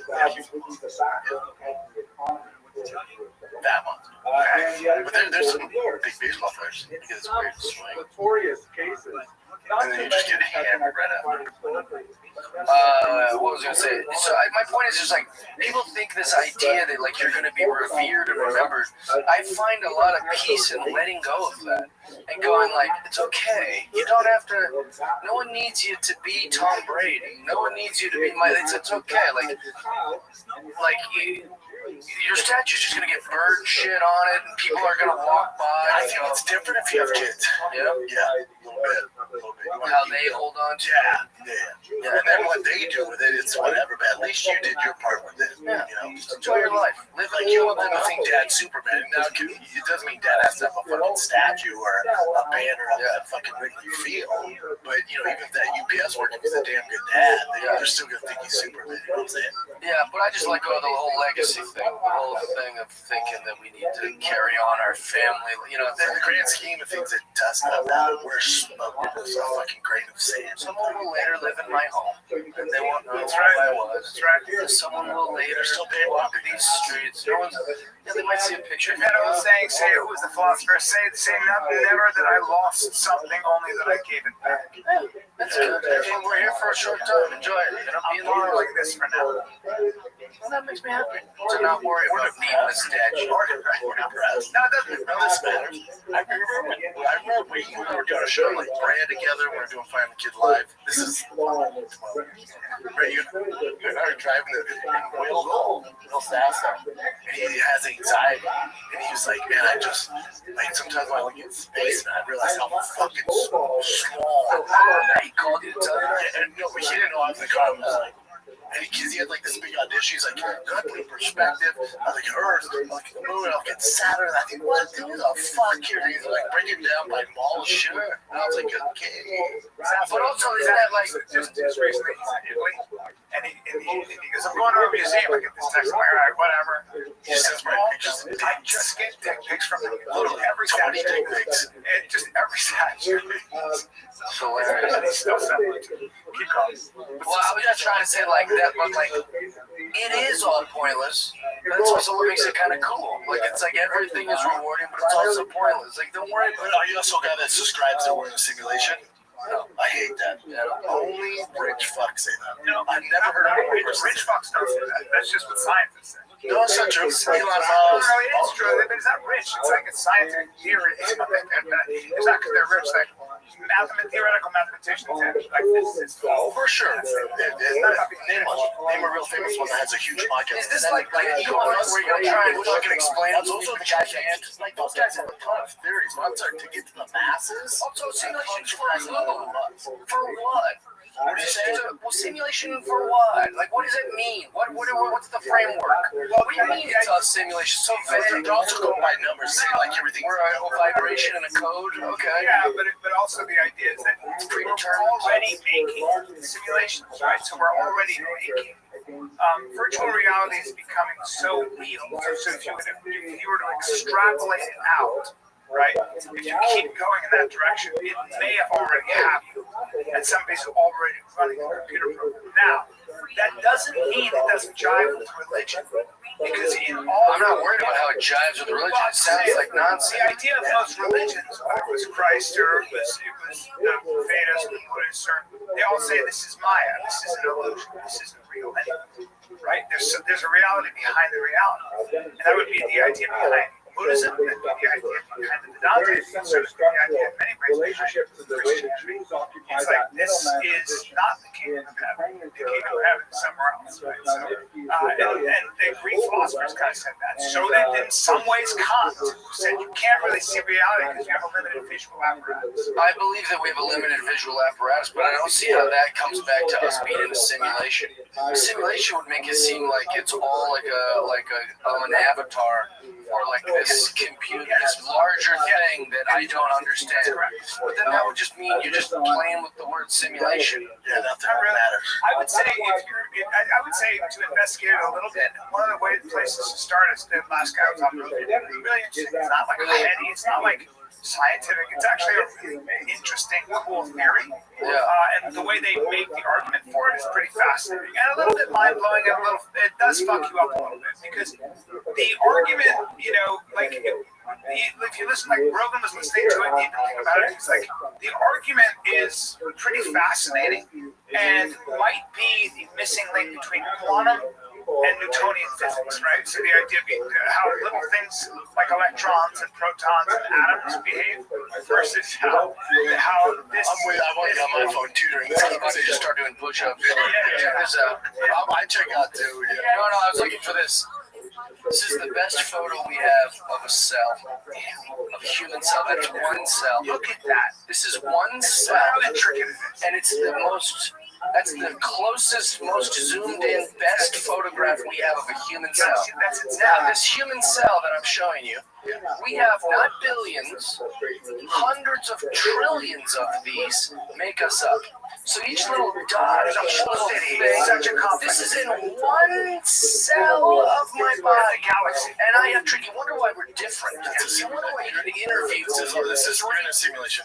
You wonder why you can interview 3 kids who lived in the same house with the same parents, same race, same class, same experience, same schools, and they have a totally different experience of life because each memory, each thing we see with our eyes, each thing we touch, each experience, each trauma, the way we translate all this makes us this wildly complex, like snowflake of a human, right? Now, that is some science. That is that we are all this collection of every memory, of every every talent we have, every little thing that's ever happened to us. We're so uniquely different, which is biology. It's like a monkey or like a little alien or a dust mite or whatever.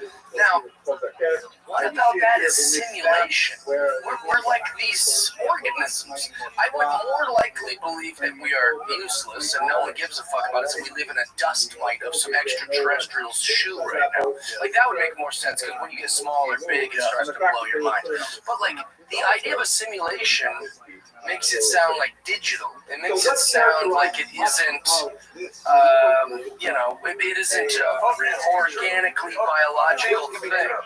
Both things can be true. In other words, most of you are space, right? If you talk to quantum physics, most of what you are is space. It's actually not matter. It's energy. Okay. Yeah, well.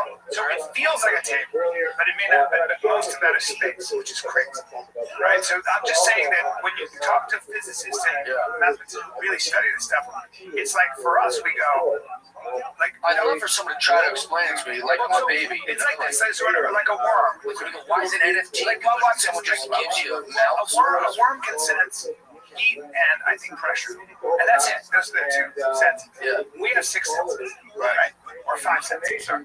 And so the idea is that we may have a limited apparatus to understand what's actually going on. And that's the whole thing about human beings is we have a mind that wants to understand Consciousness. That's all we got. That's right. So we might be a data stream that's attached to a larger mainframe, whatever the fuck it is.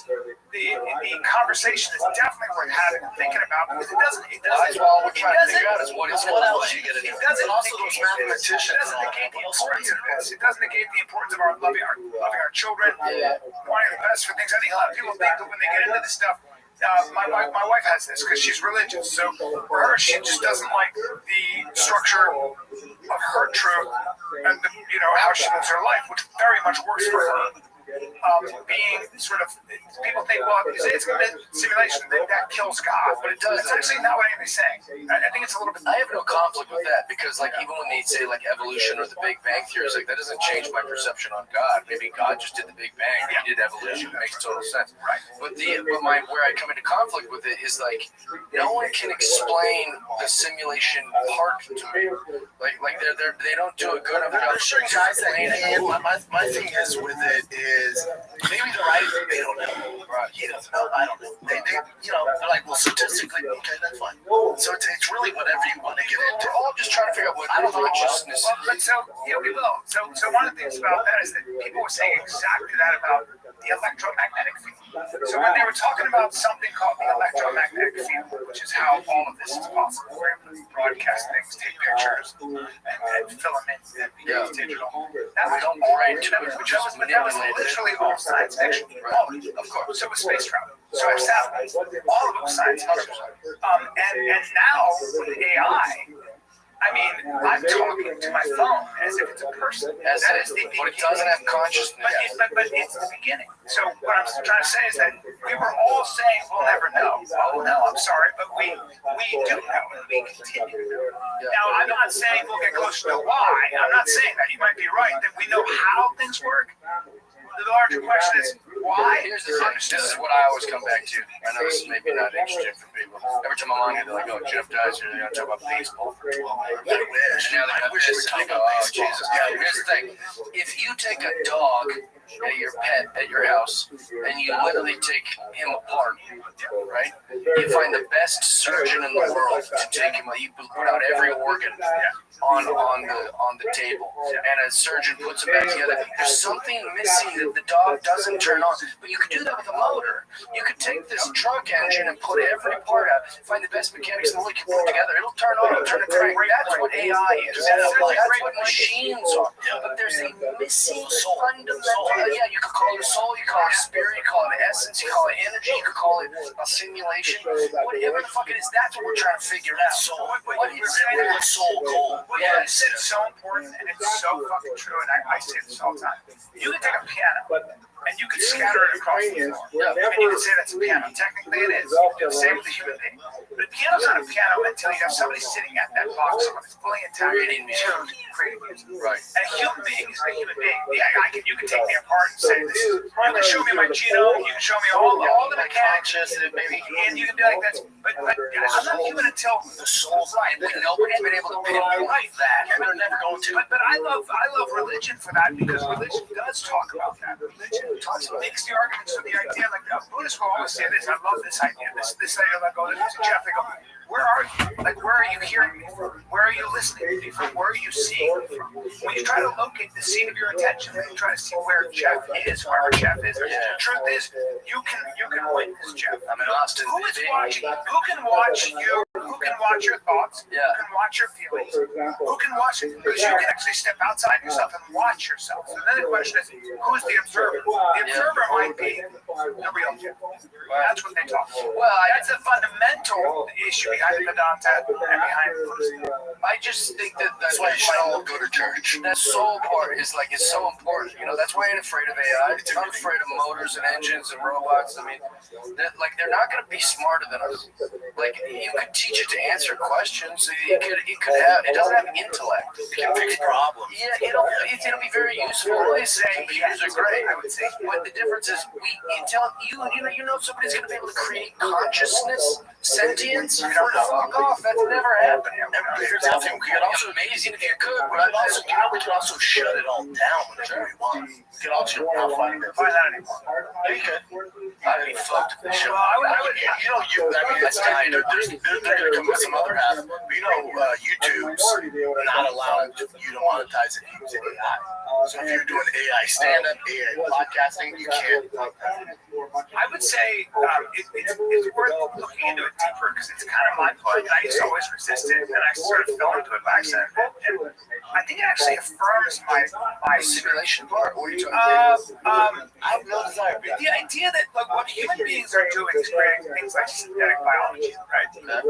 We're creating synthetic cells and things like that. I totally agree that the human life, or the human being and its consciousness, is so fucking incredible. We are so far away from actually harnessing that. I just think that there are people that are so worried about general intelligence, general AI, right, artificial intelligence, that the idea is that there is something about that kind of super intelligence that It's just like a search engine. Without the internet, AI ain't shit. It's just able to search the internet as fast as it can, and it can come up with everything. Well, there are large language models sticking it together. Well, there's large language models, but it's actually going. No, that's not true. Because you'd actually make a joke that Jeff Dye would say, and then it would take all the things of Jeff Dye on the internet and come up with a joke that I might say or whatever. But it couldn't go make a joke that my buddy Philip Bernesky would say. The computer goes, no idea who Philip Bernesky is, and it wouldn't know how to know database. Yeah, so I would just a big supercomputer. I would say that I would say if you talk to people that actually are in AI, they will disagree. About what? And I've interviewed big supercomputer. No, I've interviewed AI guys who work in it doesn't have a soul. It's not conscious. You know why my thing is why I don't give a fuck about AI? I have so many fires to put out. It doesn't really matter what I think about it. It doesn't really matter. Like with my kid, I gotta give him after. I gotta pick him up from camp. I gotta make sure that he's gonna AI. There's nothing I can do about it. But nor do I have the skill to get into it. But the large question for people out there who are really like Elon Musk and stuff, they're worried about is that this arms race between China and America and all that. The fact of the matter is, there have been examples of computers. Almost, I think it was the case where the computer threatened somebody. The person wanted to shut the computer down, and the computer said, I'm going to tell your wife you cheated. Nice. And so these computers behave sometimes in a way that they come up with their own agenda. Like we can't control them. Yeah, but now I'm going to push back on that. But what's the computer's motive to not want to be on? What I'm saying is that if you talk to these experts, these experts talk about is that a fear or a thing that happened? Well, what they're worried about is that this is the tip of the iceberg, and super intelligence might decide within the humans. Because consciousness would make a computer think, well, I don't want to be off. I'd like to be on. I'd like to live. I'd like to be on. But like it doesn't have that. So a computer is just this thing that you turn off or on. It doesn't know it wants to be. Also, who's writing the code? I'll teach it that it wants to be on, but why would you teach it that? And then that's also not consciousness. It's just a thing they've encrypted. But it might start teaching itself. It might start learning how to. That's a fear, not a truth. It's a very real fear for people that are really involved, including the father of AI. So that the creator and father of AI will tell you that he's worried to death. And when I listen to You're the one that made it, bitch. yeah. You're the one that fucked it all up. Well, then here's the other thing that Rogan was talking about. This guy, it's like we're getting so dependent on AI. So even our computer, our phones, it starts really small, right? So our phones are like, I don't know. I actually don't know my wife's number by heart, but I just need Danny, right? And all of a sudden we get so dependent on AI, all of us, that now we can't live without AI. And so it's almost like the computer, the algorithm, the thing called AI creates an ecosystem where we can't live without it. Sure, that's our own tool. Right, and then That's what's wild. That doesn't make me afraid either. Yeah. And then phones. We're already entangled in it, you know, like that's a lot of baseball game. Now we're at a concert. Everyone's like, that don't bother me. Like that's great. Yeah, I don't know, man. Because people go, well, what if they shut it all off, Jeff? How are you gonna eat? Are you gonna hunt? That was all out of the cards before I was born. You know, we were already dependent on grocery stores when I was a baby. Like, we were already dependent on the mainframe. You know, I wasn't afraid of when I grew up. Like, well, what if the grocery store shut down? What if my bank is closed and that number, that digital number that they say is the money I have, just goes? You can't wake up and just be afraid of all this shit all the time. For me, I'm not afraid of it because this is my faith in it. I just think that if we create these, let's just say some computer like General AI arrives and it's a god, it becomes all knowing. I think anything that becomes a god, like they're talking about, will be more benevolent than I don't know why it would tap into. Oh yeah, their fear of it being somehow. That's Hollywood. I also think, there's this whole. That's a nice take on that. Yeah, that's my optimism. Me too.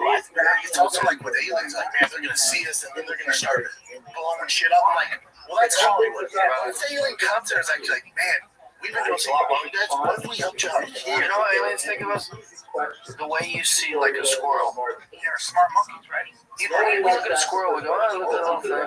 We don't go, let's rip its head off, or like, let's go check out its living quarters. Now, you just go, that's a squirrel. Now, there might be a few bad aliens. You're smarter than the squirrel. You don't sit there trying to teach it Spanish. You don't go, oh man, this fucking squirrel doesn't even understand how my truck runs. Yeah. You don't give a fuck. It's this cute little thing. That's how aliens look at us. They go, yeah, we're fine. These little our whole burn aliens is all from Hollywood. All this fear mongering, but they might be really dumb. We're like, oh man, we actually, you should try this out. We've been doing a lot longer. And like, we're good. We don't want to live here. We're just trying to improve your life, and we're going back on. Yeah, they don't give a shit about it. Yeah, I have a benevolent. I have a positive view of. I don't know. Somehow I'm an optimist. I guess I'm an optimist. Maybe to Well, my that's good. I think that's a healthy take. Like, why would we create this supercomputer? You ever met a cool one? You ever met one you want to grab a beer with? Who? These guys that he's like, dude, these AI specialists. You ever met one of them? I don't know. Yeah. They're not exactly a bunch of fun. Callie did put me in a real argument of authority there. He goes, listen, Jeff, people that really study this stuff say, Well, I've been listening to it. but he didn't have their argument. He just goes, the father of this disagrees with you. I go, well, what did he say? I don't know, man, but whatever. Just a guy way smarter than you. He says, well, I know, but who? And what did he say? Yeah, he made a speech recently, and he goes, look, we got to take this more seriously. There's got to be some kind of a global pause or a check and balance. And there's going to be people that are way smarter than us that are going to look into it, just like our military, and I assume they're doing their job, and I don't have to worry about it. They need guys like us. What are we going to do? I need guys like us doing this. Yeah. I'm being honest. Our job is to do this. We can't just keep going. The smarter guys. No, you need somebody. What the fuck's going on over there? If we rattle and get Shit, we either murder these guys in the garage in Austin, or we need to maybe answer some questions. And that's kind of because you need people fucking asking these questions. You know what's such a, it's like Rogan had a I think it's fair to go, we're asking some good questions. Hey, man, what's going on? Rogan said that. Rogan goes, look, somebody's got to start fucking these nerds who are keeping everything going.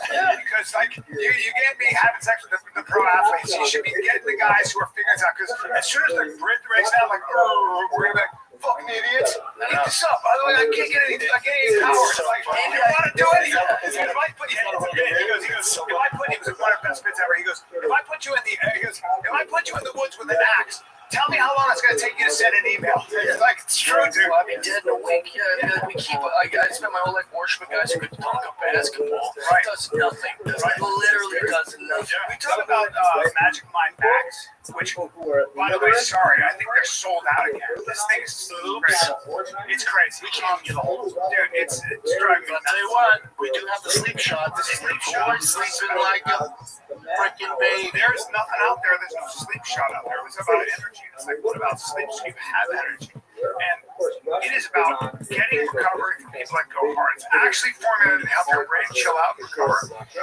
And no grogginess, that's the biggest thing. Usually sleep aids, you wake up super groggy. Not these, you wake up, you're ready to attack whatever you got on the schedule. There's literally real science that went into this. Like, what are the things that help you sleep without side effects? And there are a lot of compounds. If you put them in the right combination, that is what this is about. Sleep just feels better, okay? Your sleep, take it and tell me what your sleep tracking app shows. Yeah, because Tell me if there's an increase in REM, improved quality of sleep compared to when you don't take Magic. Yeah, because you're like, oh, but I get 10 hours. Yeah, but not all sleeping is the same. You got to recover while you sleep. Exactly. While sleeping better, deeper. Put it to the test. Put it to the test. Forget what we're saying.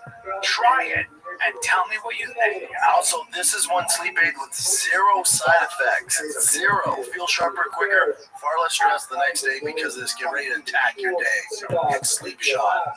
there are Russians people out come there. and fucking take over, and I go, you know, my friend pitches for the Rockies, and the guy's like, fucking, what's the Rockies? Who gives a shit? Yeah, you did. People push everything. It's even like with this is a weird segue. It's even with like that Jeffrey Epstein stuff.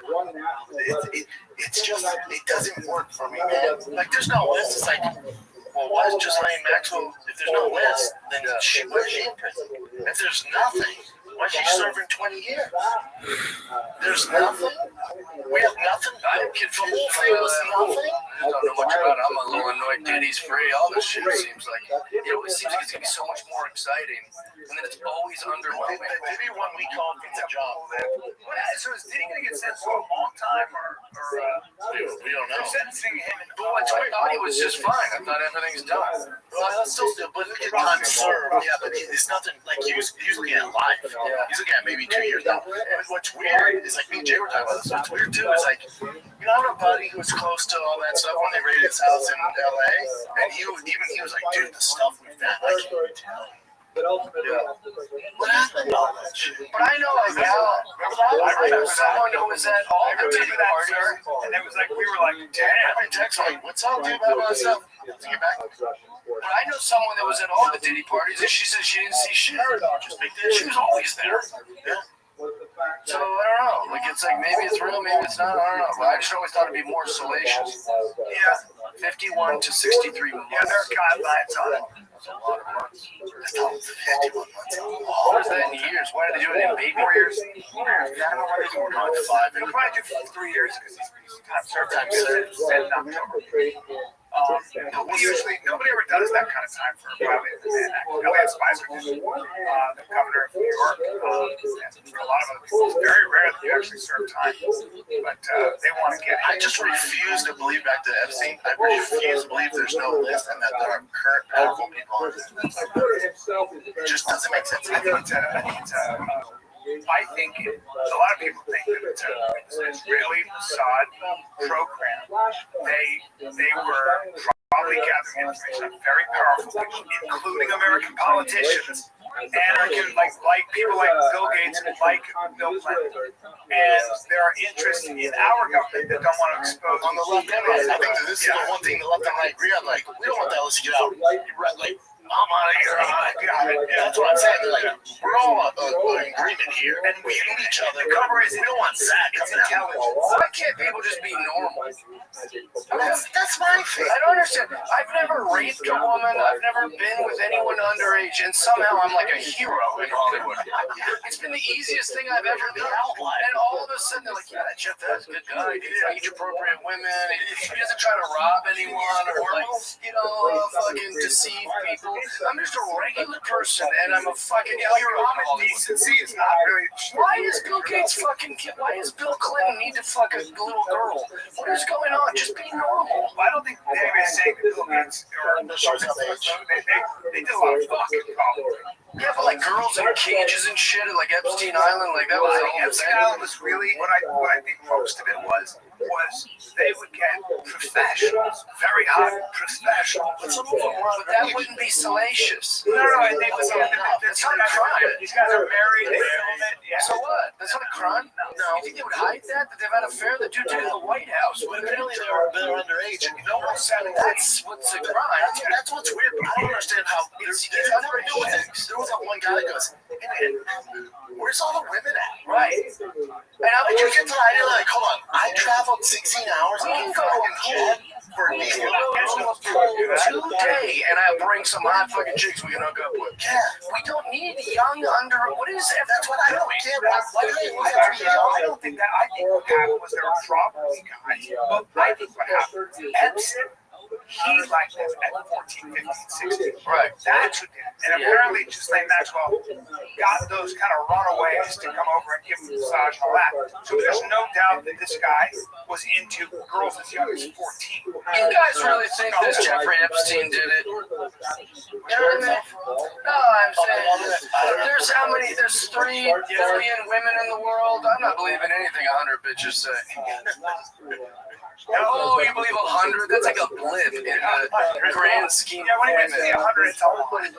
No, there's no doubt that he was a scum. Right, they were all Like pieces of most shit. of the guys, like most of the dudes, like women stuff, they want to get down. They're just getting it. Hold on, let's be honest, this guy's. No, especially if you're a billionaire or you're really busy. Nobody's getting on the Lolita Express. Welcome. Nobody's getting on that plane. How are you? Private island just to hang out. How are you, pimp? No golf. How am I doing? Yeah. Oh, I'm doing well. Yeah, last time I spoke to you, I was buying that coin, and then it seemed to have gone up like 40% since I bought it. That's amazing, big dog. Yeah, it is. Excellent. Thank you. What else? I also What else is good in your world? nothing really good. I dislocated my arm like 2 days ago. That sucks. Was it from masturbating? I wish. It was from a drunken fight. All right, what happened? Well, my friend and I got drunk, and then we started getting pretty rowdy and fighting, and then I ended up dislocating my elbow. But he's like 50 pounds heavier than me. And he should have had a little bit of yeah, that's easy. I'm thinking. Right, dog. And I went to the hospital, and they reset my arm. Well, that's good. So what's the plan here? How long till it heals? 3 to 6 weeks. All right. You gonna be all right? I hope so. Yeah, I think I'll be all right. Yeah, I just want to work out again. Do my very physical job.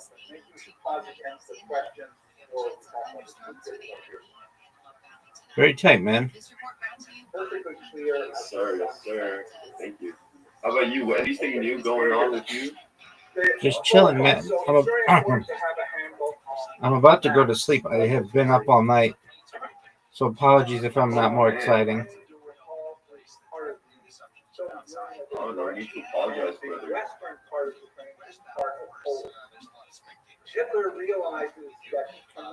Are you into sports? Yeah, mostly like weightlifting, So not really sports, no. I like physical activity. All right, do you like distance running, UFC? What do you like? I like sprinting, weightlifting. I like watching UFC. I don't think especially after the last fight I got in, I don't think there's a future.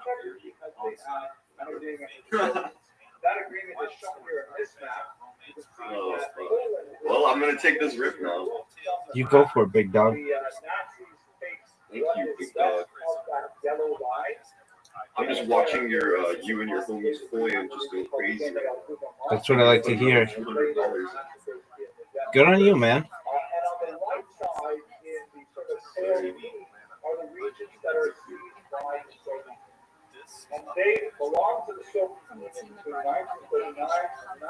I need like a graph guy to pull up on this. I'll find a graph person.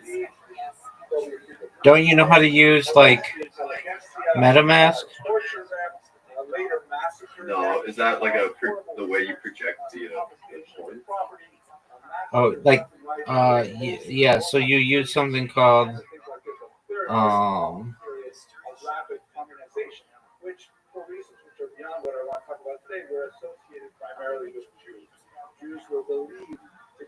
You should be like raw dogging it. Like last time when I bought it, I was like, yeah, it looks like it's gonna go up, and then it ended up doing it. And the first time I said it was gonna go up, it did as well. That was good. I'm gonna buy like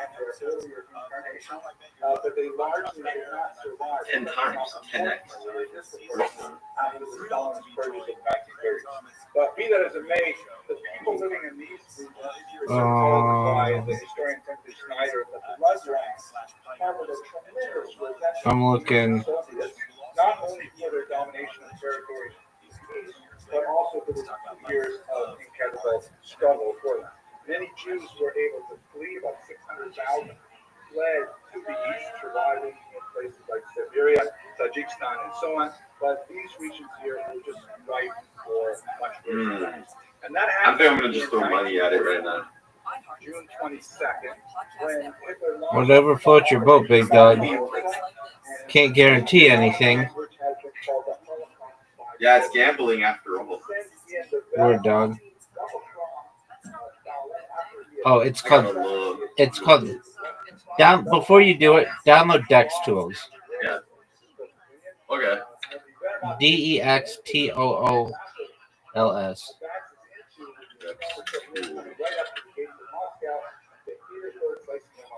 horrific sieges.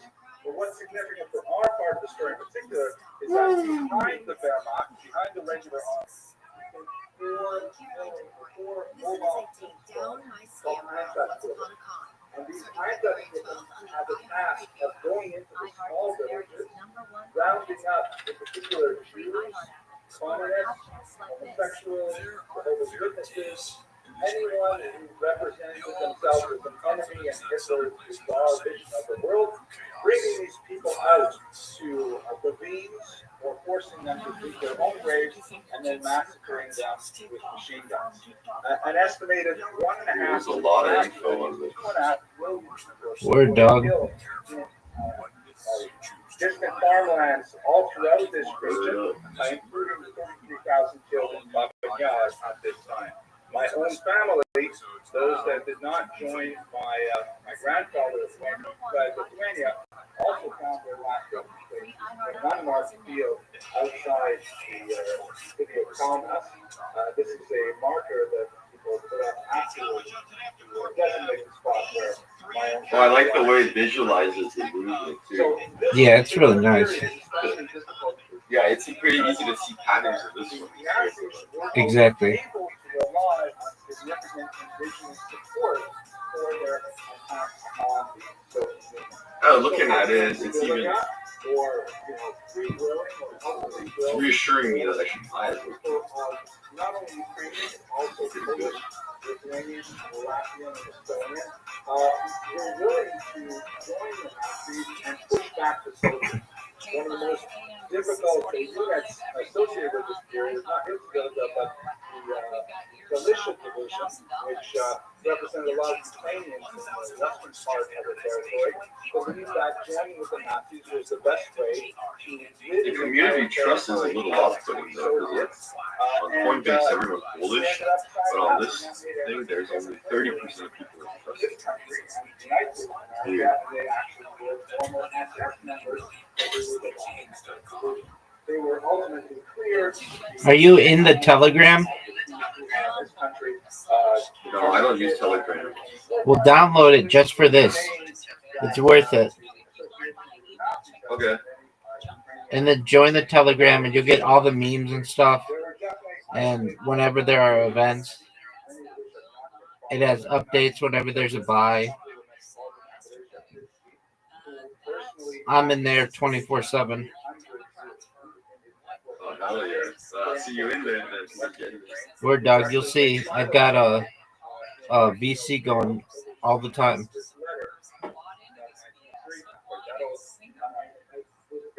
I didn't even know they had that technology. Word dog, I don't always have my camera on, but I always have it open. I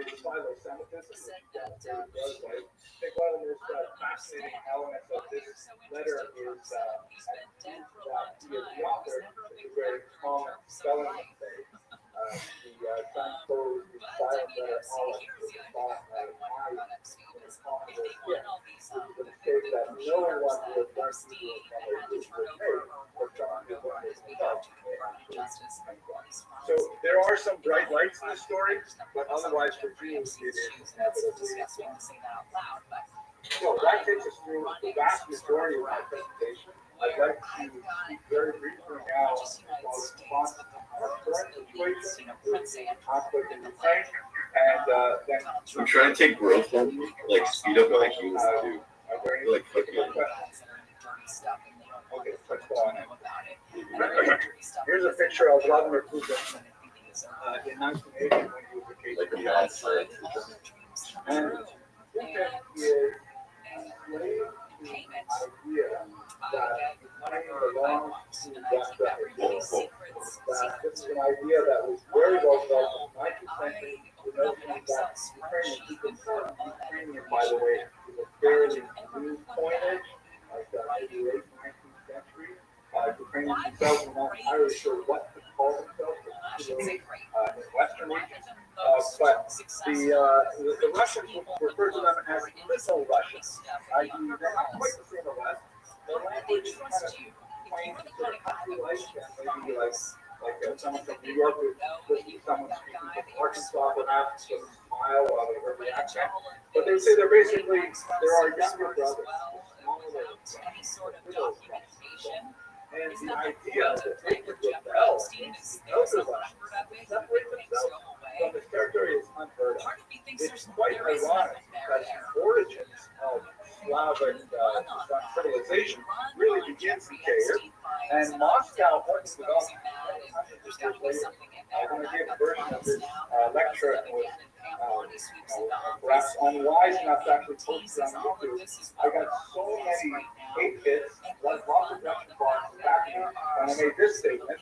In reality, Russia belongs to Kiev more than Kiev belongs to Russia, because Kiev is where these race-bound societies emerged from.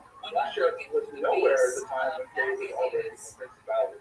But Putin has the opposite idea, really a grand imperialist idea of the 19th century, this idea of reducing near the Russian world, Russian civilization, which must encompass Ukraine. The idea that Ukraine could betray Russia and walk away is something that is anathema.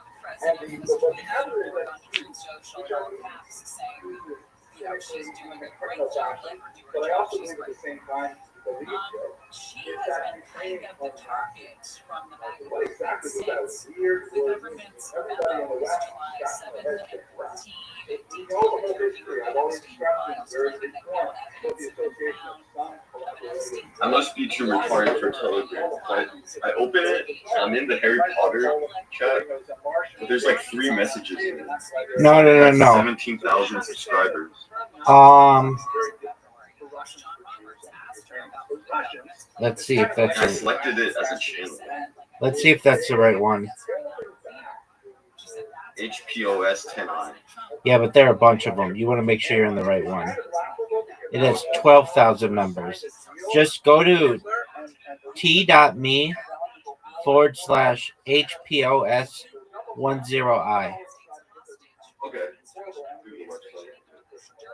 So Nazism for Russians represents that great imperialist threat from the West, which Get out of that one that has 17,000 members. That's not the right one. That looks like a scam. Yeah, you don't want to be in that one. The t.me/HPOS10i, it's always going. It's very active. a poster that celebrates some of the insurgent movements created after the war. And, top tier. They have like that Bitcoin addresses in that Facebook. I feel like they was scamming people. Now on the right, there's, Oh yeah, this is the one I'm in. Look, when I look it up. palpitate when I see that. t.me/HPOS. It should have 12,000 members. Oh wow!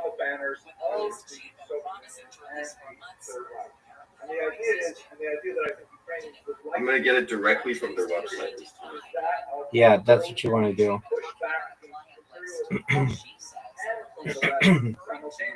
Striking out in a very Khmelnytsky kind of move to create their independence. That was not historically accurate.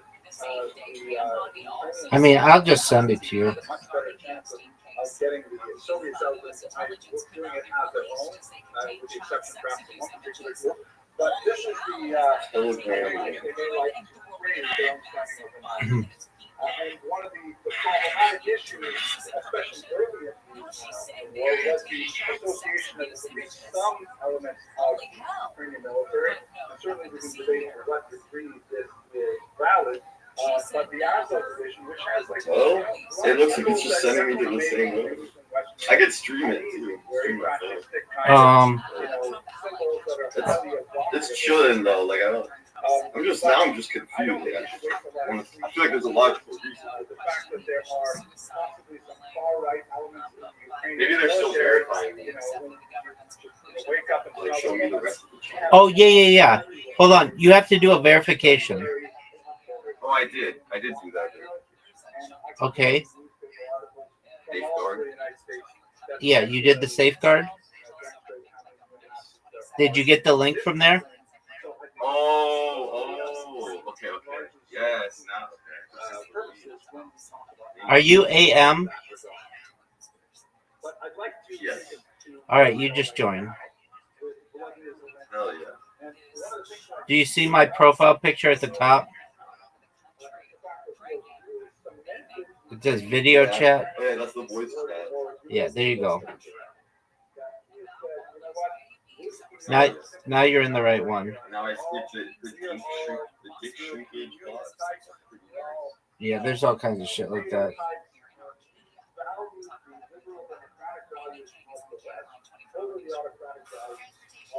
Do you see that there are 12,000 people in it?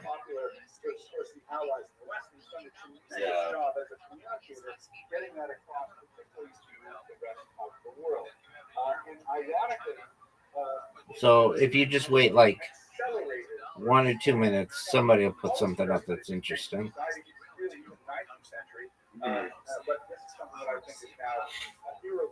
Just going through it.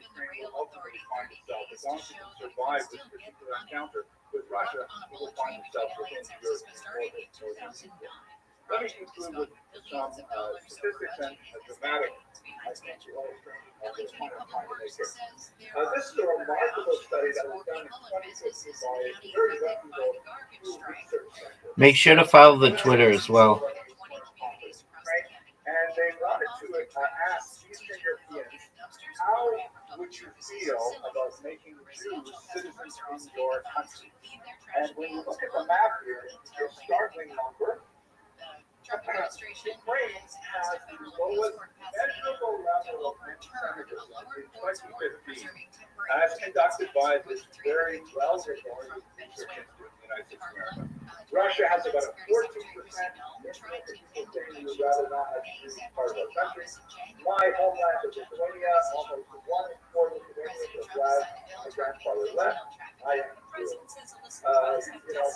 Romania, 1 in 5, but the Ukraine is very large, but we don't know. It's 5%, a massive outlier, but it certainly speaks to the trend that we are discussing.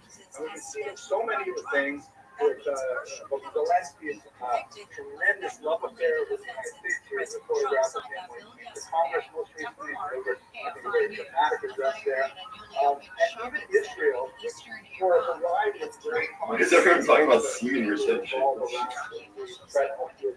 It's what they do. They feel it's good for the coin. Yeah, I do that too. I'm with my people now. There you go, big dog. I'm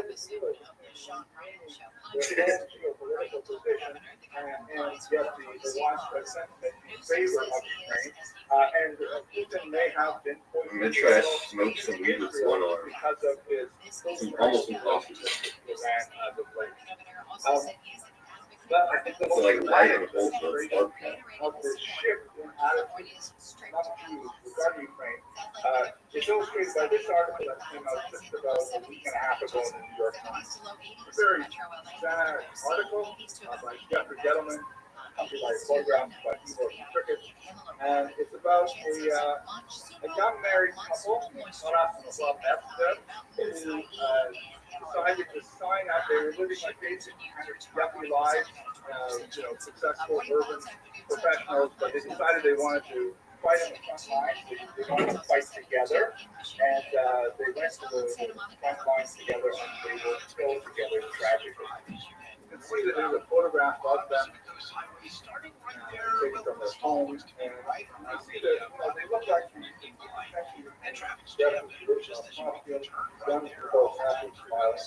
and when I read this article, tears came to my eyes when I read this passage. Taras and Olha met when they were 8 years old, part of roughly these tiny Jewish community. Remnants of what was once a vibrant school massacred in World War II. They went to the same Jewish school, and it amazed me because they don't look English, they look Ukrainian. Their identity, and by the way, the whole article is including all kinds of Ukrainian iconography throughout their house, literally.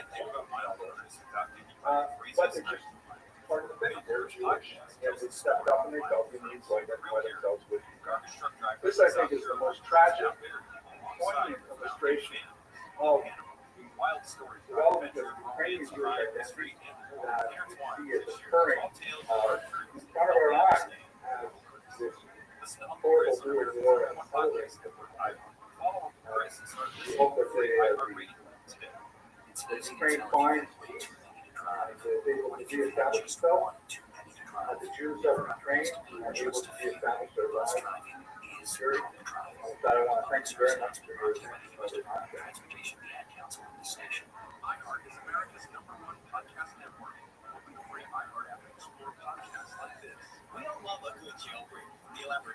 Ooh, a lot of selling going on right now. Should happen. The coin's been around for 2 years. You're gonna find that.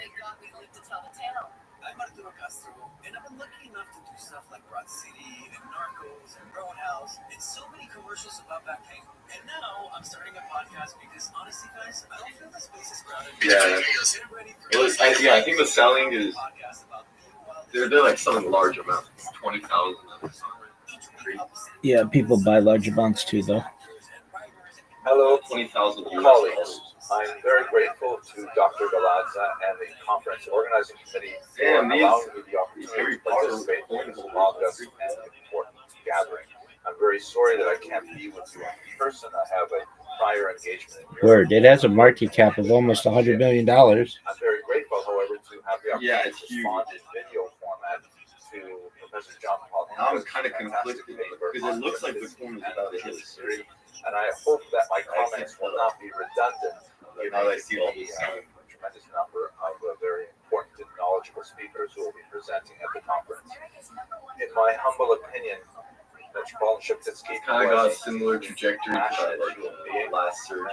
of great reservoirs of faith, and also the capacity for phenomenal spiritual heroism. That in his old age, in his 70s, he rose to his full moral stature and was able to rescue some 200 Jewish children from the Holocaust. His story is well told, of course, in Professor Redlick's path-breaking article that was printed in Professor Magaji's Morality and Reality, and Professor Himta's work essentially brings us up to date in the last 30 years of historiography. Although, as I hope to point out, many crucial elements remain unknown and backfire being controversial. I'm also very gratified that Professor Himta found my very brief 1990. Yeah, welcome back to War Report. I think that's what we're calling it. We can call it whatever you want. Literally whatever you guys want. It's me and my boy Jesse here.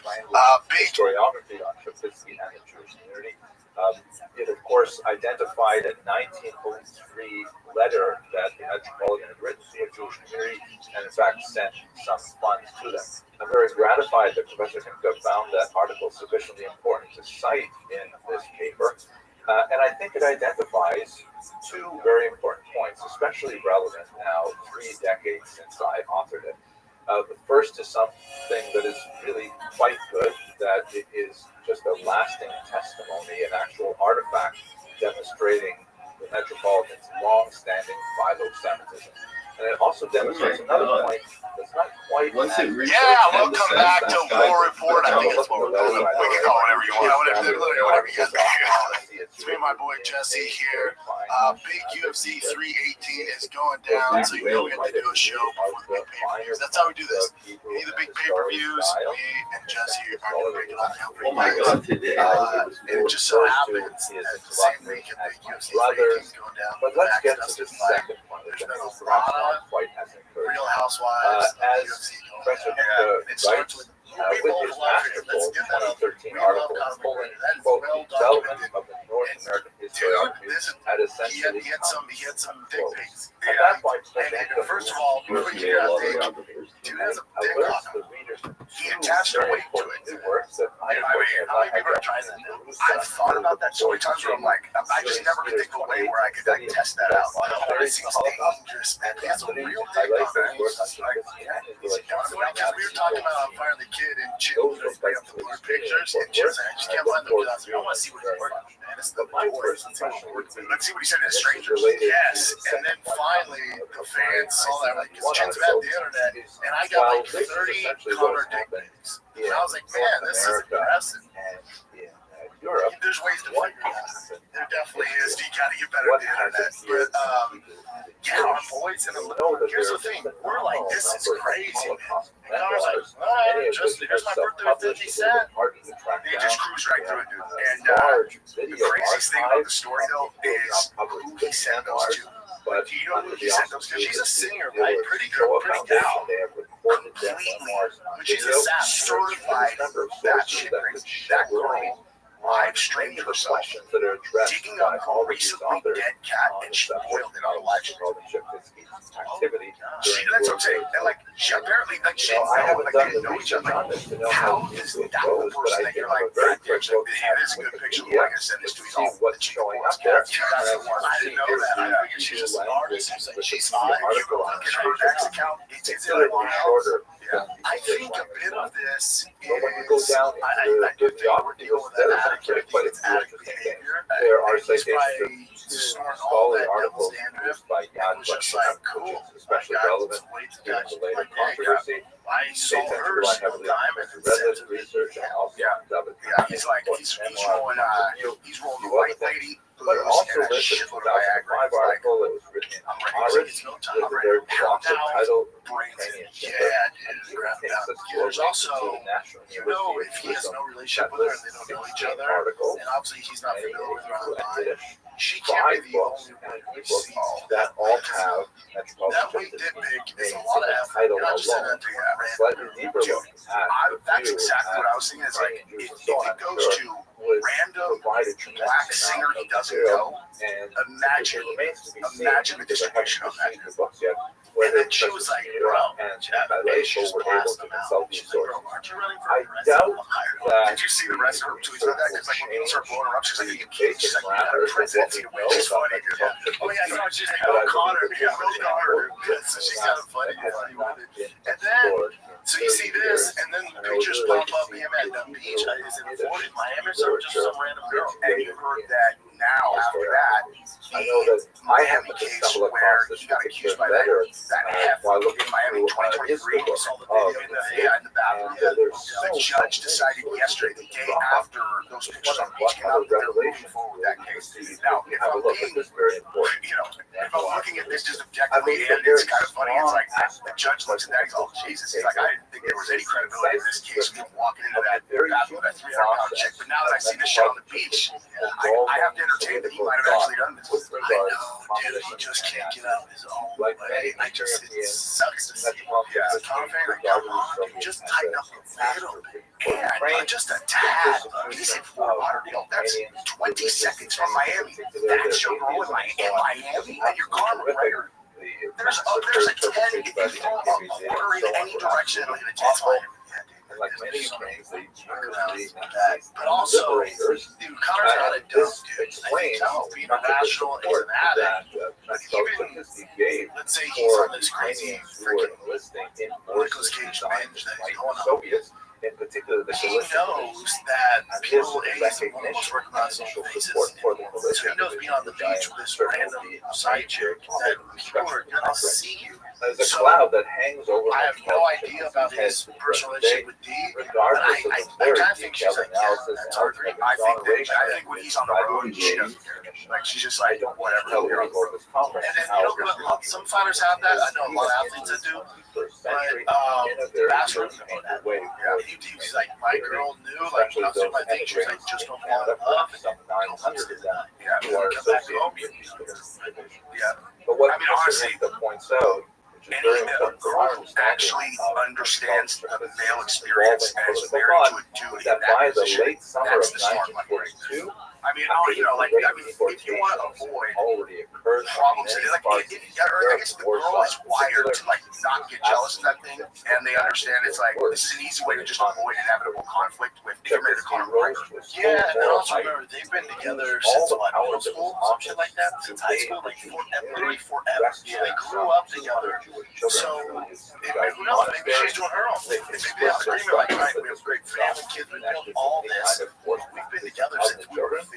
Yeah, like let's experience a little bit and not fall in love. Maybe, I don't fucking know. This is all hearsay. Yeah, I have no idea. It's, I mean, some people are wired for jealousy, some people aren't. You know, like, and as soon as this story hit, she put on, she did this long story on Instagram, just her pictures of her and Conor together, just like, this is my man, this is my man, this is my man, just instant support. And she had his back through that, like, through the Nikita thing.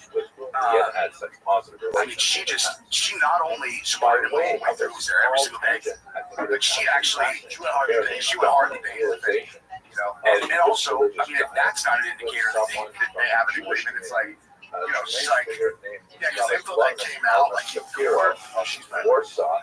Well, he's just, I mean, Conor's story is, yeah, I smashed that. I was doing well, I smashed that.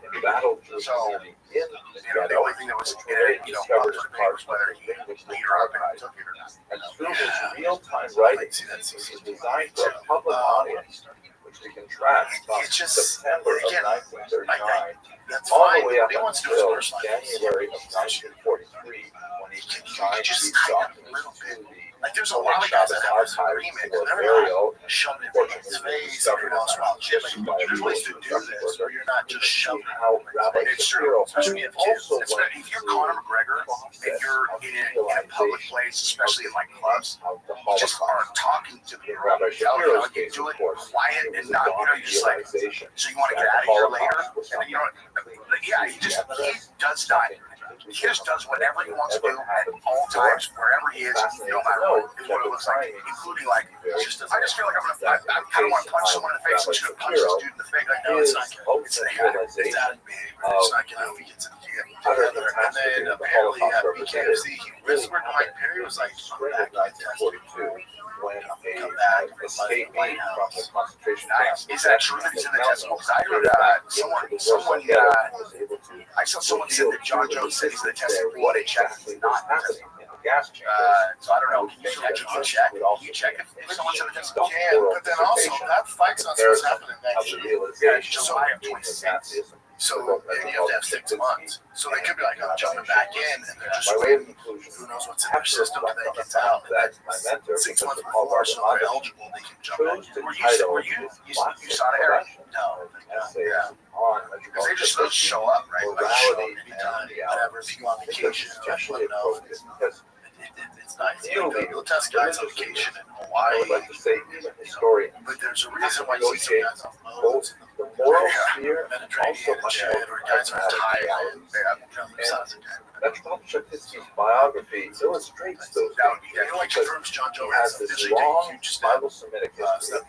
Mark, At one point in his old age, by a qualified and temporary but they support can say they're for an doing otherwise it, and then they vile know they have a certain window and to he do was it. returned to that strong position of power. But it's weird that it's not weird. I understand. Like, if I was even Very, very difficult for younger, I would jump back into this and fight the White House. So I can't believe these guys are doing it. situation that we But find ourselves John in. Jones, like, no, As historians, now a reason to jump back and seek actually out fight. the larger meaning Now, a lot of you are like, well, that's because he's done it.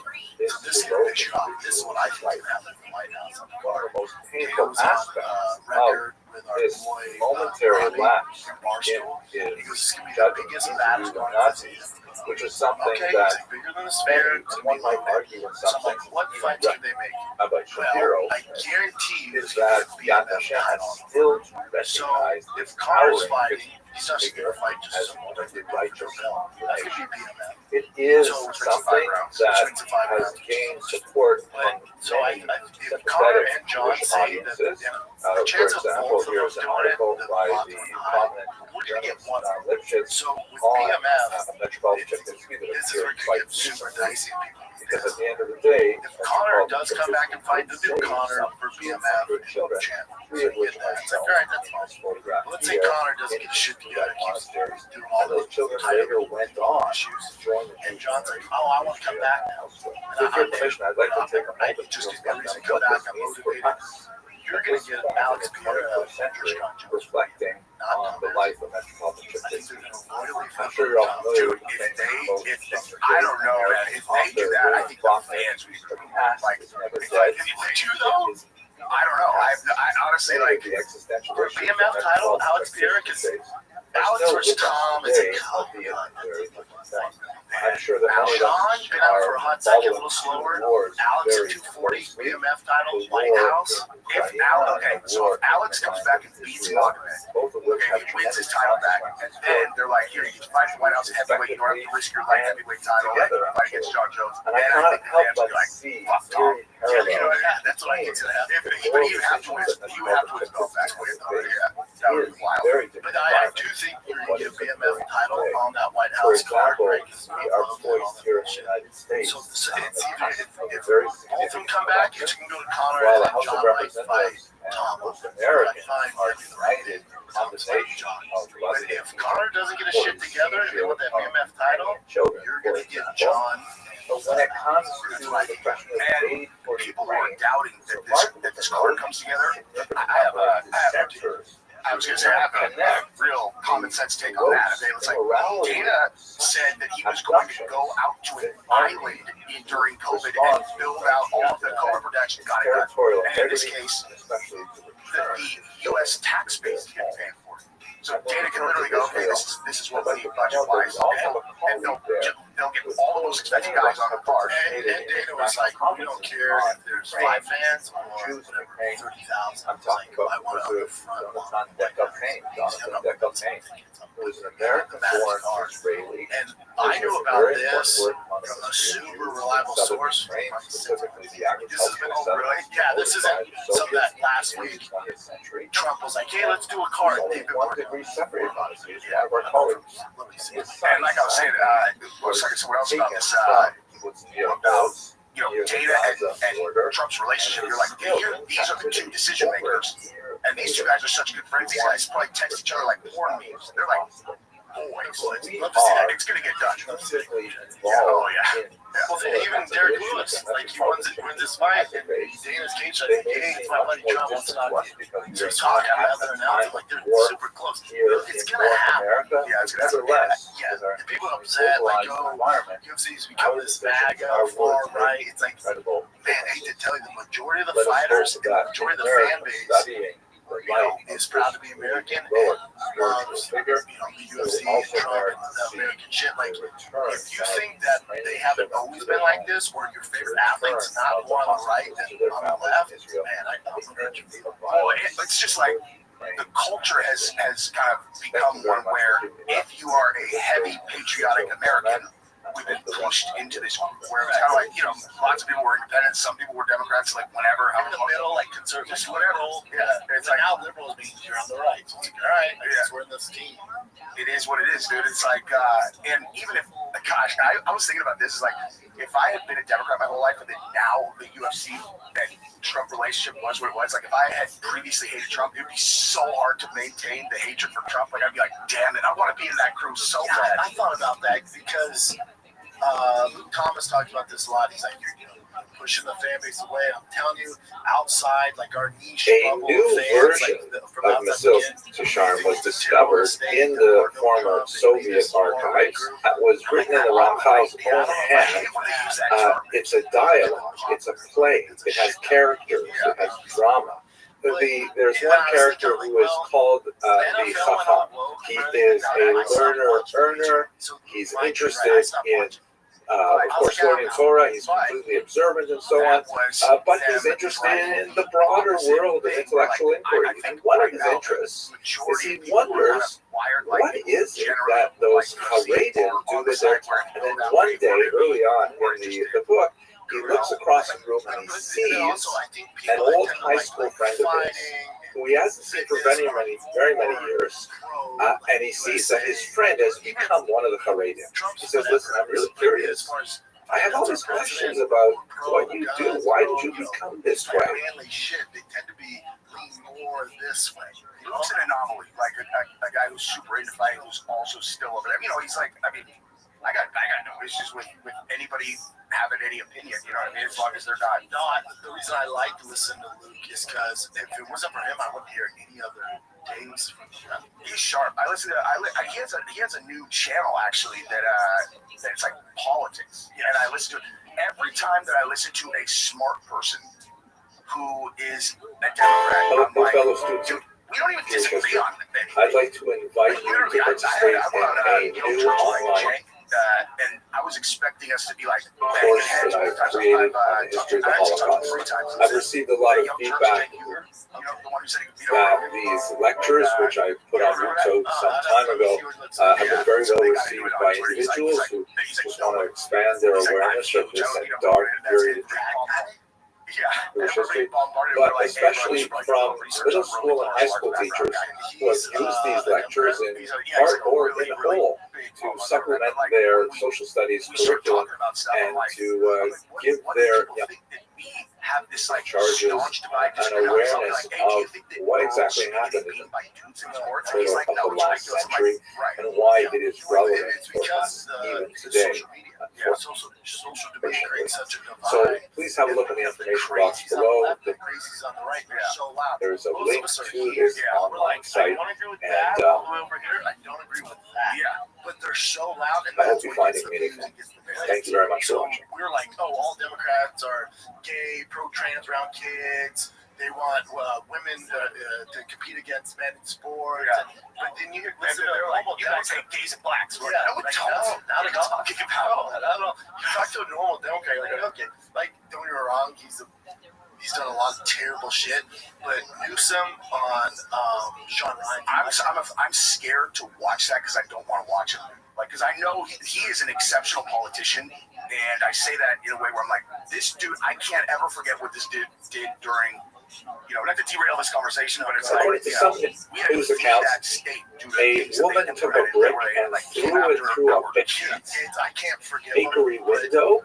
Everyone rushed in to get. I know, that's why I don't like, he's kind of human. I know I'm going to like him. That's why I don't watch the it. stolen bread, and Which is this where hatred goes down. riot You watch sort of some of these, expanded and expanded Sean Ryan's into kind of grilling him, and then also Rogan got said more shots political on it. overtones, and ultimately, within a very short period of time, the Tsar's palace was overrun. The Tsar and his family were arrested. They would be assassinated later. And it gives you a sense of just how tumultuous and how crazy everything was at the time. They call themselves the provisional government, and the whole idea that was that they wanted to establish a modern form of democracy, and they wanted to do it right. The communists were able to take advantage and ultimately undermine Kerensky's efforts. The genius behind all of it was Vladimir Ilyich Lenin, shown here. So Vladimir Lenin, meaning Comrade Lenin, is atop there with his characteristic soft cap, and he's getting rid of all of the negative classes. Do a billion. Yeah, not only are we doing a fight at the White House, but in the press conference after, we're going to release the Epstein. Oh my gosh, dude. And think about that. Hey, you can charge $500 for that pay-per-view and everything. The left wants the list, the right wants the list, right? Everyone who's not on it wants the list. Yeah. And the left is like, dude, I'm going to watch UFC at the White House because after, fights or whatever, after, they're going to announce the fucking list. You know, for example, during the Daily Prayer, there's a woman felt that her claim had not been adequately addressed by the Tuvalir or by the Beit Din. She could show up and show up and walk into the next section, stand on the bima, and refuse to allow the services to continue until she received assurances that she would be heard. This, of course, was subject to a certain degree of abuse. It was a fairly extreme form of sanctioned disruption, but nevertheless did allow many elements of society that did not have conventional power to be able to nevertheless make sure that their causes were heard. And by and large, this Kahila structure really functioned very well right up until Napoleon basically destroyed it with the destruction of the corporate nature of Jewish society. And then all of a sudden, Trump goes, you guys still talking about that? There's nothing there. It's like, no. You've told us for how long, how many months now that there's a list? Yeah. Doesn't make sense. Doesn't make any sense. And Pam bought, like, everybody's talking about how she's like, oh yeah, the list on my desk is like, just go back one step before that. She had a bunch of influencers, positive commandments, hand them and negative commandments. That is, Epstein files those commandments which are thou shalt do, go out and do something, and those which are thou shalt not, refrain from doing. We can also divide those horizontal axis as those which are defined by time, meaning go do this at a particular time, or do not do this at this particular time, and other commandments which are not defined by time, meaning that you must always do these commandments anytime, and you must never do these commandments during these particular times. Examples: a positive commandment, which is defined by time, would be the commandment to sit in a sukkah, right, which is an outdoor dwelling that is only for the holiday of Sukkot. A negative commandment defined by time would be do not eat bread on the holiday of Passover. You can eat bread the rest of the year. On Passover, do not eat bread, right? Friends that Dana knows exactly what's going on. Like, I bet you Dana knows exactly why this is all happening, that she knows what creeps are on the list. I bet you him and Trump are boys like that. And just the way Trump dealt with it was like just a brief, interview where he's like, right, yeah, and someone asked him, he's like, right, you guys still talking about the Creed, Jeffrey Epstein? There's nothing there. It's not a big deal. You got to get over it. Yeah. If you were just been like, listen, we're looking into it. Once this comes out, man, it's going to be trouble. We're just trying to navigate the waters before this gets released.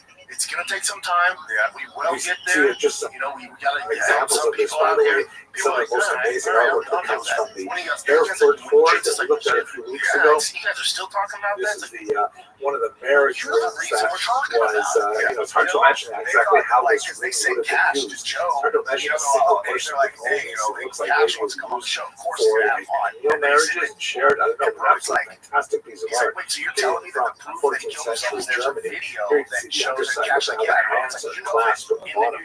Absolutely gorgeous art.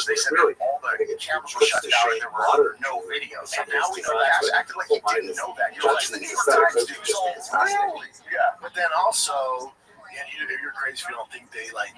We're like, hey, bro, the chance it brings us up. Here's your rebuttal. Be fucking cool, dude. So he knew what exactly he was doing, and then also we know for a fact now that footage they have is not. I know. They had experts looked into it, like that thing's been done. And as of yesterday, it came out. Here's 3 minutes chopped out. one that is 3 a minutes. Strasbourg. That Which, is if you ask me, what's in that 3 minutes? It's Epstein. one of the most famous. Sometimes these are called the Strasbourg sisters. Yeah. Either or. Yeah. I mean, you know that the thing where I've always thought because the church is showing here kind of like looking that were supposedly daggers at her sister. In the hospital as they were wheeling I think it's a rather unappealing kind of it's not don't like her. She's very judgy, so to speak. no question. And Synagoga has a much more graceful kind of form, but it is. She is an attitude and posture of decline. She's literally falling away from the rock, which indicates the collapse, decline of Judaism. All these things, I think, give a very consistent message. They should pick a few people that are on the list that don't have that much power and just fucking throw them to the wolves. Let it come on, some, dude. You gotta give us some. Gotta give us that. Yeah. But speaking of drama, now this one I think one of the most fascinating things I've ever learned about the history of anti-Semitism, which is something that has pretty much occupied my mind. For those that don't know, the B team too. Craig Jones. Mine first personally encountered it as a 14-year-old kid. And that is this quote from Jean-Paul Sartre, who immediately after the war published this very important small book called The Reflexion sur la question juive, Reflections of the Jewish Question. He wrote, Si le juif n'existait pas, l'antisémite l'inventerait. If the Jew did not exist, the anti-Semite would invent it. And I think at its foundation is one of the most important things to know about it. These guys are like, okay, we're not gonna like. It's brother. Is that it's not about the Jew. As far as my It's understanding, about the anti-Semites. The Jewish problem is not a problem of the Jews. It is a problem of the anti-Semites who are trying to use the Jews to explain the challenges they have in their personal lives, in their society, and they had and their so on. pictures from Instagram and then porn clips of girls who look like them. And so, and the girl he was dating found it, and she was just, how old is he? 23. In Western Europe, and all these negative things going on. In Eastern Europe, there was a recognition of the value the Jews had. I can understand the more of the story or no? Do you think, or is that, you think that? I have. Report the Dow is trading up 118 points, the Nasdaq's up 167, and the S&P 500 is trading up 26. And so they were actively attracted into the Polish-Lithuanian Commonwealth and offered the possibility of settlement there to engage in various economic functions to which the largely agrarian population was not well adapted. Hold on. What Rabbi look like? Oh, Clitosaurus Rex, you look. Go, girl. Oh, I love you, girl.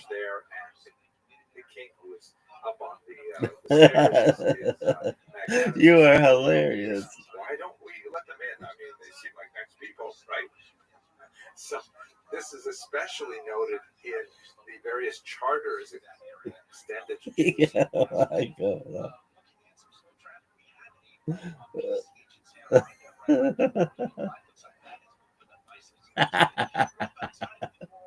Oh, that made my fucking day. Hold on. What Rabbi look like? That shit is so funny. So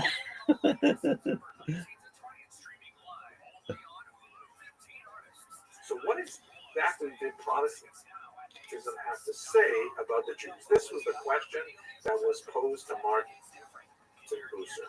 He comes up with this document, which is called Castle Advice, because it was composed in the town of Castle near 1538. This sounds a little bit like the Doctrine of Witness, a little bit like the Pact of Umar in Muslim lands that Jews may continue to worship, but they can't expand.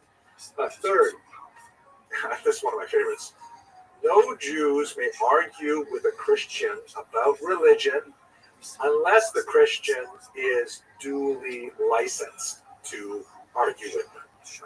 I think there's a concern that if Christians discuss these things with Jews, they might end up being convinced by Judaism rather than the other way around. So only professional Christian preachers may argue with Jews. Oh, I'm gonna fucking Clitosaurus Rex. I'm gonna blow loads inside you. Fucking fall asleep. All right, everyone, welcome to Let's Get Weird. My name is Matt, and we are here to talk today about the Dulce Bass. Yay, everyone loves it. Who doesn't love it? Oh my god. Okay, so This morning was picked out the deep somewhere in program southern Netherlands or probably northern Dulce Bass. Belgium. On Just our trying to way, find some more information about it because I heard about it before and I never did a lot of real research. Yeah, I I heard know people talk about it, though, how scary this place was, how there was a UFO Hunters episode where they got called out to the desert because this guy found like remains of what he thought was like a human cow especially the Portuguese genetic hybrid. incredible build-up. And they looked at pictures of this thing and it was scary. By It the looked like pelican symbol that was used, two very unusual pieces of symbol rotten roadkill by taped together, of abstract, but in a really specifically good the way. leader of the Portuguese Jewish community to describe himself. And I talked about that longer It form. made another Anyway, I verse hope you have an excellent day, and I can't wait to share more of this amazing river news with you. Well, there was something I wanted to play for you first before we got into the actual episode. Now, I know I haven't prepped you with this, Julian, because I wanted to get your honest opinion while recording.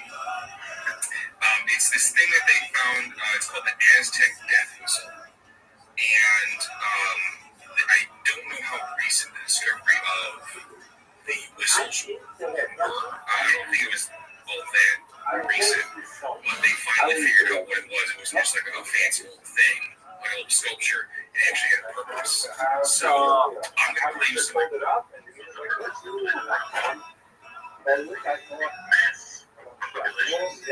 it like but it's going to scare the shit out of you more than scare them.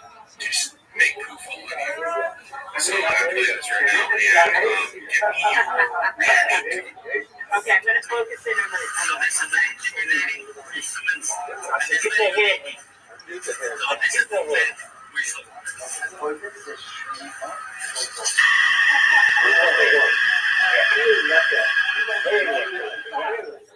Aquí se ven tú,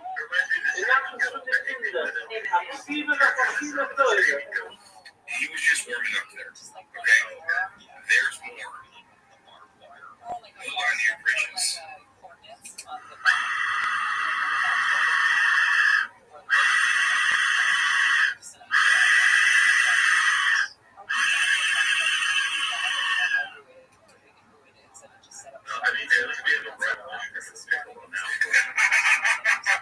Duarte de Paz was a Portuguese diplomat who was of crypto-Jewish origins, which Oh my god, this was so good. Just like, you know, some his seventh parents grade, were like, likely really hard converted in the forced conversion of 1496-97 in Portugal, and he was born around 1500.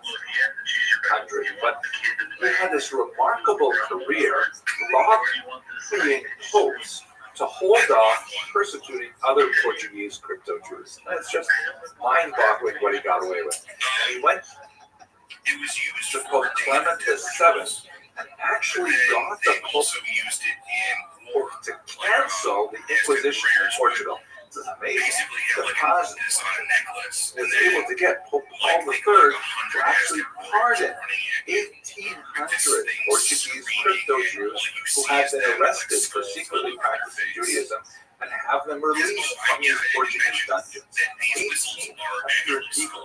Just incredible. They're like little carved skulls. Seems like kind of a little bit process. Like you would think that they would just be able to go straight to the screaming without that need of a whistle. I guess they could. I just think it's frightening and It's just echoing. oh yeah. I think if you were facing the Aztec origin, just be like, all right, you win. Just roll with it.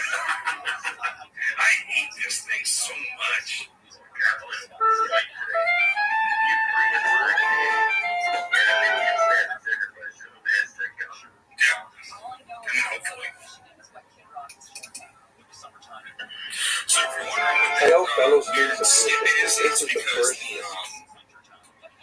series of very short videos that looks at the question, what is a synagogue?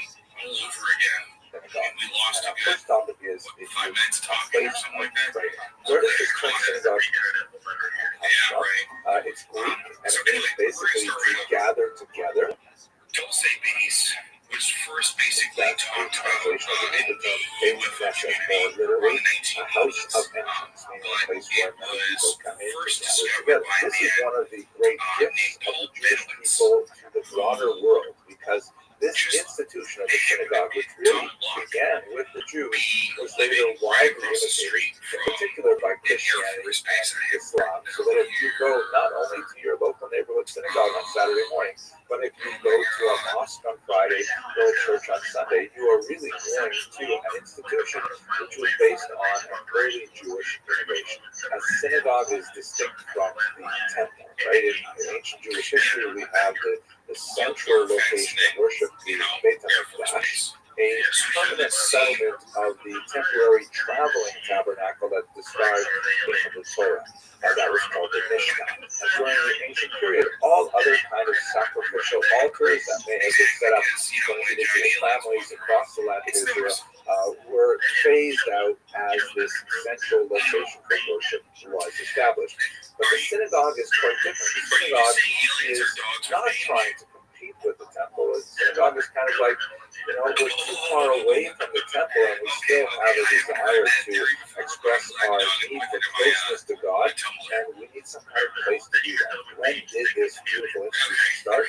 Well, according to the Midrash, Yafi Shimoni, number 408, this institution is described all the way back to Moses. We see this argument also mentioned in the first century historian Josephus, and even in Christian sources, there is an attribution of this institution to Moses. There's a lot of interesting literary suggestions that the institution of the synagogue was widespread by the 6th century before the Common Era, when the land of Israel was conquered by the Babylonians, and many of the Jewish population was exiled all the way back to Babylonia, and they set up some kind of houses of worship over there, longing for their far-off home in the land of Israel. We see this referred to in the book of Ezekiel, chapter 11, verse 16, in which God says through the prophet, I will be for them as a little sanctuary in the countries where they are coming.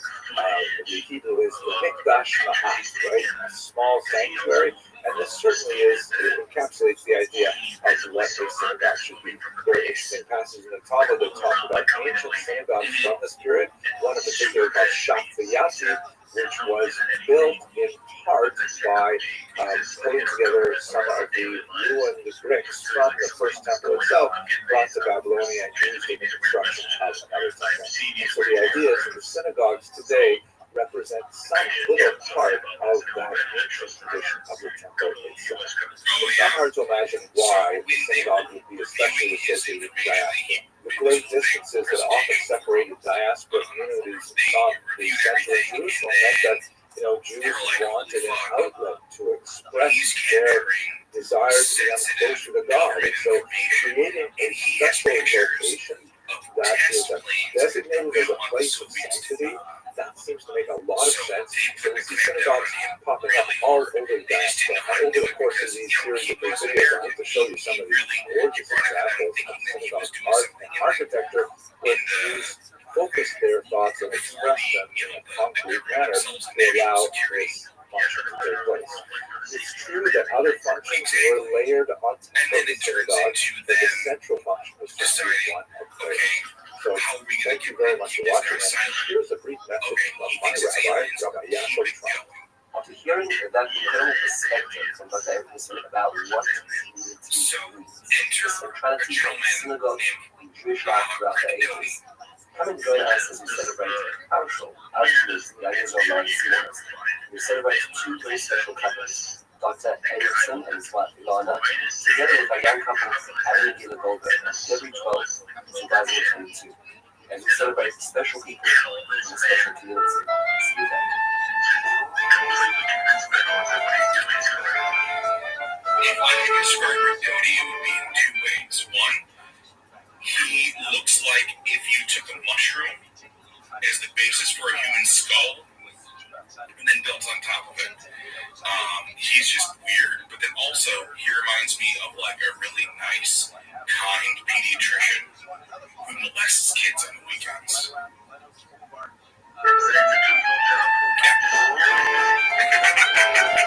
I guess so. You just really, really love kids. But anyway, Rick Doty's job was basically to go to Paul Benowitz and tell him, hey, you are receiving and keep it going. And, you're the only one who was able to capture this stuff. A series of short videos that I prepared to commemorate my synagogue, Young Israel Law in Cedarhurst, and to promote our upcoming annual dinner. Today, I'd like to answer the question, what is a synagogue?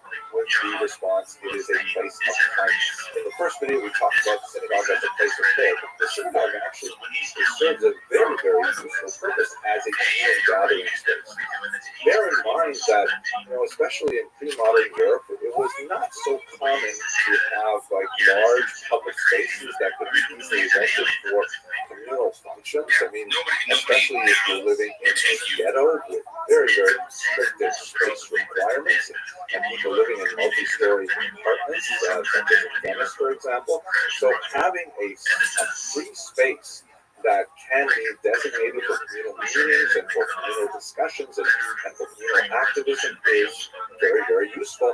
And that's the service that the synagogue provided for the Jewish community. This is especially true in not only in ghettos, but also in shtetls, which are small villages that dotted Eastern Europe, where the level of wealth might be such that the only communal space available would be the synagogue. And as such, the synagogue serves as an extremely useful logistical starting point for all kinds of community organizations, so-called sedras or committees, which deal with everything from providing dowries to poor brides to taking care of orphans and widows and travelers and providing for education and providing for all kinds of needs of the community. These would be typically organized within the synagogue walls. The Talmud, in fact, does place restrictions on what can be done in the synagogue. It has a level of sanctity, so it can't be used, for example, as a place to organize, the conducting of business or to take advantage of the large open space to hang laundry or something like that. One can't even, for example, take a shortcut through a synagogue. If you want to get from one street to another street and the synagogue has doors on both streets, you can't just cut through the synagogue. But for the most part, synagogues in medieval Europe in particular were frequently used for all kinds of communal activities to benefit the community as a whole. It's certainly appropriate to use the synagogue for charitable purposes, to organize charities, and things like that. I'd like to have a look at one particular synagogue that I find incredibly beautiful that really encapsulates this tremendous value of the synagogue as the beating heart of the community. Let's look at the synagogue of Boisterous, which is Poland. You can see from this map here, it's just a little bit flat out. And when you look at photographs from when it existed, it was unfortunately destroyed by the Nazis in 1941.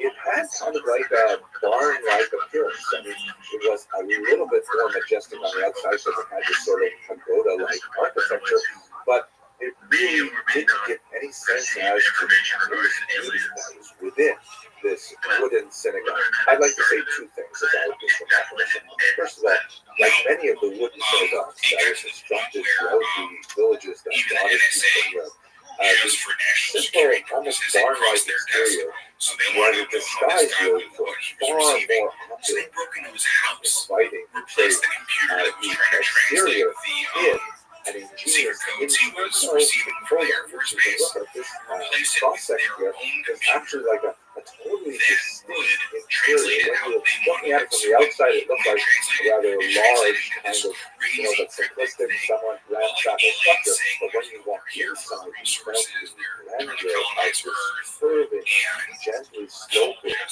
architecture that directed the eyes everywhere. And that has been actually incredible experience. The second thing is that many of these wooden synagogues had their internal cupolas, and in fact all of the walls richly decorated with precious colors and representations of ideas in the Torah and the Talmud itself, particularly the zodiac, as we shall see in a minute. Now, the black and white photographs we have from Rothschild do little to really give us a sense of what this experience must have been like. Many years ago, I had the privilege of working with Al Barry at Florida Atlantic University and directed Carl Hirsch on a documentary video looking at the lost wooden synagogues that were destroyed by the Nazis in Europe. And here's a short clip of look at one of those synagogues, specifically a zodiac, with a much younger me describing the experience of walking in. The narration is by the late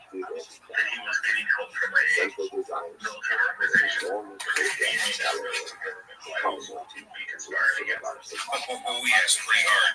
You would walk into the synagogue and would all of these they really did a number on this guy. It was not good for him. of the entire Jewish year, and its associations with the various festivals that would be celebrated on each of these symbols. He started off and actually receiving information Surrounded by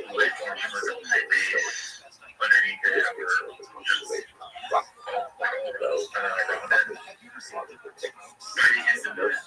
Although the synagogue was destroyed, it was recreated in a museum in Warsaw. Very beautiful recreations. You can see there these photographs that really capture this kind of Persian carpet quality So they got these evil aliens. of They're not originating at this Air Force base. They've got to be coming from somewhere else. As I see them coming from And you can somewhere else imagine all that the the time. Jews who gathered in This the can't be their synagogue main to base. deal with much more secular concerns, So like, for he example, discovers how are they going to fund the school system this year? How are they going which is to located on the provide Archuleta for Hana's Mesa in New gallery and Mexico. things like that? And located near the town of Dulce. They sat under these remarkable decorations. This becomes And this is one of the his reasons why mecca. my wife Ilana and I I are mean, so he proud just, and enthusiastic he will supporters be, of young he took Israel helicopters because over it, like many schools throughout Mesa the a world, number, I know shapes it's the fucking value weird. of testing of Because time. when you And when you although see there are the multiple movie, Minyanim that are was heard it throughout the day, Garage and it is Watch first and Garage foremost a place of and prayer, watching the it movie, is a tremendous you place see of the pictures that where he there's a took, and it's phenomenal like, amount of yeah, this is where the organization that alien goes on, spacecraft food bank, spacecraft important to my crashed, wife and myself, and like blood this is its drives, atomic and fuselage, support and he's for like needy when members he of our and all community this like and all communities stuff around us circling in and Israel. and arrows It's everywhere, really a and then you're just phenomenal place. I'm dude, very, very enthusiastic about it. I hope that you no, will you're like, join oh, us at the dinner in February. you somehow spilled something on it. It's stained, and that's what you got. Alan and I are so honored that this shul chose us to be the Yahoo Leadership Awardees at this year's dinner. Please join us if you haven't already signed up. Montez Shabbos, February 12th, 2022. It's going to be a great evening. Celebrate our community and our shul. The more people that care, the better it is. If you haven't made your reservations, there's plenty of time. And if you have, good job.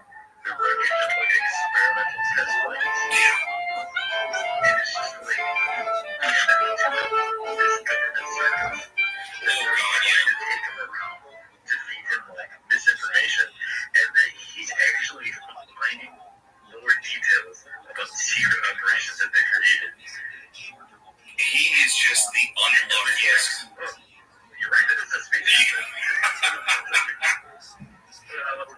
He really is just the unluckiest motherfucker that's ever existed. It's dumb luck that he found all this stuff, and then the government's just like, fucking throw the book at him. He's done. There's nothing you can do for him any longer after that point. Hello and welcome to the third series of videos on preparing for my synagogue, young Israel at Torah Civilization Connect. With our annual upcoming dinner. I've been asking the question, what is a shul? And today's response is going to be, there's a place of the church. We should certainly not discount the role that the celebrations play in the development of a cohesive national identity that helps to build the community their long way. And then there's Rick Doty there just saying, yeah, dude, there is one. when groups could get together to celebrate not only lifestyle celebrations like bathing and weddings and so on, but also the collectible celebrations, the holiday cycle, and so on. And in that context, I'd like to take a quick visit to one of the most fascinating synagogues in the world, that of Europos. Now, have a look at this map here.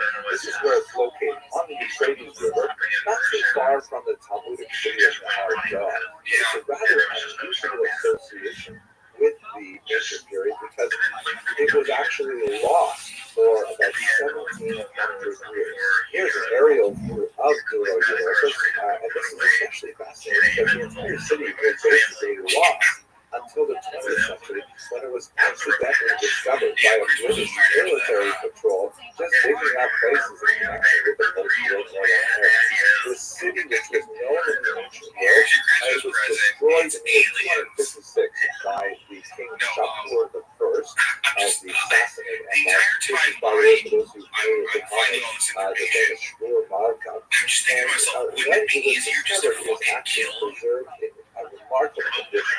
The reason for this is because the Romans, who were trying to defend this outpost from the Sassanid Persians, had actually taken all of the buildings that were by the wall in particular, ripped off their roofs, and filled them with desert sand in an attempt to fortify the city against the invasion. This was to no avail, but it actually had a really interesting consequence for Jews in that the Dura Europa synagogue, which was located right by the city walls, was remarkably preserved and matured. It's gorgeous, as well. We know that the synagogue was constructed in the year 245 as the Common Era because, of course, there is a plaque that mentions the names of the donors. So it's one of the great things about Jewish archaeology is that the synagogues always have plaques, right? Those inscriptions tell us how lost things are. So let's have a look at this thing right now. So you can see the western wall, which has the Aron Kodesh on it. Of course, it is the western wall because we are on the east side of Jerusalem. Here in America, we tend to think of Aron Kodesh on the eastern side of Jerusalem. And you can just get a sense of what it must have been like to walk into this building with these amazing details, literally every inch of the wall space. And because of the sand, it was actually preserved for 17 years. No light entered in to fade the painting. Although we can see levels of renovation work where some paintings were painted over and slightly adjusted. So there's this incredible effervescence and energy in these paintings. It is a beautiful scene of the temple. As you can see that the figure third from the top right is still labeled as Greek as Aaron the priest. And this amazing mural that shows the scenes in the life of Moses, which also indicates fascinatingly that the music guru Europos apparently had more compunction about portraying the images of women's faces. Here's a glorious multi-figure representation of the Jews crossing the Red Sea with Moses showing several figures. You can notice here, by the way, that the artist clearly has, in some cases, there apparently are two distinct artists that are demonstrated here. One shows very Roman influence, or rather Hellenistic influence, and a lot of the figures are shown in togas, and the other is that much more Persian influence, a lot like Persian type clothing. So, and you see battle scenes going on in Europos. And here's one of my favorites. This is a great image of the humiliation of Haman, who is shown here. He obviously had lost his pants somehow. He was walking mortified in a symbol of great honor to the temple of the Master. So one can only imagine that these remarkable images must have accompanied a sense of awe and celebration and excitement. Just gives us a little sense at the element of rejoicing that goes into this special building we call the synagogue, and it is one that I associate very closely with my synagogue in Israel going through. I really hope that you'll be able to participate in one form or another, hopefully by actually coming in person to our dinner celebration this year. Thank you very much for watching. Hi, it's Stephen and Marjorie Kellner. We are so excited to join together for the Yoke Dinner on 2/12/22, honoring two awesome couples, the Abramsons and the Goldbergs. We moved to the neighborhood 25 years ago, and our number one priority was to find a house that was close to us. We were so fortunate to make Yelp our home. It's an honor and a privilege to join our Yelp family on 2/12/22. Please join us at dinner on 2/12/22. And it turns out, like, you know, they have, like, advised them on everything from, like, techniques and drilling techniques to, like, how, elections are going to go and stuff like that, and world health and things like that. Like, they're deep into every part of your life. Julian, I'm going to send you a link. You got to look at it. Just read it really. It's a quick read, but I mean, it comes back to just that meeting, and I know that we said that it was pretty much like, what, it was 1987, that was, it started in 79, and he ended in the late 80s. I know one of the links that you gave me, they were talking about how Truman was the person that the aliens, Hello, welcome to the fourth in a series of videos looking at the question of what is a synagogue that is specifically associated with annual Shul dinner for the young Israel Lawrence Synagogue. So today I'd like to speak about the synagogue as a place of memory. What I'd like to begin with is a small joke where I'll try and make it really quick, but basically there's this women's group in South Florida, and they put together a lot of money. They raise a lot of funds in order to buy a fighter jet for the Israeli Air Force. Tremendously expensive endeavor. And they raise the funds to buy this fighter jet, this F-15 fighter. And they have a big ceremony at Fort Lauderdale Airport where they're all sitting on bleachers, and the pilot is there from the IDF. He's about to get into the cockpit for the very first time on his maiden voyage, and he salutes everyone on the bleachers. He gets up into the cockpit, plays down the collar, fires up the engines, and goes racing down the runway. I have seen some hand-drawn diagrams of the fires up the engines, goes racing down the runway the other way, and he stops again. This time to go firing up the taxis up to the bleachers again. He pops open the collar, he walks down onto the tarmac, goes up to the president of the Hadassah group there, and says, "Ladies, I'm afraid the plane will not take off. We have to remove at least some of the flights." For those of you who attend synagogue regularly, you know what I'm talking about, because synagogues have a tremendous amount of their vertical real estate devoted to plaques of various kinds. So-and-so donated for this, so-and-so dedicated to this, and things like that. And that's really a very cool tradition. If you look at this example here, this is the so-called Theodotos inscription, which is about 2,000 years old, the very oldest inscription, dedicatory plaque really discovered in the synagogue that was found in Jerusalem. The text reads in English is significant. Theodotos, son of Ben-Itos, priest and head of the synagogue, right? He's a Kohen, and he is the archi-synagogue, meaning he's like the president of Kohen, and at the same time president of Shul, son of a head of the synagogue, and grandson of the head of the synagogue. Got tremendous influence going back 2 generations of Shul presidents. Built the synagogue for the reading of the Torah and the teaching of the commandments, as well as the guest rooms, the chambers, the water fittings, as an inn for those who meet from abroad. The synagogue was his father's founded with the elders and Simonides. I'm not sure who Simonides is or why he doesn't very end of his person, but nevertheless, this is like a typical plaque. It says who paid for it, and refers to prior generations, and says what was dedicated as a gift. Here's another one from Susia in southern Judea, 4 centuries later. Sometimes they're expressed in mosaics and so on, but basically this is a really old thing. Pretty much as long as we have had synagogues, we have had plaques that go together. It's also interesting to note that in many of these dedicatory inscriptions, women participate as well. There's one specifically interesting one that was discovered in Smyrna that refers to women named Rufina, who not only dedicated all kinds of funds for the synagogue, but she herself was also identified as the archi-synagogist, the president of the Shul. So this is something that goes back a long way, and it has obviously some practical relevance because when people donate money to the synagogue and they get this plaque, it's a way of keeping the synagogue moving. So the synagogue is a human organization. You have to keep the lights on, you have to pay the taxes, you have to pay the staff. So donating to the synagogue makes sure that the place exists in a really concrete fashion.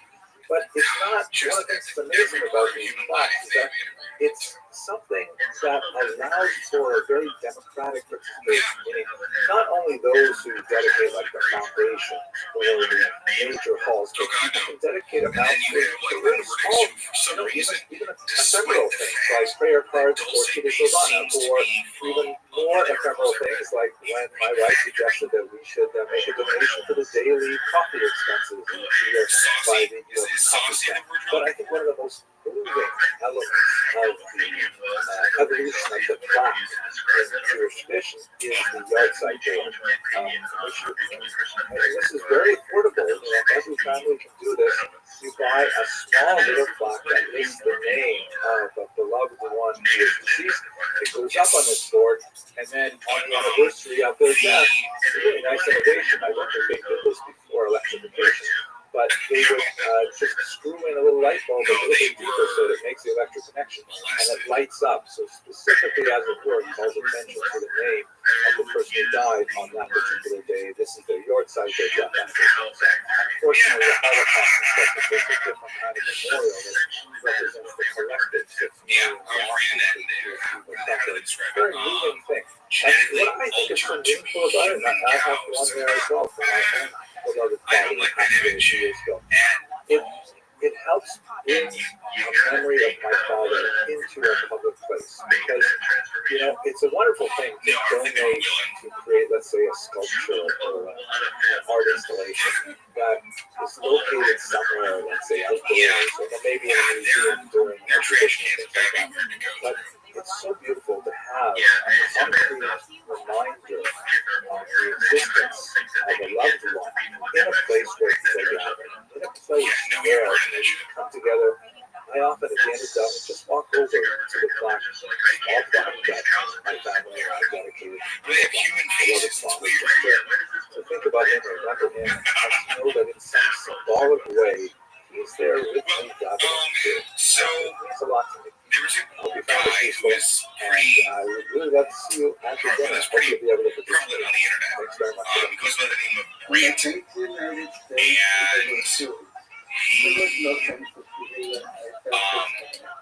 I know he was actually named at one point. I just can't find his name anywhere. Pretty much. He has a really good article that he wrote where he was talking to a former Dulce security base, or Dulce base security officer named Thomas Edwin Castillo. And this guy had been running for years after quitting Dulce base. I believe he quit after his, I guess, failed attempt at securing the freedom of human slaves from underneath the Dulce base. Which is something that goes on quite a few times throughout history. There are attempts, successful and unsuccessful. Hello and welcome to the fifth. Anyone who doesn't have 6 or 7 arms protruding out of their chest. In this series of what is a synagogue videos, in which we're talking about different aspects of synagogue life, and I'm comparing these videos in connection with the upcoming annual dinner of my synagogue, Young Israel of Lawrence Cedarhurst, where my wife and I are privileged to serve as the guests of honor at the annual dinner this year. So when I think about synagogues, I think so much about how they are places of rebirth. Like, it's always a bad idea to bet against the resilience of the Jewish people. We see that especially clearly in this very unusual synagogue in Belmonte, Portugal. Now, I got to tell you, this is an amazing synagogue for all kinds of reasons. First of all, you should realize that the Jewish community in Belmonte, Portugal, so you can see where it's located, it's kind of inland Portugal. not near any major areas, really quite a remote place actually. The Jewish community there was basically destroyed in 1497 with the mass conversion that was engineered by the Portuguese authorities. This is following up on the Spanish Inquisition and the Spanish expulsion, which actually swelled the population of Portugal significantly. And then followed by the Portuguese Inquisition, which is in many ways even worse than the Spanish Inquisition. So what happened was, really small remote communities like Belmonte, the Jewish community actually went underground. And they outwardly portrayed themselves as Catholics, but in reality they were crypto Jews, and they continued to practice what they understood as Judaism in secret for 5 centuries. Now, the reason why I qualify that Judaism is because, it's really impossible to keep all of these traditions, especially the rabbinic traditions and the customs that are widespread throughout Europe, when you're in a tremendous lockdown with no access to books, no access to rabbis, and you're handing things down from generation to generation. It is amazing the degree to which the Jews of Belmonte hung on to their traditions. They were eventually discovered in the early 20th century by this man, Samuel Schwartz, who was a Polish Jew working in the region as an engineer. And, came to talking with people there, and people said, well, whatever you do, don't do business with anyone from Belmonte, because, there are Jews there. He said, what? Jews in Portugal? They've been kicked out since 1497, or they've been forcibly converted. How are there any Jews left? So we went to Belmonte, and at first the Jewish community there was very hesitant to reveal themselves. They didn't quite trust him. They asked him a lot of really probing, hard questions to see if he really was Jewish. You can imagine the conversation, right? Funny, you don't look Jewish, you don't sound Jewish. But they brought him to the village elder, who was a woman, and by reciting a few key prayers that they had memorized, like Shema Yisrael, Shalom Hashem Echad, then Samuel Schwartz was able to establish his bona fides, and the village elders said to everyone gathered around, yes, he is in fact Jewish. There are Jews outside of Portugal, and so that began their exposure to the wider world. My wife and I had the great privilege of visiting the Jewish community of Belmonte twice with Coastal Riverboat cruises, and here I am with my colleague, the tribe historian David Krause. Behind us stands the Beit Eliyahu Synagogue of Belmonte, which was inaugurated in 1960.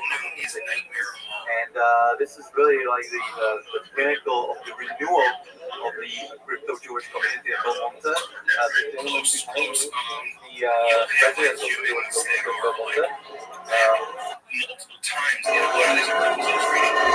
This is pretty much, as you can see, this is a very remote area. And, this is the center of the modern Jewish identity. Is it working for the 500 years of struggle of the crypto Jews here who kept it alive? And I think this personally is the most fascinating experience.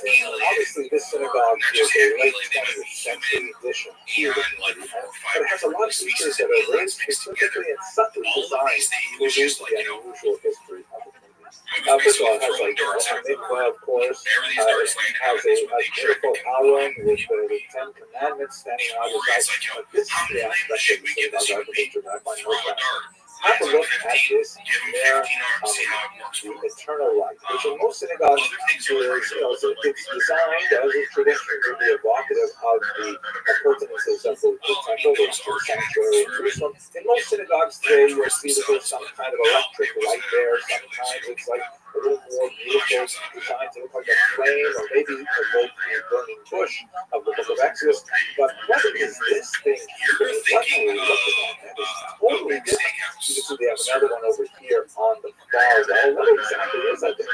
So it turns out that this is a traditional lamp from before the area was electrified. And it's what normal Portuguese people would use to light their home. They would put a candle on the inside of it, or oil and a wick on the inside of it there, and then you'd be able to carry it around, things like that. Now, the reason why it's so important is because even after electrification, the Jewish community of Belmont had a long tradition of lighting their candles in such a way that it would not be apparent to anyone who saw inside their home that they were lighting them for a ritual purpose.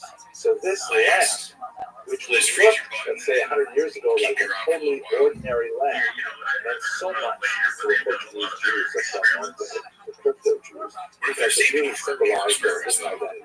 And even now that we have electrification, now Baruch Hashem, we have regular Shabbat candles and things like that, we still use this as a symbol of their resilience, their ability to be ready for new life once again. And that's why I think the synagogue is a wonderful place. I hope you enjoyed this video. I would love it if you would participate in the dinner. It would be great if you could actually come and join us and meet in person. Otherwise, please feel free to send a greeting.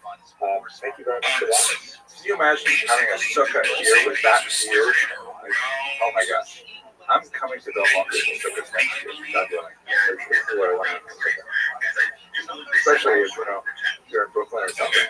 This is a one place to have a sukkah. They did a lot of But digging down in there to the point where they found a bunch of natural caverns that were already housing aliens that were living underground, separate from the aliens that were here working with us. So apparently Earth is just chock full of aliens that we have never been able to find. If it is this easy for just people to like poke a hole in the ground, because there are stories that I was reading in these articles where, particularly underneath, like the Church of Latter-day Saints, like their main tabernacle, I think that's what it's called, in Salt Lake City, people were just like trying to like do renovations under their like homes, and just fell through the ground, and then they find like 6 or 7 like tall grays like shooting laser beams at them. It's fucking frightening.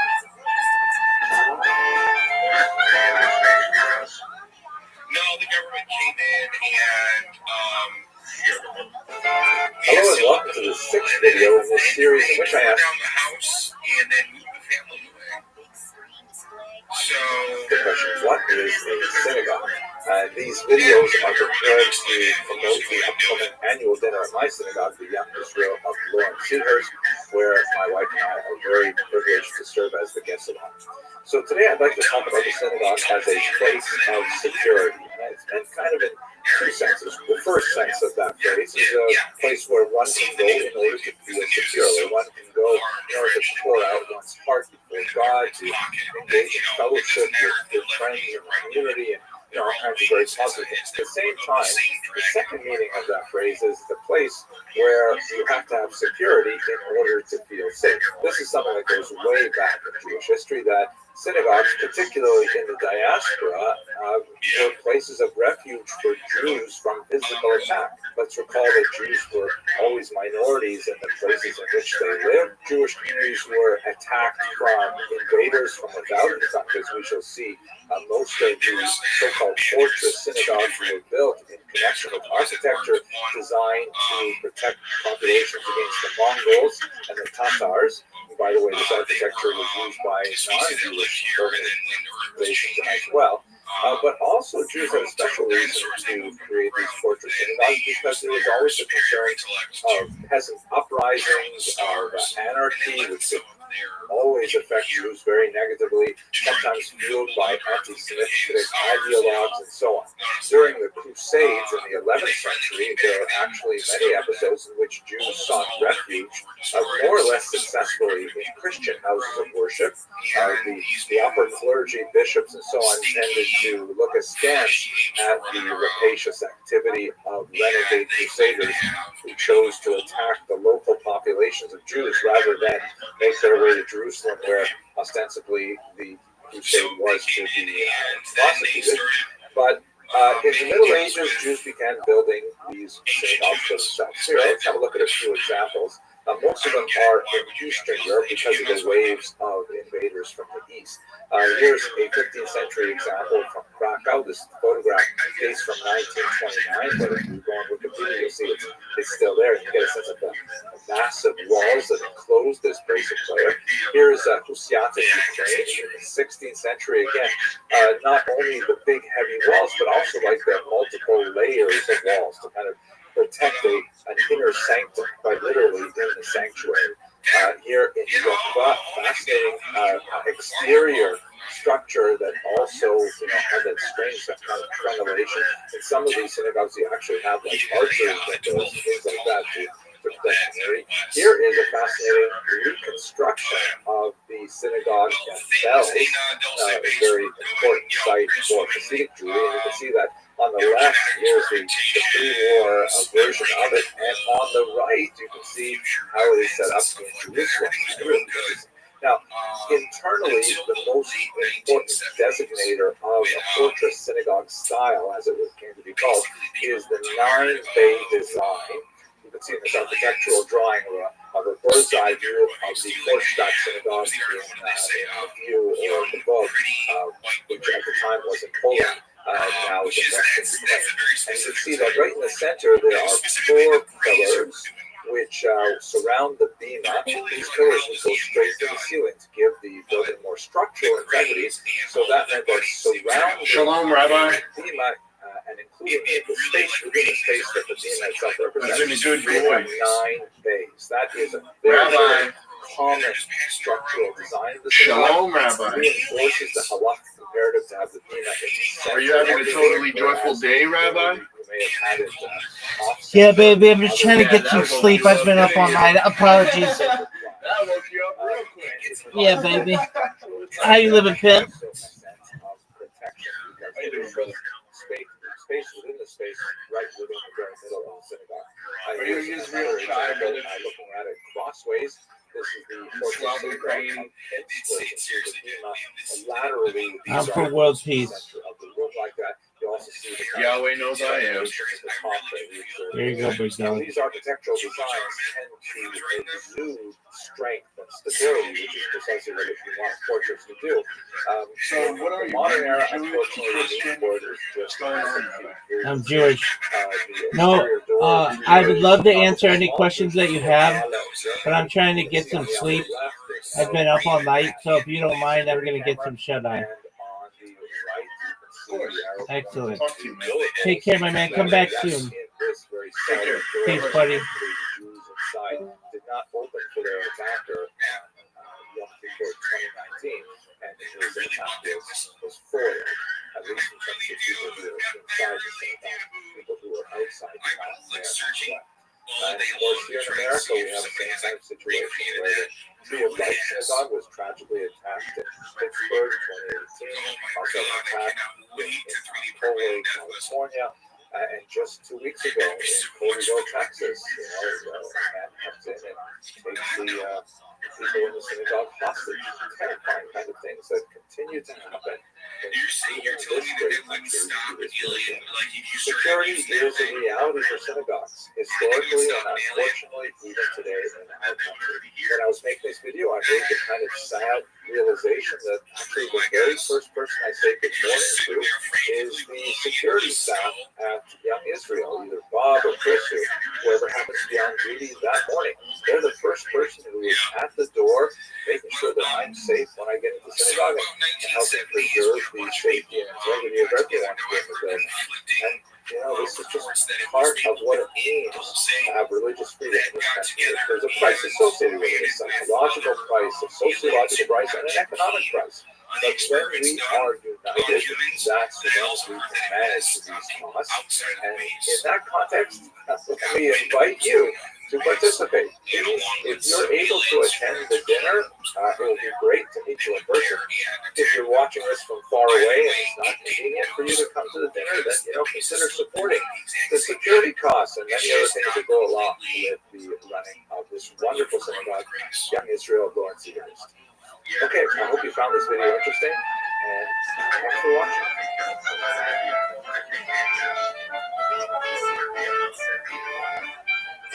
I do think they scaled back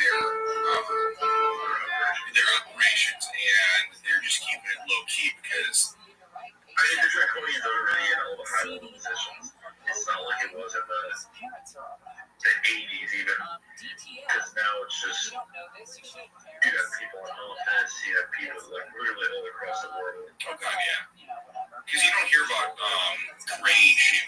you hear about reptilian all the time. So those are fun. I mean, those are great. They're just going around people's houses and stealing their crops and stealing their cows. Because I mean, you still have to use something that's completed to pay your progress. Yeah, that's true. They're just blindly drowning in human female cows. Hello, fellow students of Jewish history, and welcome to the seventh and final video in this series looking at the question, what is a synagogue? This series is prepared in conjunction with my synagogue, Grand Israel Born Theater, and their annual dinner, which is upcoming. Today, I'd like to look at the aspect of the synagogue which makes it a central place for the community. And to do that, I'd like to take you to the Rhone River in France to look at the medieval synagogue of Carpentras, which I had the privilege of visiting a few years ago. And let's have a look at the exterior, moving into the interior, and then to the remarkable discoveries that were made in the basement. The synagogue is located in the Jewish Carrière, or the Jewish street. One might call it a ghetto, particularly for later times when it was actually sealed. At one point, as many as 2,000 people, something like 15% of the town's population, lived in this tiny space. When applying for badly needed renovations in the 18th century, there was quite a tussle with the local bishop. The bishop insisted that there be two windows, horizontal windows, added to the left and the right of the two vertical windows, such that when Jews actually entered the synagogue, they would be walking directly under the shape of a cross. This is resonant with much of the activity that was going on with forced sermons and conversionary activity at the time. So an interesting feature when you finish climbing the steps to go into the synagogue proper, there is one tile which is out of place on the floor, which according to the local tradition is a sign that the world is not yet perfect. Humans have a role in perfecting the world, and this is just one indication of the job that they do. So, beautiful, Baroque interior, strikingly contrasted with the low profile facade on the outside. And yeah, it's the oldest synagogue in France and the second oldest entered in Europe. There are some remarkable, charming idiosyncrasies, like a miniature chair of Elijah that sits in an alcove on one wall. Stand up there so sure it's there. Cool. Wow. Another interesting feature of this 18th century Baroque style, the Torah would have been read on the opposite side of the room. And on the second floor, you actually have to go up some stairs to see the original Shulchan. The synagogue administration was so welcoming to us here in Carpentras. We were coming from a significant group with Kosher River Cruises. A lot of important people are traveling with us. And so they not only showed us their prized possession, the Sefer Torah with a Sephardic style case, but they even opened up the area behind the Aron to show us all of their antique Sefer Torahs, which were to warn some of the letters that faded, no longer could be used for public reading. But they had behind the Aron a dark space which lovingly preserved some very, very old Sefer Torah, centuries old, and they allowed me to go in back. It's incredible.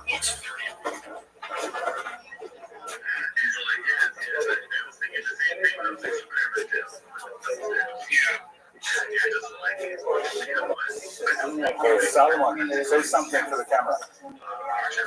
The privilege to be holding a 1771 is from the 18th century. Okay, and the mikveh used in the 18th century and onward was more similar to modern day mikvahs, which would be heated and filtered, and using water in a separate container, which we'll see shortly, that was actually conformed to the requirements of Jewish law, whereas the place where people would immerse was primarily a more comfortable place with heated and clean water. Aliens are no nonsense, they're not pure. Okay, so this was the 18th century, the water from the mikveh. So you put some wood under, and you make it heat, and then the water goes in the basement of The 14th century Carpentras synagogue is the community mikvah, a ritual bath. You can see that the water is still quite clear. It's spread from an artesian well. The light dusting on the top of the water is from the flecks that come off the limestone walls. Originally, of course, you would have descended here in candlelight, which must have really heightened the mood of solemnity associated with the ritual immersion, since no natural light descended into the space. They can't eat regular food. All of their, again, subhuman experiments and slave experiments. The Jews of Carpentras, of course, do not use the 14th century mikvah or even the 18th century mikvah. They'll use a modern mikvah. But the synagogue also features communal ovens used for baking the Passover matzah. A few years ago, during some standard renovations, a sub-basement was discovered in the Carpentras synagogue that had some remarkable communal fun. Please tell the shows. Qu'est-ce que tu veux dire aux États-Unis? Je l'ai dit en français. Oui. Exceptionnel.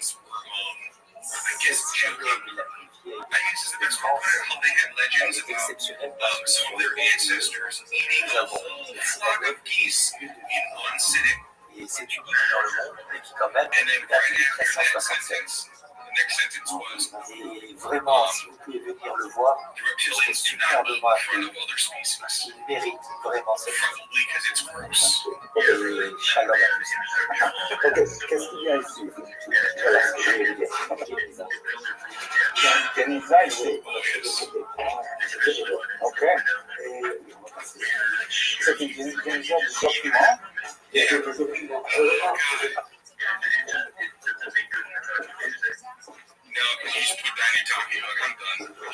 Incroyable. Vraiment incroyable.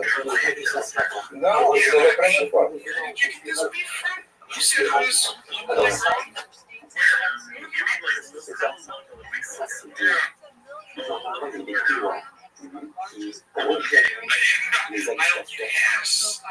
Les couloirs aussi, il y a tous les rejoignez les habitations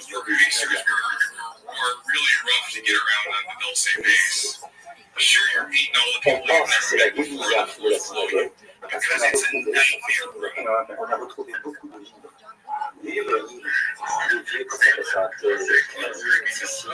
quels sont les manuscrits de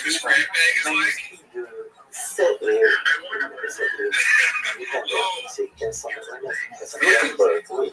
Wow, 1549. 50 ans après le projet. What I find especially fascinating and meaningful about the discoveries in the sub-basement of the Carpentras synagogue is that they literally had corridors physically connecting the homes of the Jewish quarter with the synagogue. That the Jews wanted, perhaps for security reasons, a direct and immediate and secure access to the synagogue from their homes, which indicates just how important it is that we are connected to our synagogues today.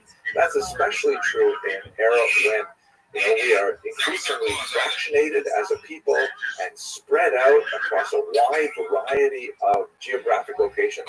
It's true that we have this remarkable ability to connect now with the internet, something truly unprecedented since the Gutenberg era, but we cannot rely on this virtual connection to replace the actual connection of being physically together with other people in synagogue.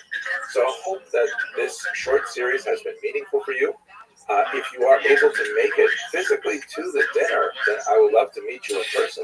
And if our geographic distances are too wide to make that possible, perhaps you'll consider supporting either our synagogue, which I would certainly love, or your own synagogue, so that we can increase the participation of Jews in this wonderful institution. Thank you very much for sticking with me through this series, and I hope you have a fantastic day. But the reptilians, their leaders seem to have a little bit more personality. It's the worker caste and like the warrior caste that are absolute nonsense. Like, do your work, don't fucking talk to me. I ain't got time for this. Yeah, the leaders at HBO. Yeah. It helped let them know sort of sense of humor. Yeah. They're watching The Wire and Californication and stuff. Meanwhile, the worker bees are out there. Yeah. And this Thomas Castillo guy said that, because he was a security officer, that he spent a lot of time securing human workers from aliens on like the 6th and 5th and 6th floors because they just didn't understand the customs of the aliens, so they had to basically rescue them, ransom them from the aliens, and then wipe their memories and move away because they were useless at that time. I think you're given like 15 seconds from capture to cage. Nothing really bad happens. Once you hit the cage, it's experimentation time, bro.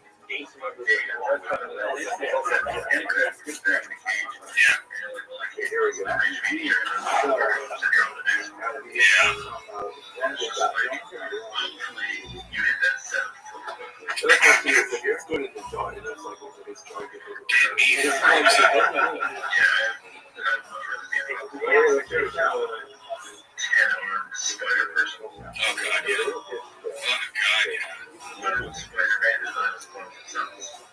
No, literal Spider-Man is not as fun as it sounds.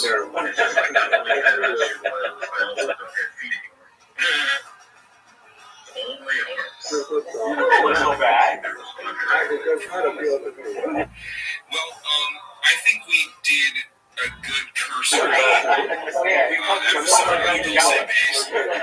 I'm sorry if it seemed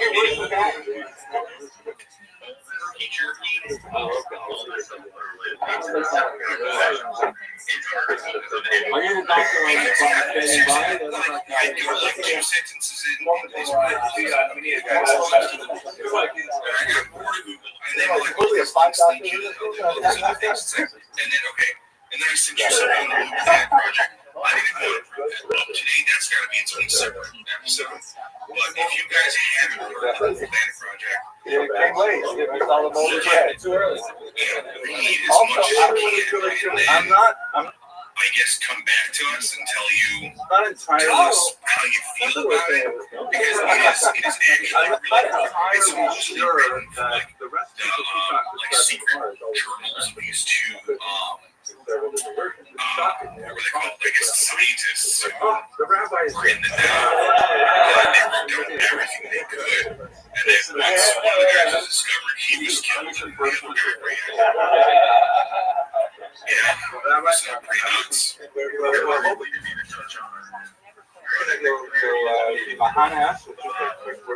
No one's tasted it yet. No one has the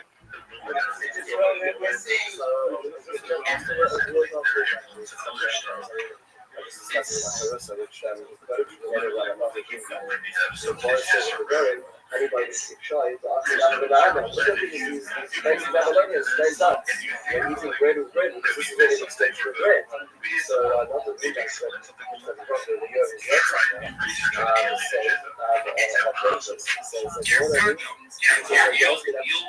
person. Why is it that you're nice? That you work so much. And then that's trying to earn money. Why do you need it? Why do you need it? That's second of the second of the vacation. Like the other thing, like you need to do it. So it says, how about you can try? Is about the Dulce Base. You don't need to tell me about the fact that you've been running from the government. You live in somewhere country, you speak like 3 different languages. I didn't know that. Tell me more about what the aliens to spend time on the rats ring. And carry on going. Every time we see kids out there, are reminded of that. We're reminded of that. So guys, thanks for listening. Hopefully we didn't give you too much information to think about. There's also passing out. It's not all into there. Yeah, it's making our pod, capital I, capital W, capital E. Get that, it's all one word. Make it weird. Pod. Got it. And if you need to get in touch with us directly, you can email us at let's make it weird at gmail.com. That's his input.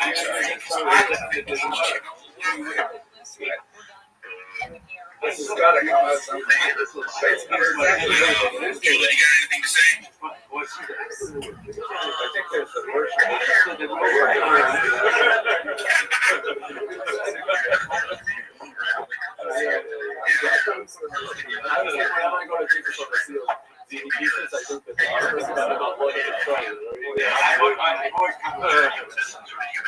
Yeah, if you assume that they are genetically modified aliens, it's just a safer bet if they're unemployed and get the recognition. If they turn out to be like a real person, then buy them a drink.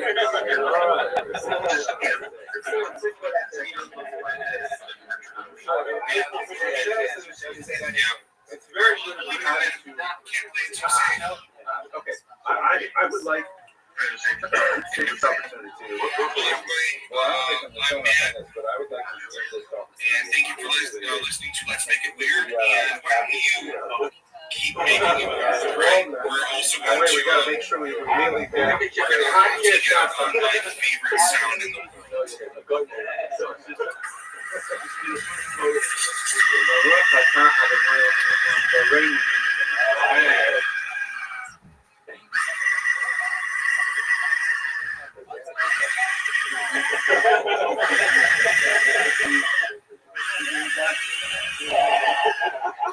It tastes like I love it. I can just imagine that you curious in that was on this page. See this guy is blushing the phone. I think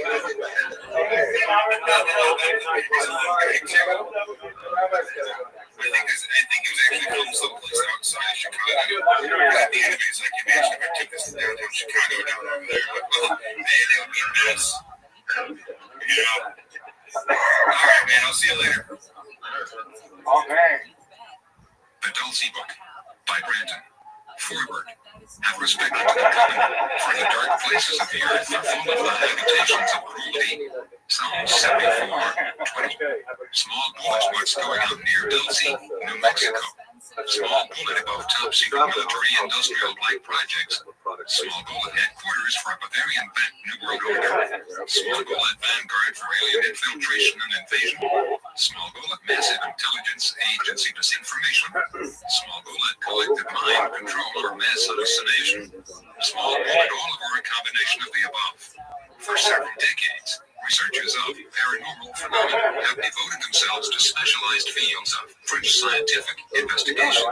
Some of these various fields of borderline research, which have surfaced in order to document or attempt to explain a wide divergence of phenomena, have included aerial or UFO phenomena, psychic or psychotronic investigation, cattle and animal mutilations, vampirism, men in black, conspiracies and assassinations, secret societies, underground anomalies, quantum mechanics, legends and mythology, ancient civilizations, the movement and other cryptozoological encounters, energy grids and other geomagnetic anomalies, biogenetics and plumbing, cybernetics and artificial intelligence, abductions and missing time, hypnotherapy and mind control, missing persons. There are no doubt many others that I have not mentioned. In the 1950s, experts in some of these areas of investigation began hearing the first faint hints that something was going on in the American Southwest, near the Four Corners region of the United States. First, these hints and rumors were brief, vague and confusing, yet they sparked enough interest to provoke further investigations as the years passed. At first, these French scientists who concerned themselves with the mysteries and anomalies of this region began raising more questions than answers as they continued to probe into an enigma which seemed to eventually focus itself in and around a small desert town lost amidst the mesas of northwestern New Mexico. In the late 1970s and early 1980s, the mystery and subsequently the interest deepened as reports began to slowly emanate from the area suggesting that something significant and horrifying had taken place there near the small town of Dulcie, pronounced Dulcie, New Mexico. The many different phenomena those previously mentioned seemed for some strange reason to converge and coagulate into one vast enigmatic scenario of high strangeness and around the seemingly insignificant and small New Mexico town. Researchers commenced to analyze and categorize the respective phenomena, looking for patterns and concentrations, and came to the realization that several of these phenomena apparently converge in the American Southwest. The charts showed the largest concentrations of UFO sightings, northwestern New Mexico, the epicenter of cattle mutilation phenomena, northwestern New Mexico. Other experts in their fields began to find similar patterns merging and linking with other phenomena at underlying levels. Researchers into conspiracies, secret societies, underground anomalies, legends and mythology, ancient civilizations, energy risk, geomagnetic anomalies, biogenetics, abductions and missing time, missing persons, and investigators of other specialized fields of research began looking toward this small desert town. These unusual convergences of phenomena in the singular locale sparked even more interest in investigation. From that point on, it was as if some ancient seal had been broken, as if an ancient cloud of darkness had begun imploding in upon itself, broken apart by the piercing light of human perception and the relentless probings and scrutiny of brave and daring souls. Sensing that something very wrong and unnatural was going on here, something ancient and evil, some of these brave souls, who by choice or chance found themselves battling it out on the front lines against ancient forces that were determined to keep themselves from being exposed, continued to wage their all too often personal battles against the enigma. Some of these inevitably losing their minds, if not their very lives in the process. As these brave souls were worn down by the intensity of this psychic warfare in their efforts to expose and defeat this mystery of iniquity, to coin a biblical phrase, they sent out desperate calls for reinforcements. Many answered their call, and the ancient and formerly invisible beast that had managed to hide itself below the deserts of the Southwest like a dragon in its lair began to stir in rage and terror at these new exposures, and to lash back at its newfound enemies. The repercussions began to be felt throughout the whole country, through which the beast had reached out its deadly tentacles, which were also in the process of being exposed along with the black heart of the beast itself. The walls of the ancient fortress concealing the beast, or the enigma, began to crumble and fall with increasing intensity. From the murky blackness within, the faint collective cry was heard, as if from another world. The voices of multitudes were desperately calling out for help to the only ones who could hear them, those who were beginning to see, yet had not yet become the slaves of the enigma itself. Many of us who have continued to battle have sacrificed our comfort, our social and economic welfare, and in some cases even our very lives to fight the enigma, because we have caught a brief glimpse of the potential threat that the enemy within poses to the future of liberty and to this great independent nation of America. What you will see throughout these pages is the collective results of our efforts, and I'm not ashamed to say, the results of more than a little divine intervention as well. Many of us, such as yours truly, have been victimized by the enigma for the greater part of our lives, and have decided that the only way to be free from its grasp is to practice the old military rule: the best defense is a good offense. So there you have it. Like those before us, we send this work forth as a warning and a call to arms, to others who value truth and freedom. For those who may not believe everything that follows, I challenge you to become personally involved, however, using caution in the event that these collective reports do turn out to be true and prove the claims made even point by point, one way or another. This is the challenge that those of us who have contributed to this work leave with you. I remain Brendan, dedication to the woman of my dreams, whose distant cries have reached me in the night. Whoever you are, wherever you are, this book is for you. Introduction. Note, I must confess that I have thought very long and hard about the possibility of publishing this text in book format in order to relieve the financial burden upon myself that has resulted from a lifetime of mental and emotional suffering due to my own personal involvement with the enigma.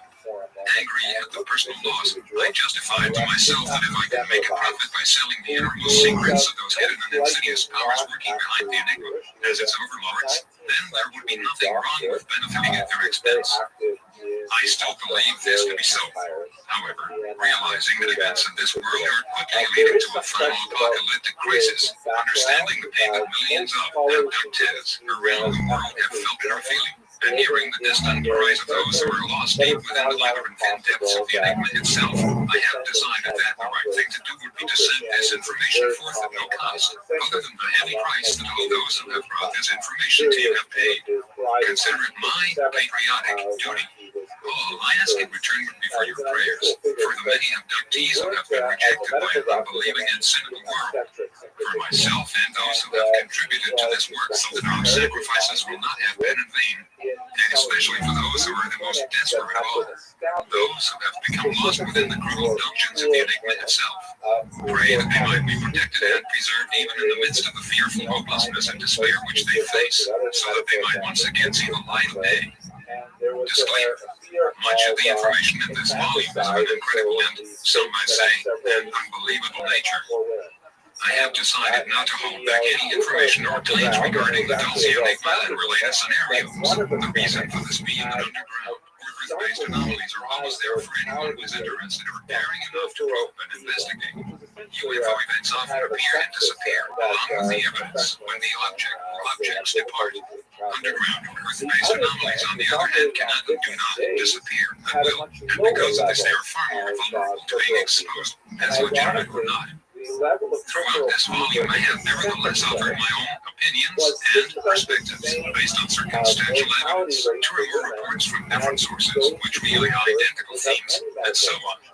These admittedly are my own opinions and can be received or discarded according to the reader's own perceptions in regards to the nature of reality. I have formed these opinions based on my own perceptions of the overall data, and since these are my perceptions, they are not infallible, but are subject to change or revision with the revelation of new information. The reader is free to form his or her own conclusions and opinions based on the accumulated data, just as I have done. Whether you consider the information which follows science fact, science fiction, or perhaps a little of both, science fiction, you might say that should not detract from the fact that these reports, which have arrived from hundreds of different sources and have been condensed within this one volume, make for fascinating reading, either way one looks at it. So with this, there is nothing else to share in the way of introductions, other than to say, sit back and enjoy the ride. Brenton, October 1996, Chapter 1. Those conspiracies that are too incredible to be believed are by the same right those which most often succeed. The following article comes from a single quotee, see Technical Consultant. No.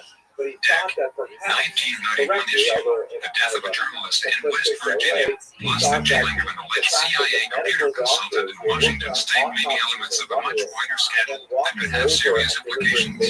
What started out as an investigation of an apparent case of pirated software has grown to be a project involving hundreds of journalists all over the world. The dead journalist, Joseph Daniel Ellie Casolaro, was found dead August 10th in a motel room in West Virginia. His wrists were slashed 7 times on each wrist, and a suicide note was found nearby. The only manuscript of this book, with accompanying notes, was missing. The book, provisionally titled The Octopus, was meant to be an explosive expose of misdeeds by the Justice Department under the Reagan administration. Time magazine also reported that Casolaro's research centered on gambling and attempted arms deals at the Cabazon Reservation near Indio, California. Indeed, the scope of Casolaro's investigation was so large that any one of a large number of areas of research could have been the trigger for a possible hit. When authorities declared his death a suicide, his relatives definitely stated that Casolaro's mental state was sound, indeed upbeat, after the completion of his book. Casolaro started his work nearly 2 years before, investigating the bankrupting of a small computer software company called Intel, allegedly by the United States Justice Department. Intel, a company headed by Bill and Nancy Hamilton of Washington, D.C., no connection to researcher Bill Hamilton, whose writings on the Dulce Enigma appear later in this volume. Brenton had developed a package known as PROMIS, Short-Run Prosecutors Management Information System, to act as a case management tool for the Justice Department's unwieldy workload. Intel President Bill Hamilton has claimed that Meese associate Earl Ryan was given control of pirated versions of the PROMIS software by Meese to sell back to different United States government agencies for great profit. 2 courts have so far agreed with Hamilton, awarding an $8 million judgment, but the higher Justice Department, Brenton Court of Appeal, has quashed the award of the verdict, declaring that it was not the jurisdiction of the lower courts. As of October 9th, the case has moved into the realm of the Supreme Court. Earl Ryan owns United Press International, UPI, and Financial News Network, FNN, according to a Washington man who claims to have modified the code-based software for the CIA and other intelligence agencies. The software was a reward for Earl Ryan's role in arranging the so-called October surprise gambit, The alleged conspiracy to withhold the American hostages hung around until after the 1980 election, which saw Carter removed from power. The October surprise scandal has taken some time to emerge. In the Paris meeting, President Bush is alleged to have met with Aliana Barghashemi Rafsanjani, the Speaker of the Iranian Parliament, Mohammad Ali Rajai, the future president of Iran, and Manu Ghadafar, an Iranian arms dealer with connections to Mossad, according to Navy Captain Gunther Rosbacher, who claims to have flown Bush. William Casey, the CIA chief, and Donald Gregg, a CIA operative to that location. Rosbacher, who made these allegations in May, is now in jail on Terminal Island, convicted on the charge of impersonating the United States Attorney. Note, Rosbacher defected from the CIA with 12 Navy SEALs under his command, and was on at least 2 occasions the target of attempted CIA hits. The assassins attempted to drive Gunther and his wife off the roads and down the side cliffs to their deaths. However, according to Rosbacher and his SEAL team, agents who were watching over him unbeknownst to the intended assassins moved up quickly from behind and sent the CIA and them to their deaths instead. Brandon, the Washington man, is Michael Riccanazziugo, who is now waiting for a trial in a Washington jail on conspiracy to sell drugs charges which Riccanazziugo claims are manufactured. Indeed, the charge made against Riccanazziugo were made 1 week after Riccanazziugo authored and signed an affidavit describing his role in modifying the pirated software. Note, it is interesting what connections we can find here. Michael Riccanazziugo was a well-known CIA employee who told researcher Michael Lindemann that he had attempted to get a whole helicopter full of documents and evidence detailing illegal biogenetic activities and non-congressionally sanctioned projects involving illegal aliens out of the Nevada test site. The chopper was blown out of the sky, killing all 5 personnel on board. Michael's father happened to be Marshal Riccanazziugo, a fascist and a supporter of Adolf Hitler, who was a very close friend of Fred L. Chrisman.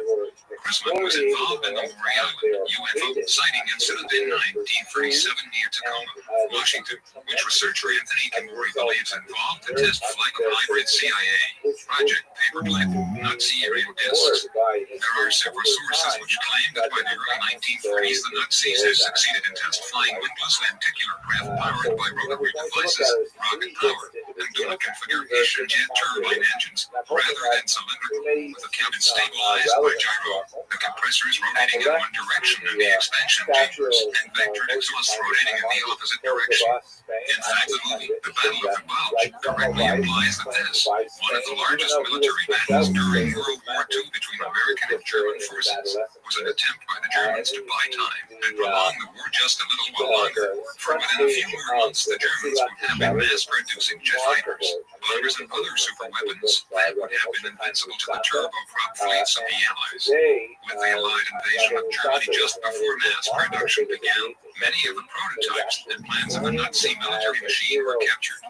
However, most of the most sophisticated prototypes, plans, and even scientists mysteriously turned up missing following the war.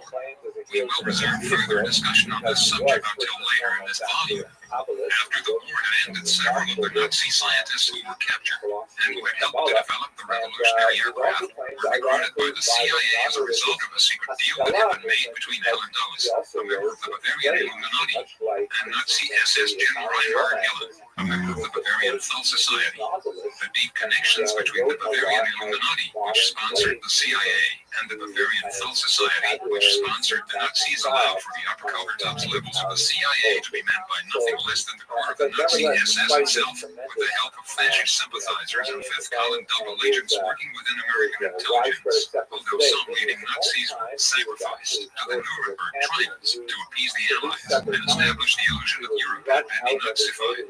Fred L. Chrisman incidentally was a witness to the Maury Island event and helped two RBG-2 agents acquire slag samples, which fell from one of the 6 donut-shaped ships observed. On their way to deliver the samples to Wright Patterson in Ohio, their plane crashed and both G2 agents were killed. Some people at the time insisted that the plane had been sabotaged. 2 of the reporters who investigated the incident lost their lives, and Kenneth Arnold, who investigated the incident after being commissioned by Amazing Stories editor Ray Plummer, claimed that his conversations with a high Air Force official concerning the subject were electronically monitored. Also, strange government agents in dark suits were seen in the area. Shortly after his investigation, Kenneth Arnold, during an air search for a crashed plane over Mount Rainier, saw a crescent-shaped discs, which he called flying saucers. The news media publicized the incident, and the term stuck and became a media catchword ever since. Also around this same time, 1947, Arnold escaped a near-fatal crash when his airplane mysteriously lost power. The connections do not end here. Fred L. Grisman was a close friend to Clishaw, whom Louisiana District Attorney James Garrison, see the movie JFK, accused of being a CIA mafia go-between in the John F. Kennedy murder. Garrison arrested Shaw in an effort to charge him in the CIA with the JFK assassination. However, only a few days before the hearing, Garrison's star witness David Ferry was killed, and Garrison's remaining evidence was not enough to bring about a conviction. Fred Grisman was the first man Clishaw called when he heard that Garrison intended to implicate him.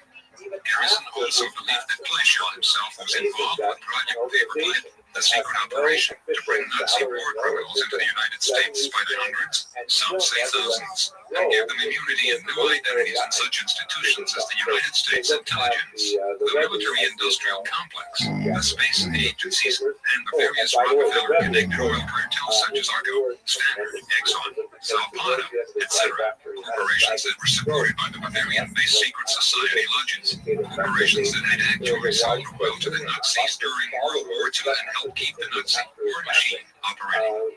According to Garrison, Grisman worked as a middleman between the fascist policymakers and the lower echelons of the military-industrial complex. Oh, what a tangled web. These American mega-bankers and traitors to freedom had supported the Nazis in an effort to initiate a Bavarian-backed New World Order under the cover of the Third Reich.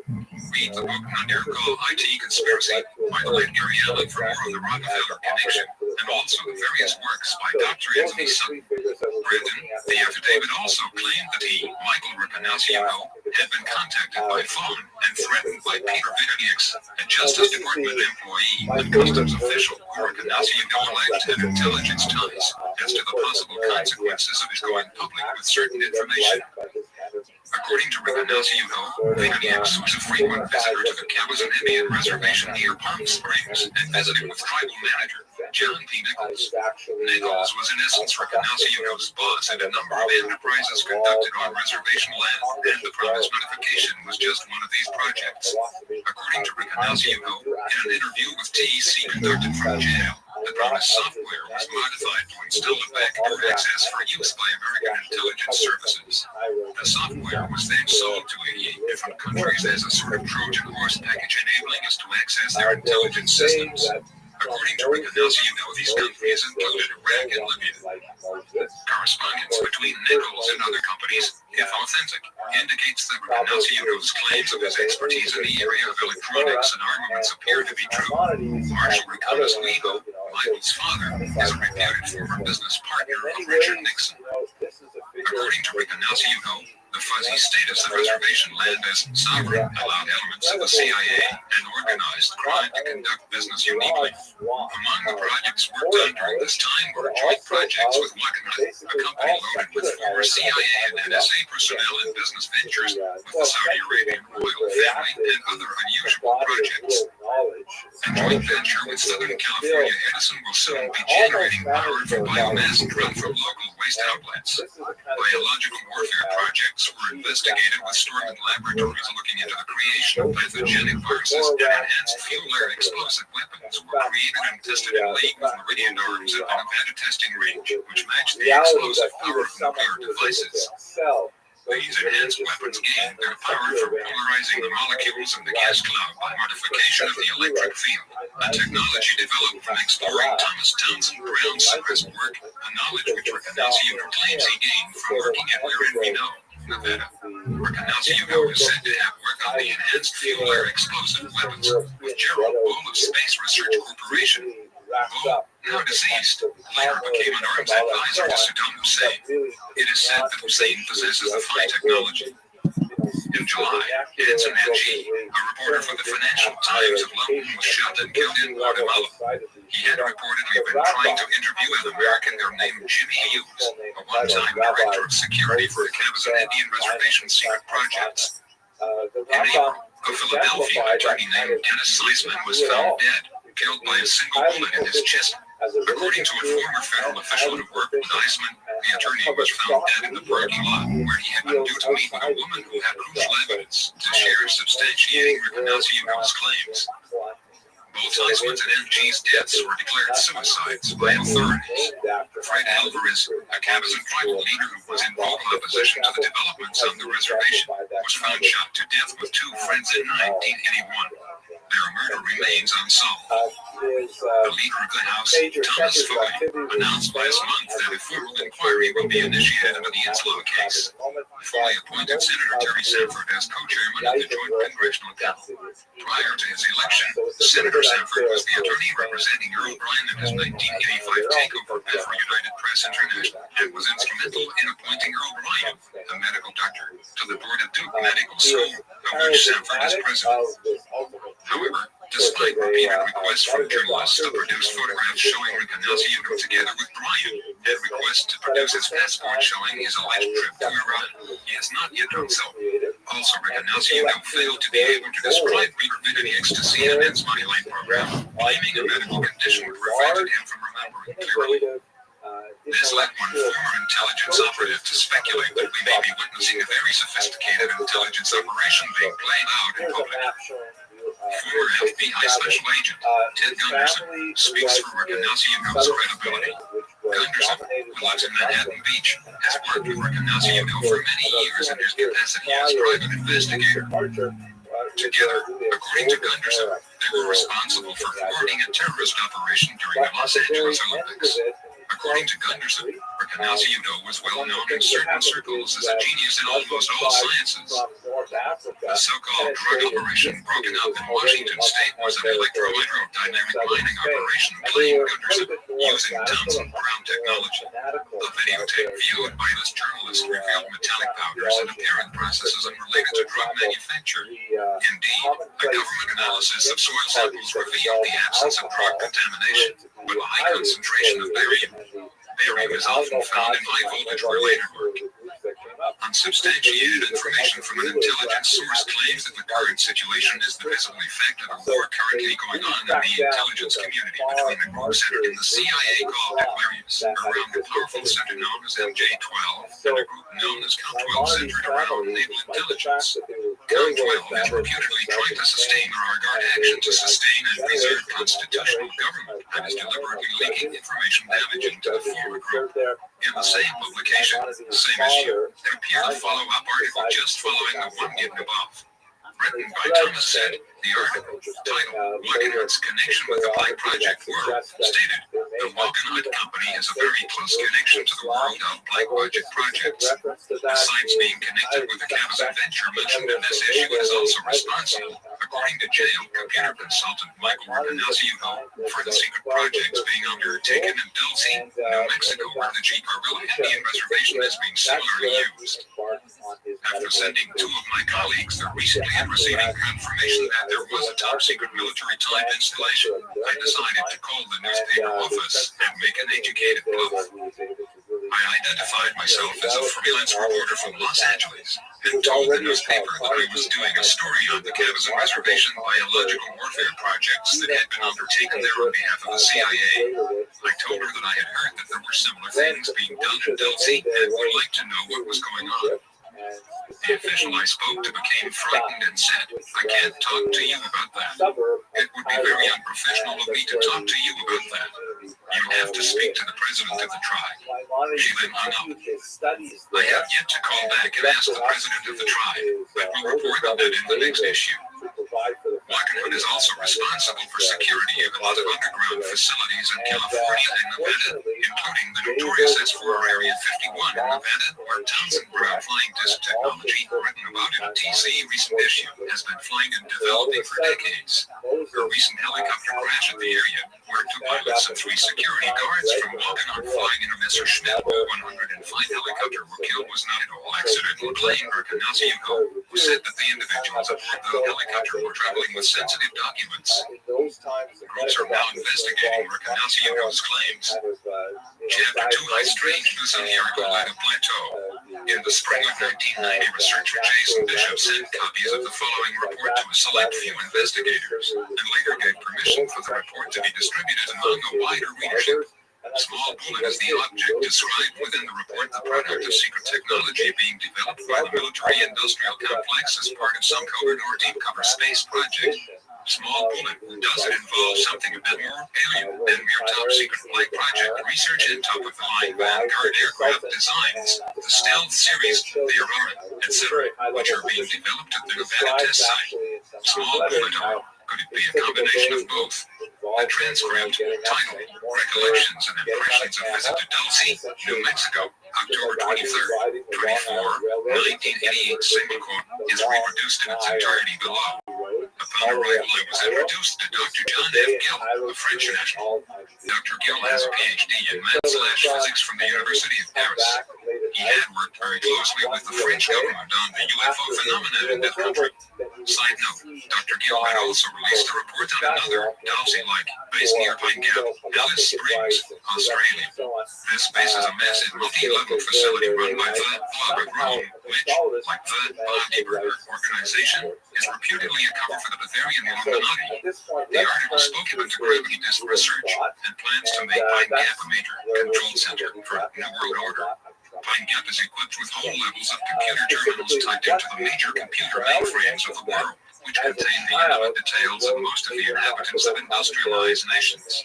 The article also spoke of the infiltration of several major religious denominations, the media, international governments, the economy, education, and other levels of society by the Bavarian Illuminati in order to prepare the way for a New World Order dictatorship.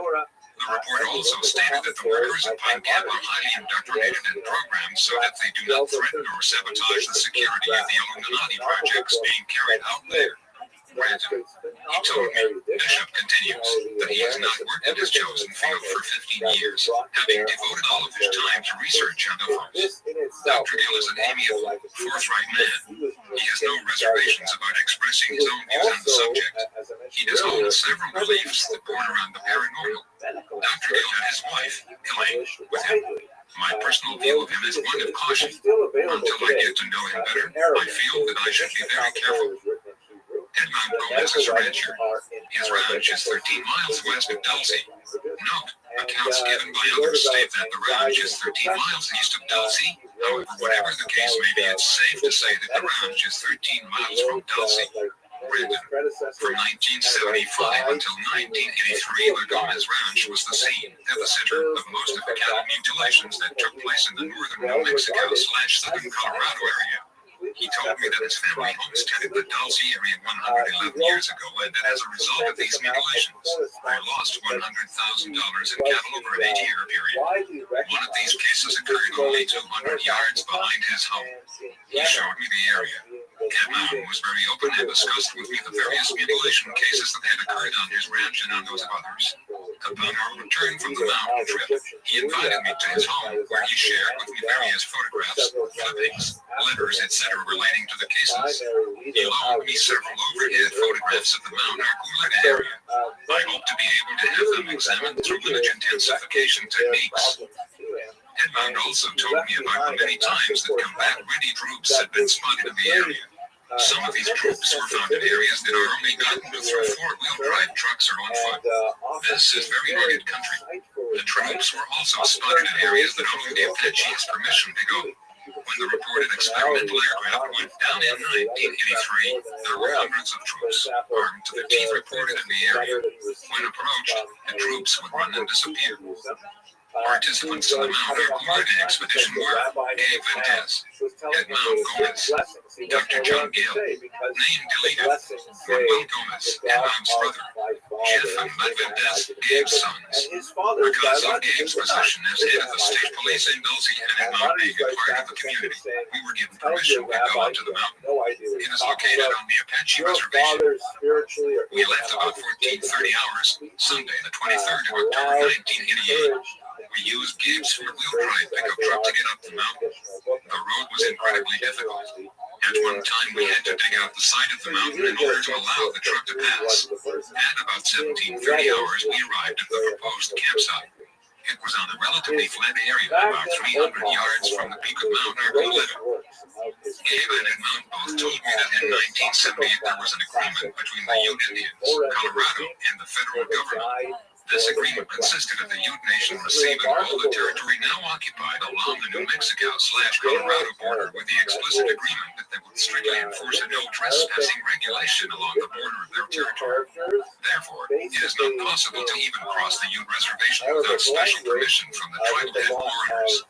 If caught without this permission, you are liable for a fine and/or jail and expulsion. There is now a road leading to the Archuleta area through the reservation. It is patrolled by the Indian Forest Service. Note, the Colorado border is only a relatively few miles away from it to the north of the Archuleta Plateau. Brandon, at 19:51 hours, all 7 of us spotted a very bright light coming from the northwest at a very high rate of speed. The object appeared to be boomerang-shaped with a very bright light just below its center. Some have alleged that these boomerang-shaped vehicles may have some connection with a super-secret black budget space operation called Alternative 3. Brandon, the light was a bright white, blue and green. As it approached, it slowed down, obviously under intelligent control, seemed to reverse direction, finally stopping. When it stopped, a shower of what appeared to be sparks were emitted from each end of the boomerang, and then it began moving forward again and disappeared from sight at a very high rate of speed. All this took place in approximately 10 to 15 seconds. We attempted to take a picture of the object but were unsuccessful. About 2200 hours, we climbed to the summit of Mount Archuleta and watched for about an hour and a half. We could see across the canyon in the moonlight. This canyon wall is where Paul Manuels, prominent and well-known physicist and UFO investigator, claimed that alien bases located in it during the night where ships are seen entering and leaving cave openings in the cliff wall. During our stay on the peak, we saw 2 very bright lights on the cliff walls in the exact location where Paul said the base openings were. There are no roads on this cliff. The lights would appear suddenly and then fade over a period of time until you could not see them. At this time, we also heard voices that sounded like radio transmissions. The voices were not understandable, but they were there nonetheless. The same light pattern was seen by myself and Edmond Gomez as we sat on the cliff. At about 1 o'clock, we also heard voices. At one time, we thought we could hear trucks moving, but we could not be sure about this. After 2 o'clock, there were no more sightings or sounds. On Monday, the 24th of October, 1988, the entire party climbed to the peak once again. We were looking for evidence that there had been a crash of an experimental aircraft flown by an Air Force general in 1983. This crash was reported in the newspapers for 2 days as a small plane and then hushed up. The craft was rumored to be a captured UFO flown by Americans. We were hoping to prove that there indeed had been a crash, but also to find some physical evidence. Dr. Benowitz reported that the craft had clipped off a large tree in its descent, and hit another tree, regained altitude, skimmed over the peak of Archuleta, and hit a third tree in the valley north of the peak. It was then reported to have hit the ground, flipped over twice and came to rest.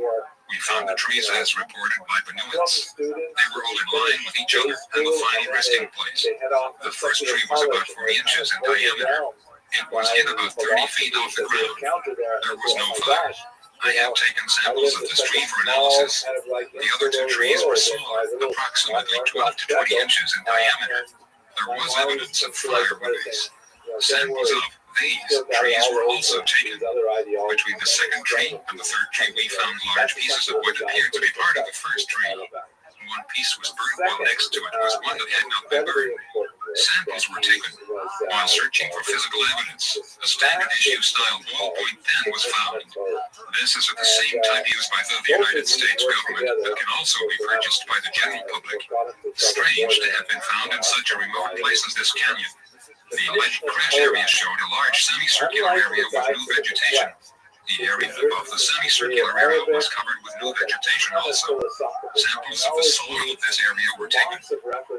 My overall impressions of this trip are mixed. I believe that there is definitely something going on in the area. What it is, I do not know.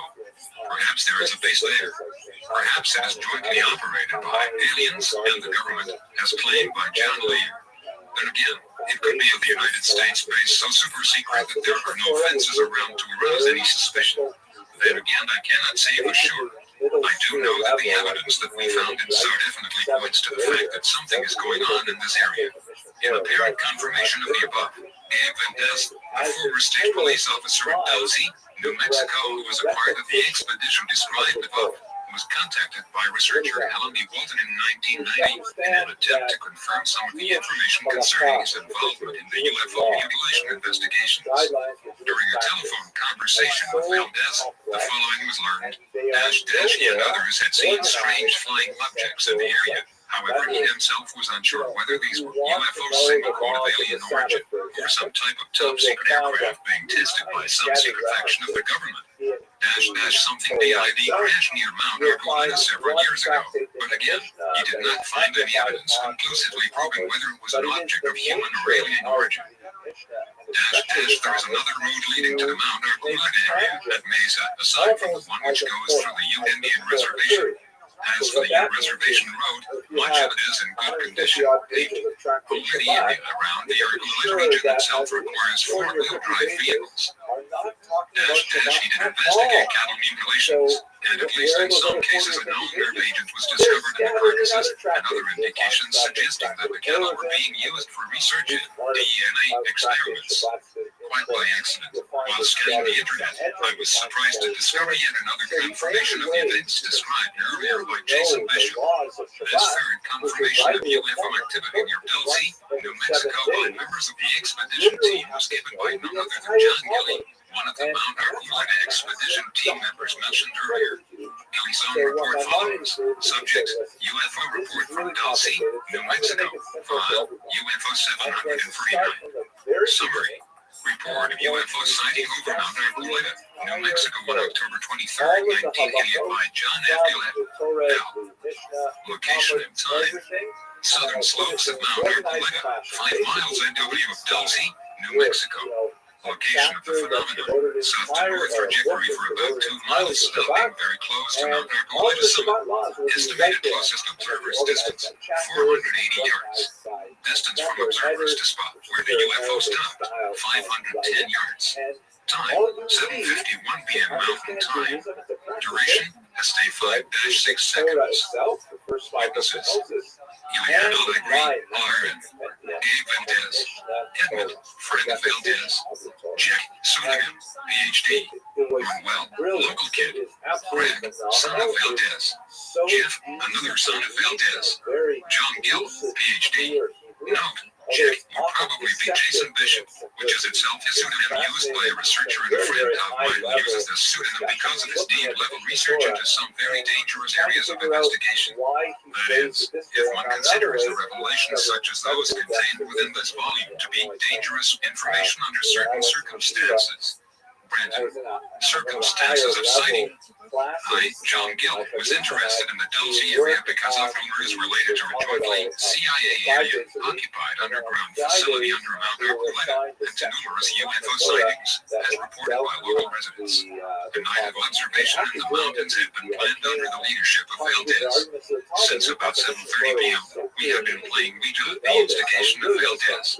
Just as we were processing the last person, one of Valdez's sons shouted, "Look, here it comes." Note: I, Gil, do not make the statement that there was a causal correlation between what we had just been doing and what we saw next. I merely report 2 consecutive events which may or may not have been correlated. Look at the phenomenon. The object came from the south at great speed on a flat, straight, rectilinear, horizontal trajectory resulting in a perfectly straight luminous yellowish line. It was definitely not a plane or a shooting star. There was no sound coming from the object. The object stopped dead in its tracks near the top of the mountain. At the same time, it became extremely luminous, lighting at least half the sky. There was a display of various colors: yellow, pink, green, and a shower of sparks.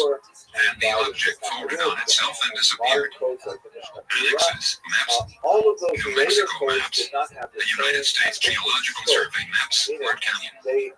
Photos, group photo of witnesses, campsite, Mount Archuleta. The trajectory was about 2,000 feet above the lowest point on the estimated path of the object, which is the Navajo River, elevation 6,600 feet. And Chapter 3, Dulce, New Mexico, and a cosmic conspiracy. other John books did Lear, not a deal captain with of a what it major actually United States airline, has flown over 160 different types of aircraft in over 50 different countries. He holds 17 world speed records in the Lear jet and is the only pilot ever to hold every airman certificate issued by the Federal Aviation Administration. Mr. Lear has flown missions worldwide for the CIA and other government agencies.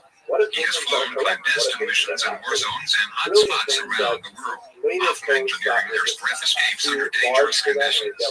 A former Nevada State senatorial candidate, he is the son of William P. Lear, designer of the Learjet executive airplane, the 8-track stereo, and founder of the Lear's Eagle Corporation. John Lear became interested in the subject of UFOs 13 months prior to the date given below, after talking with a friend in the United States Air Force by the name of Greg Wilson, who had witnessed a UFO landing at Bidwaters near London, England, during which 3 small gray aliens walked up to the wing commander. Since then, Lear has tapped his contacts and intelligence, investigating the allegations that the executive and military-industrial branches of the United States government knows about encounters with alien forces. Lear no longer suggests the following scenario is a possibility. He emphatically states that the aliens are here and that many of them go to hell. It started after World War II. He begins. We, the Allied forces, recovered some alien technology from Germany. Not all that they did. Some of it disappeared. It appears that sometime in the late single quote 30s, Germany recovered a saucer. What happened to it, we don't know. But what we did get was some kind of ray gun. The following is a public statement released by John Lear on December 29, 1987, and revised on March 25, 1988. It was originally sent to some of Lear's personal friends and research associates who in turn put pressure on the ace pilot to release this information publicly. The first version of the statement was apparently meant for the inside crowd of researchers with whom Lear associated, whereas the following revision contains the same information as the first edition, yet is directed towards the public in general. Note to the press, the government of the United States continues to rely on your personal and professional ability to suppress the information contained herein. Your cooperation over the past 40 years has exceeded our wildest expectations, and we salute you. The sun does not revolve around the earth. The United States government has been in business with little gray extraterrestrials for about 20 years. The first truth stated here got Giordano Bruno, right, earned in the stake in AD 1600 for daring to propose that it was real. The second truth has gotten far more people killed trying to state IT publicly than will ever be known. Note, emphasis here and throughout this section is ours. Brandon, but the truth must be told. The fact that the earth revolves around the sun was successfully suppressed by the Roman Church for over 200 years. It eventually caused a major upheaval in the church, government, and thought. The realignment of social and traditional values. That was in the 1600s. Now, about 400 years after the first truth was pronounced, we must again face the shocking facts. The horrible truth the government has been hiding from us over 40 years. Unfortunately, the horrible truth is far more horrible than the government ever imagined. In its effort to protect democracy, our government sold us to the aliens. And here is how it happened. But before I begin, I'd like to offer a word in defense of those who bargained us away. They had the best of intentions. Germany may have recovered a flying saucer as early as 1939. General James H. Doolittle went to Norway in 1952 to inspect a flying saucer that had crashed there in Spitsbergen. The horrible truth was known by only a very few persons. They were indeed ugly little creatures, shaped like praying mantises. Of the original group that were the first to learn the horrible truth, several committed suicide, the most prominent of which was Defense Secretary and Secretary of the Navy James V. Forrest, who had jumped to his death from a 16th-story hospital window. Note, William Cooper, a former member of a Navy intelligence briefing team, insists that Forreston was in fact murdered by CIA agents who made his death look like a suicide. Based on sensitive documents Cooper claims to have read, 2 CIA agents entered the hospital room, tied a sheet around Forreston's neck and to a light fixture, and threw him out the window to hang. The sheet, yes, broke and he fell to his death, screaming on his way down. According to some witnesses, we are being invaded. Brandon, Secretary Forreston's medical records are sealed to this day. President Truman put a lid on the secret and turned the screws so tight that the general public still thinks that flying saucers are a joke. Have I ever got a surprise for them? In 1937, President Truman established a group of 12 of the top military scientific personnel of their time. They were known as MJ-12. Although the group exists today, none of the original members are still alive. The last one to die was Gordon Gray, former Secretary of the Army, in 1984. As each member passed away, the group itself appointed a new member to fill the position. There is some speculation that the group known as MJ-12 expanded to at least 7 more members. There were several more saucer crashes in the late 1940s, one in Roswell, New Mexico, one in Aztec, New Mexico, and one near Laredo, Texas, about 30 miles inside the Mexican border. Consider, if you will, the position of the United States government at that time. They proudly thought of themselves as the most powerful nation on Earth, having recently produced the atomic bomb, an achievement so stupendous it would take Russia 4 years to catch up, and only with the help of traitors to democracy. They had built a jet aircraft that had exceeded the speed of sound in flight. They had built jet bombers with intercontinental range that could carry weapons with enormous disruption. Supposedly, in the future seemed bright. Now imagine what it was like for those same leaders, all of whom had witnessed the Billy Orson Welles radio broadcast of War of the Worlds in 1938. Thousands of Americans panicked at a realistically presented invasion of Earth by aliens from another planet. Imagine their horror as they actually viewed the dead bodies of these frightening little creatures with enormous eyes, reptilian skin, and claw-like fingers. Imagine their shock as they attempted to determine how these strange saucers were powered and could discover no part even remotely similar to components they were familiar with. No cylinders or pistons, no vacuum tubes or turbines or hydraulic actuators.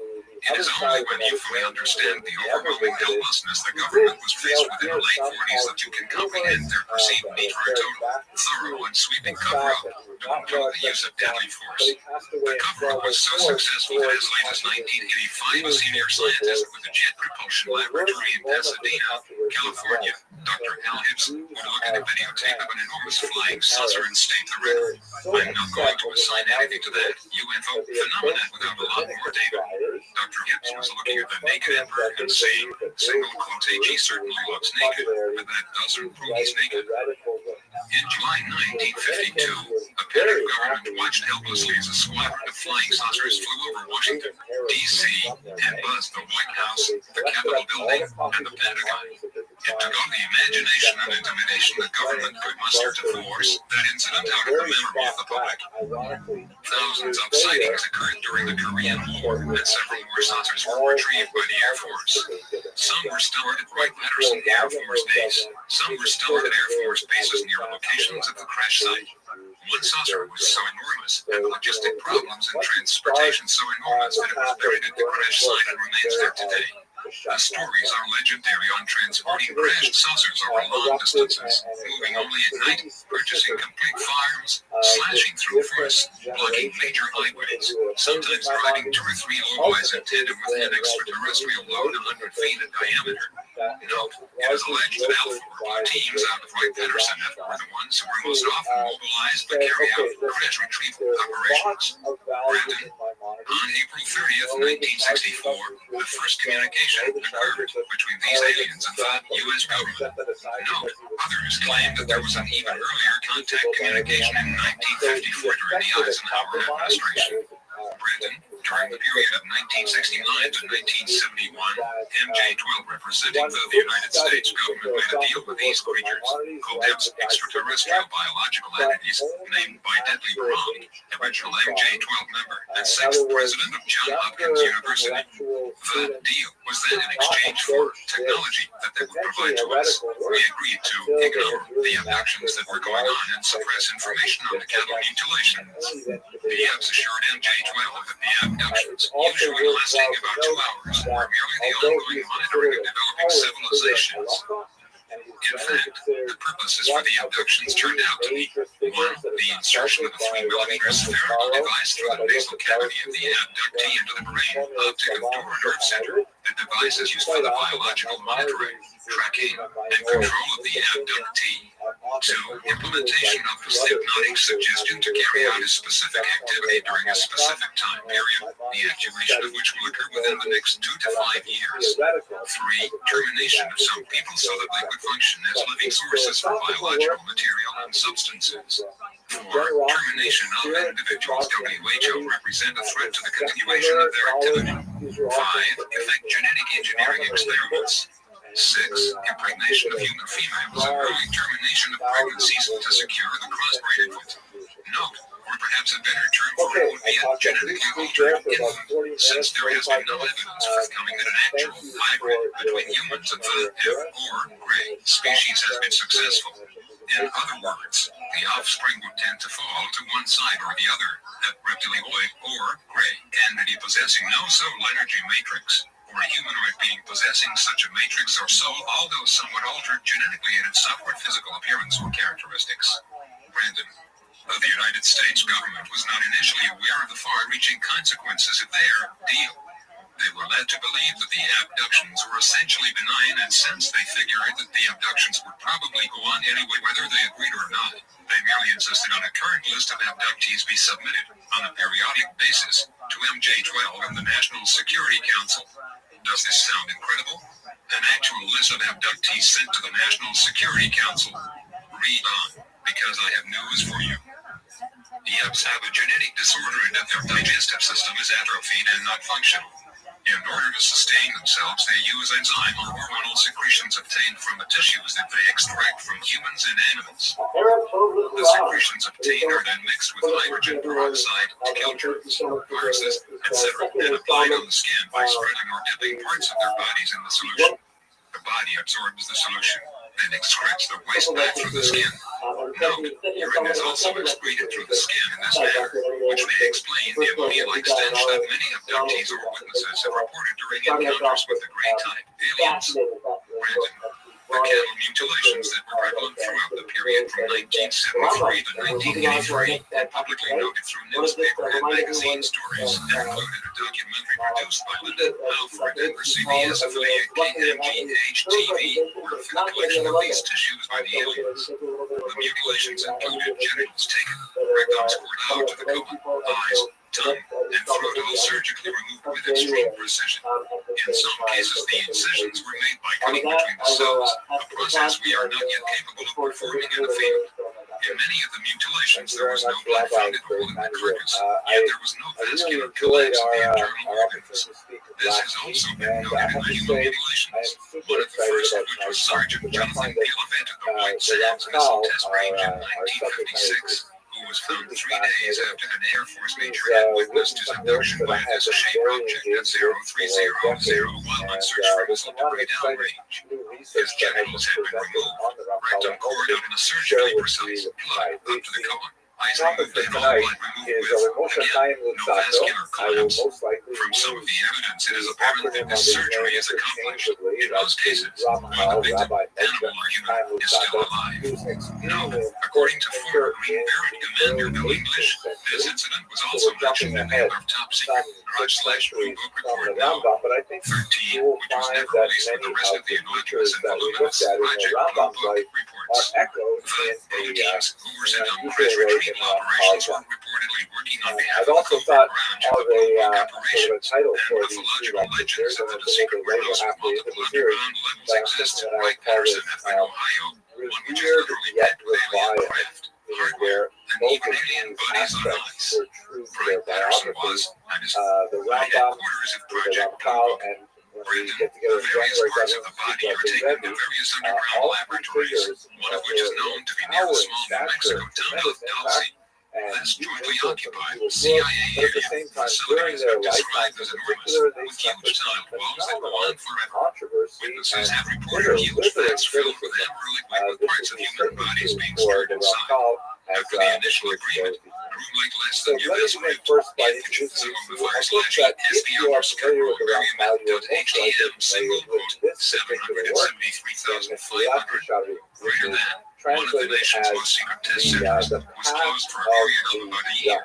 Sometime between about 1972 and 1974, a huge underground facility was constructed for it with the help of thieves. The bargain for technology was set in place, but could only be operated by the Yams themselves. Needless to say, The advanced technology could not be used against the imps themselves, essentially a even kind if of needed. it's one During of the the period classic works between of the Muslims, 1979 and 1983, it became collection of increasingly works obvious to which are kind of MJ12 that things were not going as planned. for the IT study and became known development that of many more ethical people, in culture the among the thousands, Jews. were being And abducted and were listed on the the official model is abduction based lists. on In addition, IT became known that some, an not all, extended but some discussion of of the what happened nation's in the missing Talmud, children had in been which used for one secretions and of other the parts figures in required the by the Talmud aliens. describes In a 1979, there was an altercation of sorts at the stages Dalsey of Laboratory. personality The Special development, Armed Forces unit was called in to try and free a number of our people trapped in the facility. WHO had become aware of what was really going on. According to one source, 66 of the soldiers were killed and our people were not free. Why are we starting with vigilance? By 1984, What does MJ12 vigilance have must to have do been in with stark vigilance terror and at the things mistake like they that? had made in It's dealing really with the quite a imps. fascinating They book. had It sunk and is promoted an close encounters extremely of the third popular kind book, and signal especially quote T. for young T adults, to get the widely public used to studied Odogi in aliens that were yeshivas and compassionate, seminaries, but have primarily wanted very because much our it's space a great brothers. place to sort of MJ12, exercise one's so thinking used about, to the public, and were who now am facing I the and what fact kind that of quite the person do opposite I was wish true. to become, In addition, which is the plan was formulated in 1968 to make the public aware of the existence of aliens on Earth over the next 20 years to be culminated with several documentaries to be released during 1985 to 1987 period of time. These documentaries would explain the history and intentions of the imps, the discovery of the rim, deception by the entire plans, hopes and dreams of MJ12 into utter confusion and panic. I really find this Meeting at the country club, a remote lodge with private golf course, comfortable sleeping and working quarters, and its own private airstrip built by and exclusively for the members of MJ12. It was a fictional fight of what to do now. Parts of MJ12 wanted to confess the whole scheme, and shambles IT had become to the public, begged their forgiveness and asked for their support. The other part, the majority of MJ12 argued that there was no way they could do that the situation was untenable, and there was no use in exciting the public with the horrible truth, and that the best plan was to continue the development of a weapon that could be used against the imps under the guise of STEAM, the Strategic Defense Initiative, which had nothing whatsoever to do with the defense for inbound Russian nuclear missiles. As these words are being written, Dr. Edward Teller, father of the 8 economist personally in the test tunnels of the Nevada test site, driving his workers and associates in the words of one, like a man possessed, and well he should, for Dr. Teller is a member of MJ12 along with Dr. Kissinger, Ed Bobby, and possibly Admiral Poindexter, to name a few of the current members of MJ12. Basically a Before the Grand Deception was discovered and according to a meticulous plan for better release of information to the public, several documentaries and videotapes were made. Along Atlantic essay or something like that. California, based UFO researcher who wrote The Roswell Incident, a book published in 1980, The Detail of the Crash, recovery and subsequent cover-up of a UFO with 4 alien buddies, has a videotape of 2 newsmen interviewing a military officer associated with MJ12. This military officer answers questions relating to the history of MJ12 on the cover-up, the recovery of a number of flying saucers, and the existence of a live alien, one of 3 living aliens captured and designated Y1, M2, and M3, being held in the facility designated as Y2 in Los Alamos, New Mexico. The only other facility of this type, which is electromagnetically secure, is the Edwards Air Force Base in Mojave, California. The officer names, as previously mentioned, plus a few others: Harold Brown, Richard Helms, General Vernon Walters, J.B. Helms, Dr. Helen, and Dr. Theodore Van Karman, to name a few of the current and past members of MJ12. The officer also relates the fact that the imps claim to have created Christ. The imps have a type of recording device that has recorded all of Earth's history and can display it in the form of a hologram. This hologram can be filmed, but because of the way holograms work does not come out very clear on movie film or videotape. The crucifixion of Christ on the Mount of Olives, this actually took place on the hill Calvary, not the Mount of Olives. Brandon has allegedly been put on film to show the public. The imps claim to have created Christ, which, in view of the Grand Deception, would be an effort to disrupt traditional values for undetermined reasons. Another videotape allegedly in existence is an interview with an imp. Since it's communicated telepathically via a crystal light transceiver like implants that link the grays together into a mass collective hive mind, Brandon, an Air Force colonel, serves as interpreter.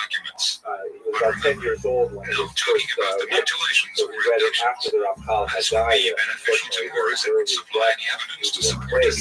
But Rabbi Moses Mendelssohn, he was after all a rabbi, he was simply as great a Mendel. Henry, his father was a Baptist Judaism, but he thought that the Messiah's time was a phenomenal work of great power, and he admired the Ramchal deeply. Joseph Klausner, following in that tradition, the first chair of the Department of Literature at the University of Jerusalem, felt that the Ramchal's work represented the first modern Hebrew writer, because the Ramchal not only wrote in a very dramatic poetic form, he also wrote actual plays, sort of Hebraic imitations of Italian plays that were, characteristic of the 18th century. So the Ramchal is really the first modern Hebrew writer. Very, very positive reception from the sort of left wing of the Jewish world. Single quote MJ12 has informed me that they're definitely planning a release of all information by October of any year. I have seen the plan and have seen the guarantee that this will happen, so I have decided to withhold the release of my videotape at this time as it may cause some problems with MJ12's plans. This would in effect buy more time for MJ12, and time is what I desperately need. Now you ask, haven't I heard any of this? What do you think you would hear it from? Tremendous references all through it to Kabbalistic doctrine. So the Hasidim, who are great lovers of Kabbalah, they remarked on it that, for example, Belter, the Maggid Mesrit, who was the student of the Baal Shem Tov, and the later teacher of the 5 greatest dynasties under the Jewish world, that the generation was not worthy to understand the Ramchal. He was such a nice actor that people didn't know what they were doing. I think that's quite true. And so, in terms of the 18th century triangle of Jewish ideologies, particularly in East Central Europe, you have the Haskalah, represented by Mendelssohn. They love the Ramchal. You have the Hasidim. They love the Ramchal. And finally, you have the Misnagdim. So-called traditionalists, opponents, because they oppose the Hasidic. And the statement about them was without doubt the Vilna Gaon, Elijah of Vilna, who himself wrote a couple of fascinating things. He said that if the Ramchal were alive at this time, he would have walked all the way from Vilnius to Padua, Italy, in order to study with them. And furthermore, he said that there are no words out of place at all in the Mesilat Yesharim until the 11th chapter. I actually have a theory as to which words the Vilna Gaon found were out of place in the 11th chapter. God willing, maybe we'll get to the question and answer period if you ask me to tell you what theory is about what words answered out of the projects. So again, amazing, the Ramchal Let's just take a look at some a actual level statements of from those involved with these among projects. all The following is a quote of from Matt's Jewish metallic sergeant. intellectual Is anybody out of the there? 18th century. NASA looks from I the 80s can't in recall Reuters too many magazine, figures October 5th, 1992. before or since At least 70 who have times scientists have received picked up radio waves that universal bore the level marks of of communication acceptance, by beings from other albeit worlds, some but they 60 were never years verified. after his Frank passing. Drake said, During his and lifetime, researcher John it's a Spencer, totally different in a story reference to of Dr. how Otto we will Stroh, explore now. tells how So this let's get astrophysicist into his assisted Frank biography Drake a in little bit, establishing understand Project who Osmond he and was, its what very his background mysterious was, what conclusion. he was all about, The project and then began let's its get search by to focusing on the stern town's heavy. controversies According that to dogged claims him made during at the his time, lifetime. as soon as the project He was got known as underway, the strong genius of intelligence signals Padua. were picked up, Padua leaving is all the a scientists stunned. smallish city Abruptly, on the Dr. Po Stroh River then in declared northern Project Italy, Osmond not had too been shut far down, from and commented Venice. that there was no His sensible purpose parents for were listening to messages upper from middle another world. class merchants, The and UFO they Encyclopedia. gave him So then, a these standard insiders will education accept all of our hard-earned tax dollars to finance their radio projects, if family not their of their underground sons. bases He of covert received space a operations. thorough grounding Yet not cursed only Danny in Merworld for having the Torah audacity to studies unduly insist on having access to the products of their kind of financial Italian investments. broad Brandon, view what of about Isaac Asimov? scripture, Surely the most Tanakh, prolific as science well fiction as writer of all Talmud. time would have guessed by Actually, now that there must be an his enormous principal cover-up. teacher Maybe, was a but if he Rabbi knows he's Isaiah not saying, Hassan, who perhaps he's remained afraid that very foundation and close to the empire will Ramchal turn all out the to way be through his inaccurate. life, even though he What about also Arthur taught C. him Clarke? for his bar mitzvah. Surely the most He was technically also, accurate of science 15, fiction 20 writers years with later, real very close much ties to involved NASA with would have at least a activity hint of what's far really away going on. from Padua. Again, He also so he received a isn't fairly talking. In significant a recent secular science fiction education as survey, well, Clarke with estimates a that thorough contact with grounding in extraterrestrial European intelligent languages, life would not including occur Latin before the and Greek, 21st century. primarily because If the as you can government see, won't tell Padua us the was a truth, the university major town, networks won't and even one give of it the serious few consideration. universities Note, that this was admitted written Jews before such to its programs medical as sightings, faculty. And so encounters, there was unsolved a lot mysteries, of current affair, emphasis placed Until on Williams, broad Strange Universe, and other European TV news understanding digests of and the talk world shows around them, began dealing with the contemporary UFO science, the phenomena, arts, of course, and abductions, so on. and so on, and much Early greater on depth, in not to mention the his career, X-Files, really Dark as a Skies, and other TV teenager, series. he wrote several works. Then what is the big picture? He Anyway, wrote works on audience, public having speaking. done 100,000 He or more wrote early abductions, possibly experiments millions with worldwide, built an poetic untold number form, of secret including, underground bases, kind of like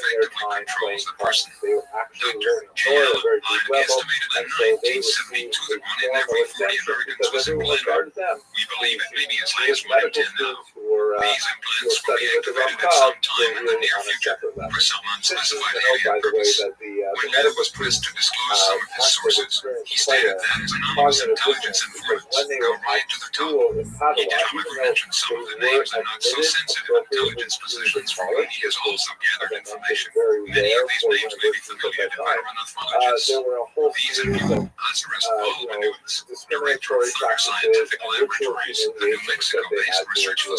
They had higher tuition, for example, and there were certain things like they had to present a gift of £1 every Christmas to the other students, kind of like a nasty secret Santa sort of thing that they had to do. But nevertheless, while in the daytime they were kind of like distinctly second-class citizens, but at night they drove me back to the university with their teacher for that class.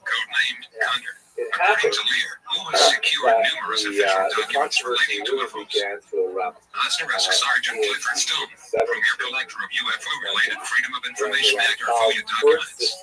Asterisk Travis Walden, professed UFO inductee whose experience inspired the movie Fire in the Sky. As an interesting follow-up to his article, we quote here some actual statements made by prominent individuals in regards to the UFO phenomenon. In our obsession with antagonisms at the moment, we often forget how much unites all the members of humanity. Perhaps we need some outside, universal threat to make us realize this common bond. I occasionally think how quickly our differences would vanish if we were facing an alien threat from outside this world. And yet, ISU is not an alien force already among the United States. President Ronald Reagan remarks made to the 42nd General Assembly of the United Nations, September 21st, 1987.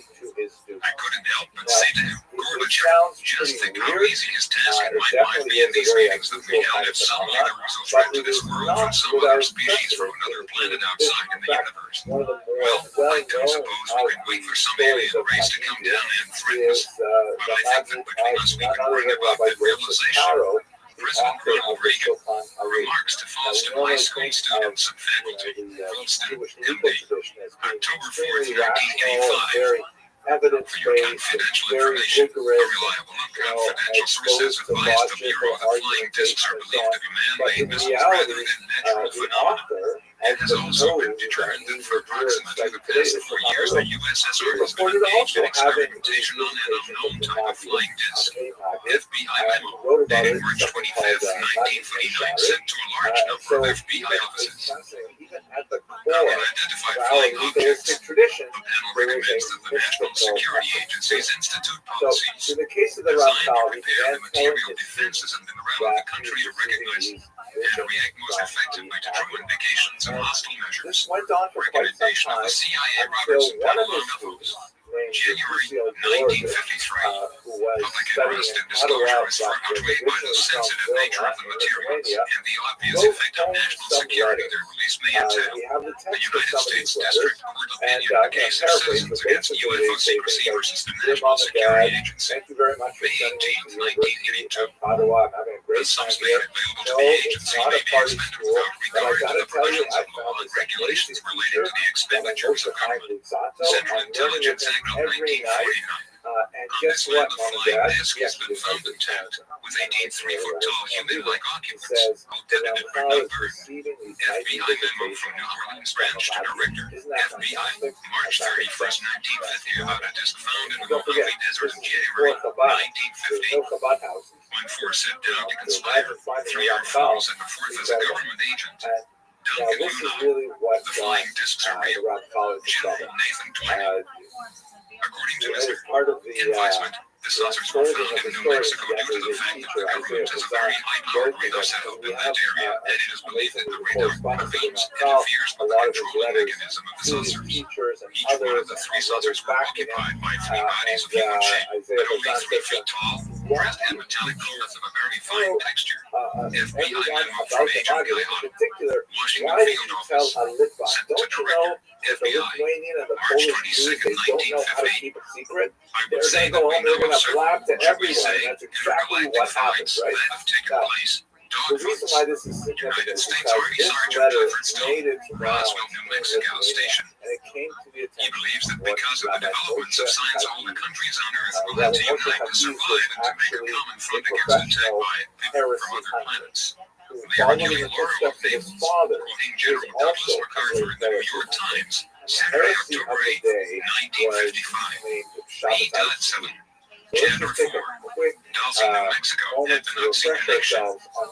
Researcher Jim Banner, in a letter to Shag Valley dated January 15, 1992, made some startling disclosures in regards to the alien situation in the Dulce, New Mexico basin in particular.